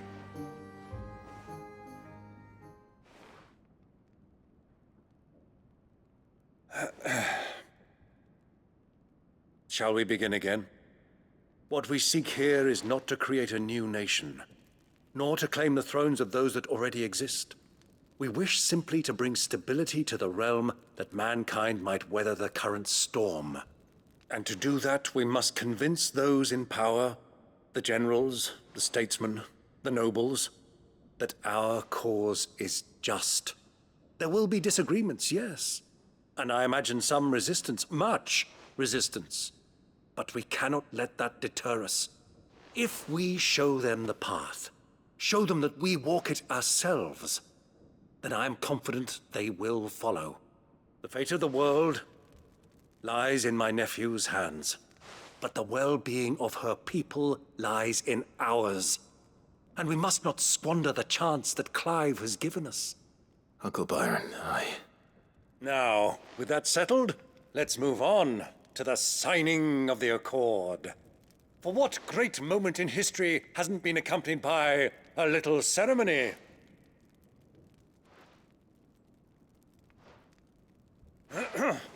Citizens of Valisthea, I present to you the Triunity. Rutherford, Mike Will.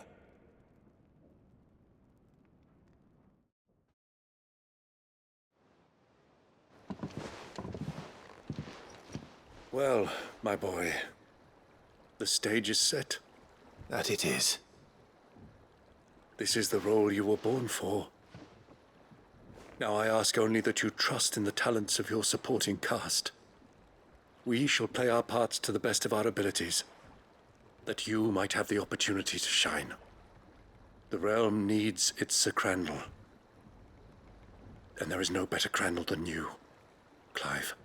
I want you to keep this signed accord as proof of our faith in you. I will. Thank you, Uncle.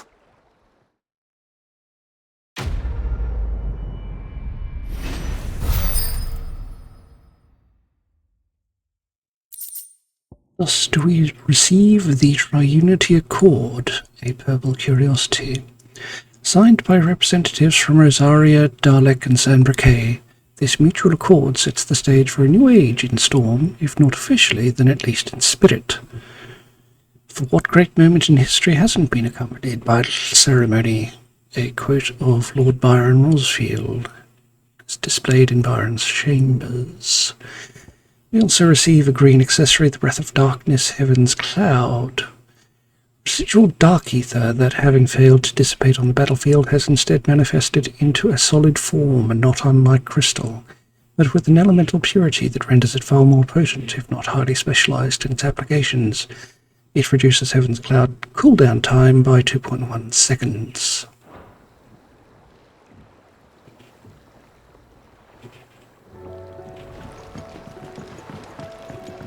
What do you think that thing is? Okay.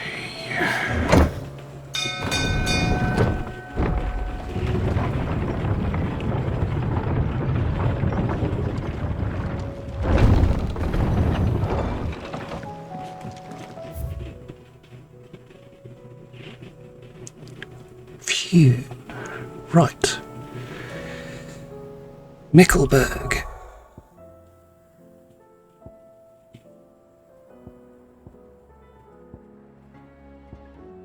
Is near Whistler, apparently.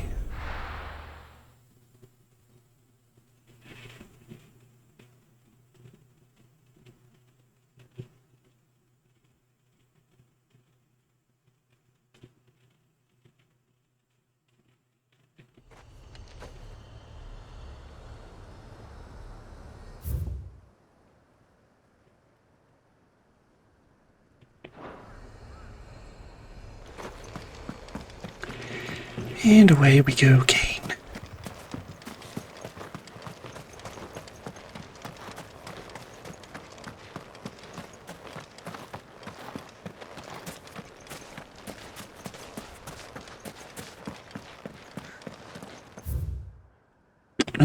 Wrong direction.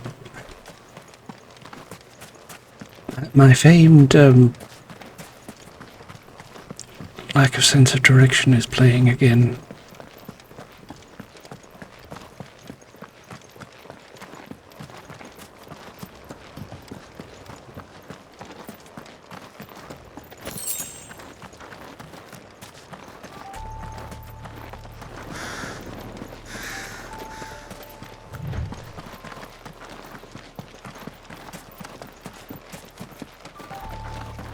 Caution, brother.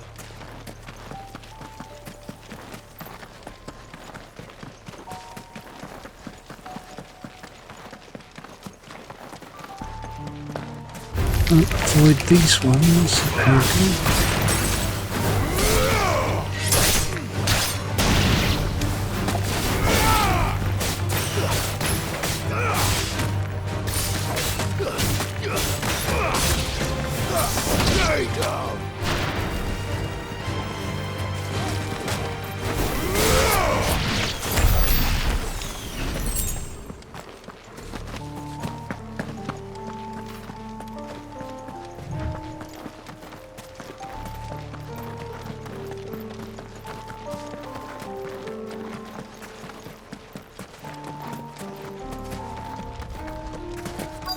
Might this be Nickelberg?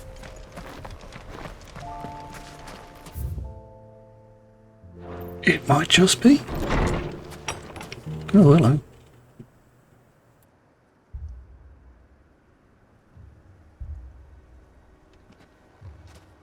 These people aren't turned. And the village seems safe enough at least.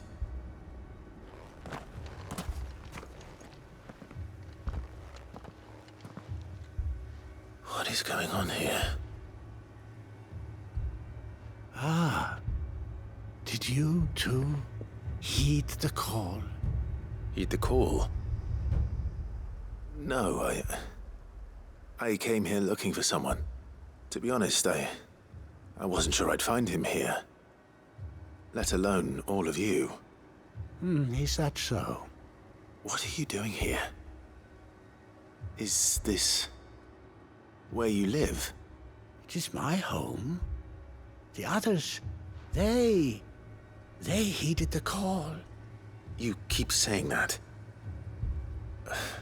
What do you mean? They came here to perform the rite, just as King Barnabas instructed. This village is their altar, where they shall cast their shoals upon the gentle waters and give themselves to the Lord. Give themselves? Oh, Lord, cleanse us of our sins. Let us be reborn in your loving arms. Free us from the torment of this mortal realm. They want to be saved. Forgive me, but did another foreigner like me come here? He was probably wearing a cowl. You mean the traveler from Stone? Yes. He's staying at my house, toward the rear of the village. Thank you. If you don't mind, I'll go and greet him. They seek the same salvation Barnabas did. Bring us salvation. At least the third chair still lives. Let's go and find him.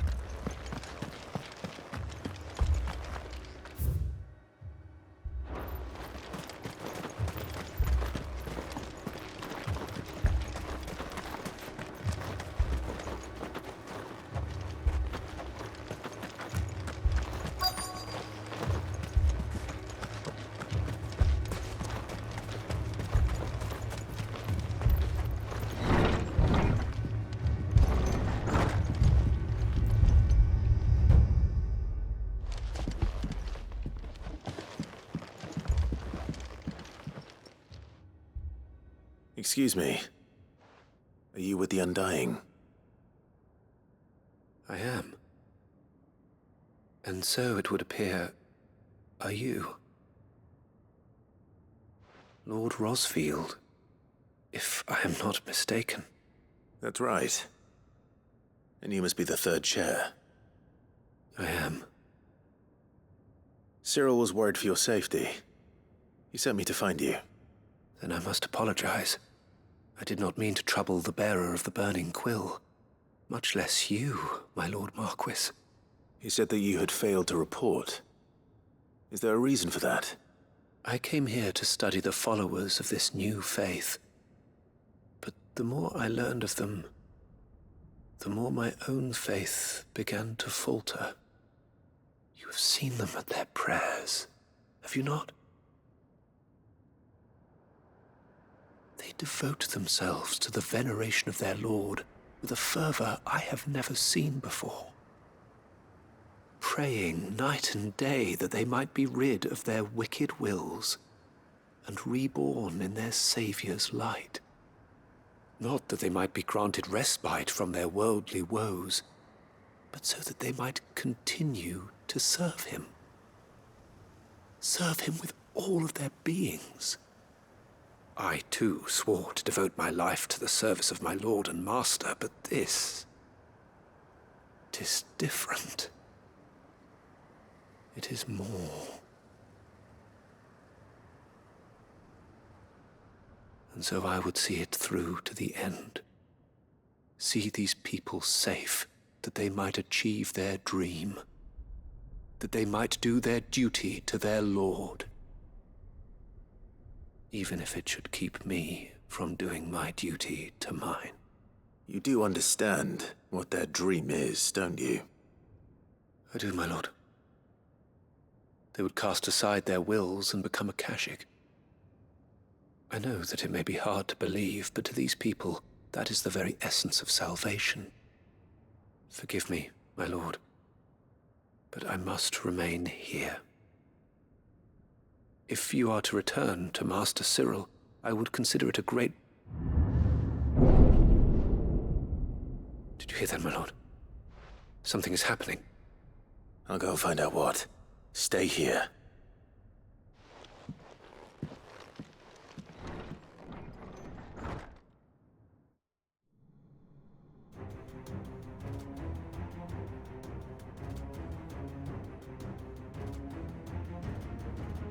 An ether flood. Oh no. There must be something I can do.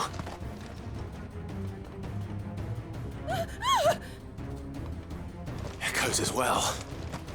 Found her. Ready, brother? Yes, we're on.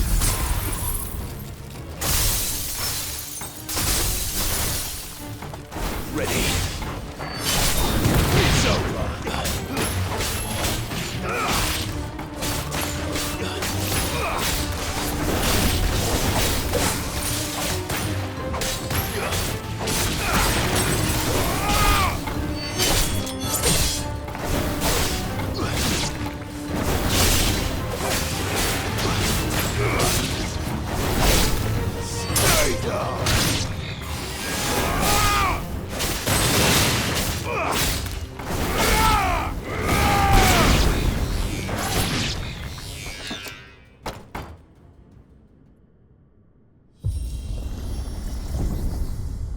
What now?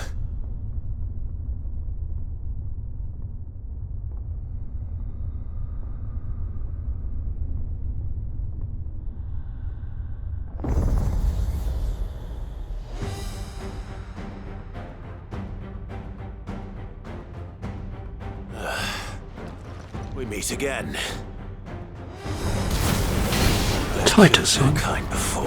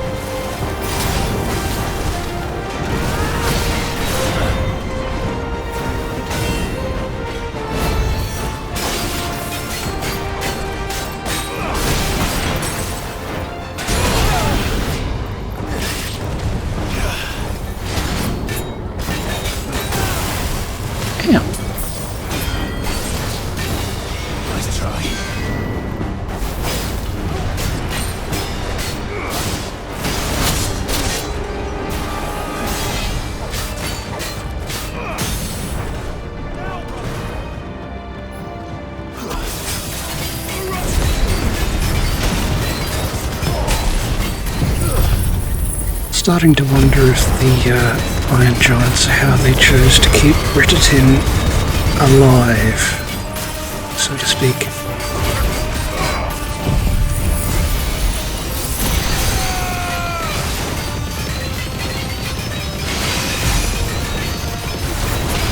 After he lost his trial.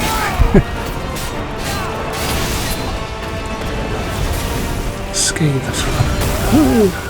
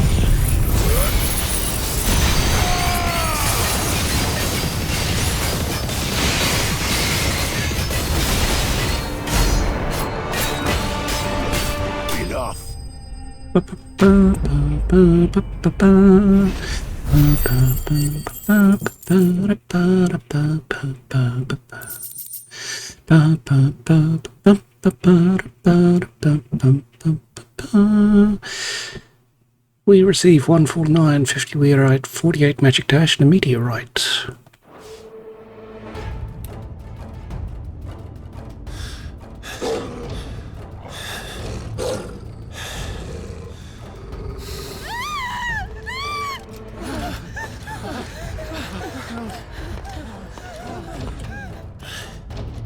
Damn it!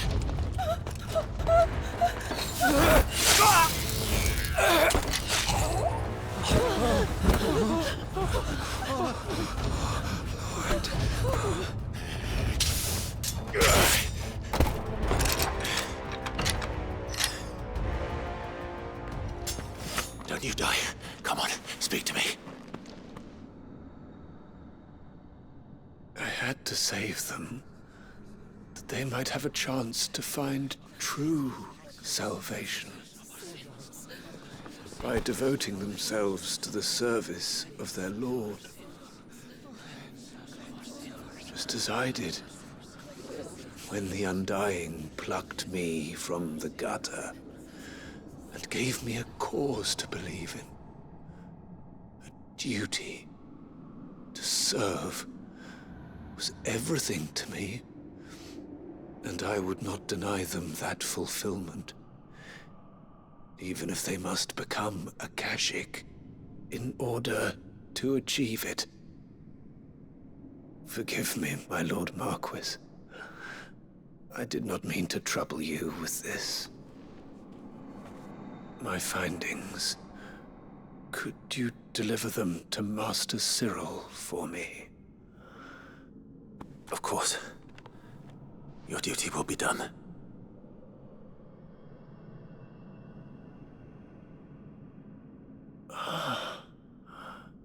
Look, my lord. They are saved.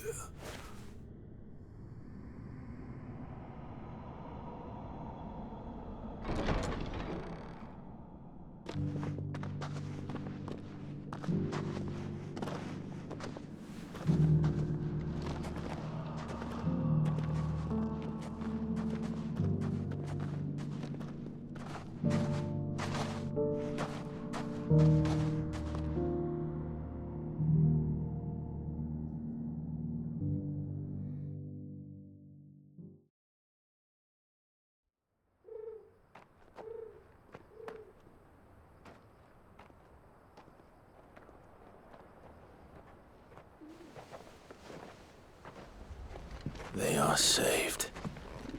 Found her. I should get this report to Cyril.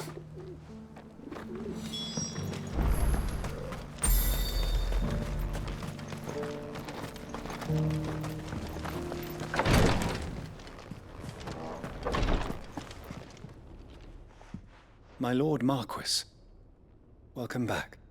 I am glad to see you hale and whole. I met with your third chair, Cyril. He bade me deliver his findings to you.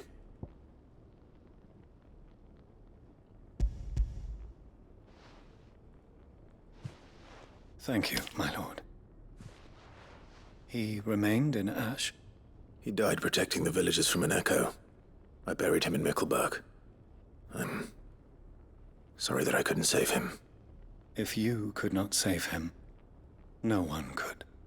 The villagers, they were believers in this savior cult. They prayed to their god that they might be unburdened of their wills. Then an ether flood came, and their wish was granted. Your brother sacrificed himself that they might live, even knowing that that life was death by another name. Then he perished defending liberty. A hero's end. For the right to choose how one dies is no less sacred than the right to choose how one lives. Sid would agree. He wanted to build a world where people could die on their own terms. A noble ambition. To die for one's cause is the most perfect expression of one's faith. It matters not how misguided others might judge one's decision to be, only that the decision is one's own. We live according to the teachings of our order. We believe in them, we protect them, and yes, we die for them. For better or worse, that is our creed.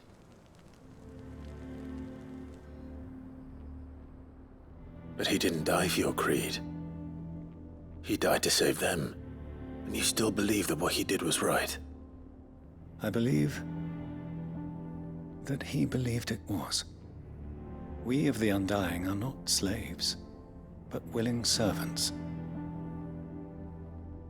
And this was his will, the ultimate expression of it.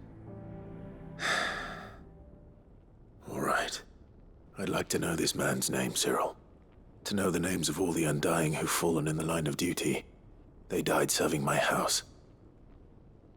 It's only right that I remember them. That is my duty. Of course. I shall fetch the Book of Martyrs at once. My lord, it has been, and shall ever be, the greatest honor of my life to serve House Rosfield. Though our duties may differ, yours is no less important. I pray with all my heart for your success. And were they here, I have no doubt but that every one of my fallen brothers and sisters would feel the same.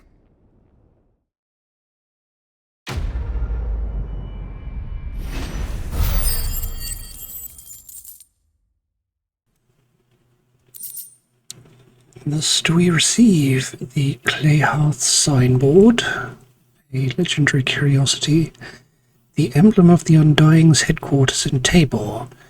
The village is home to the finest leatherworkers and lapidaries in Dalek, who are little aware that their affable new neighbours are members of a secret society sworn to serve the Phoenix.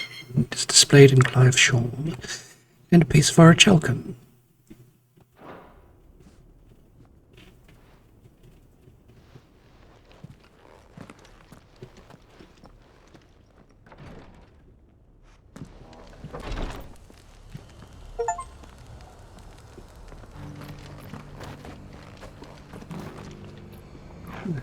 While we are here,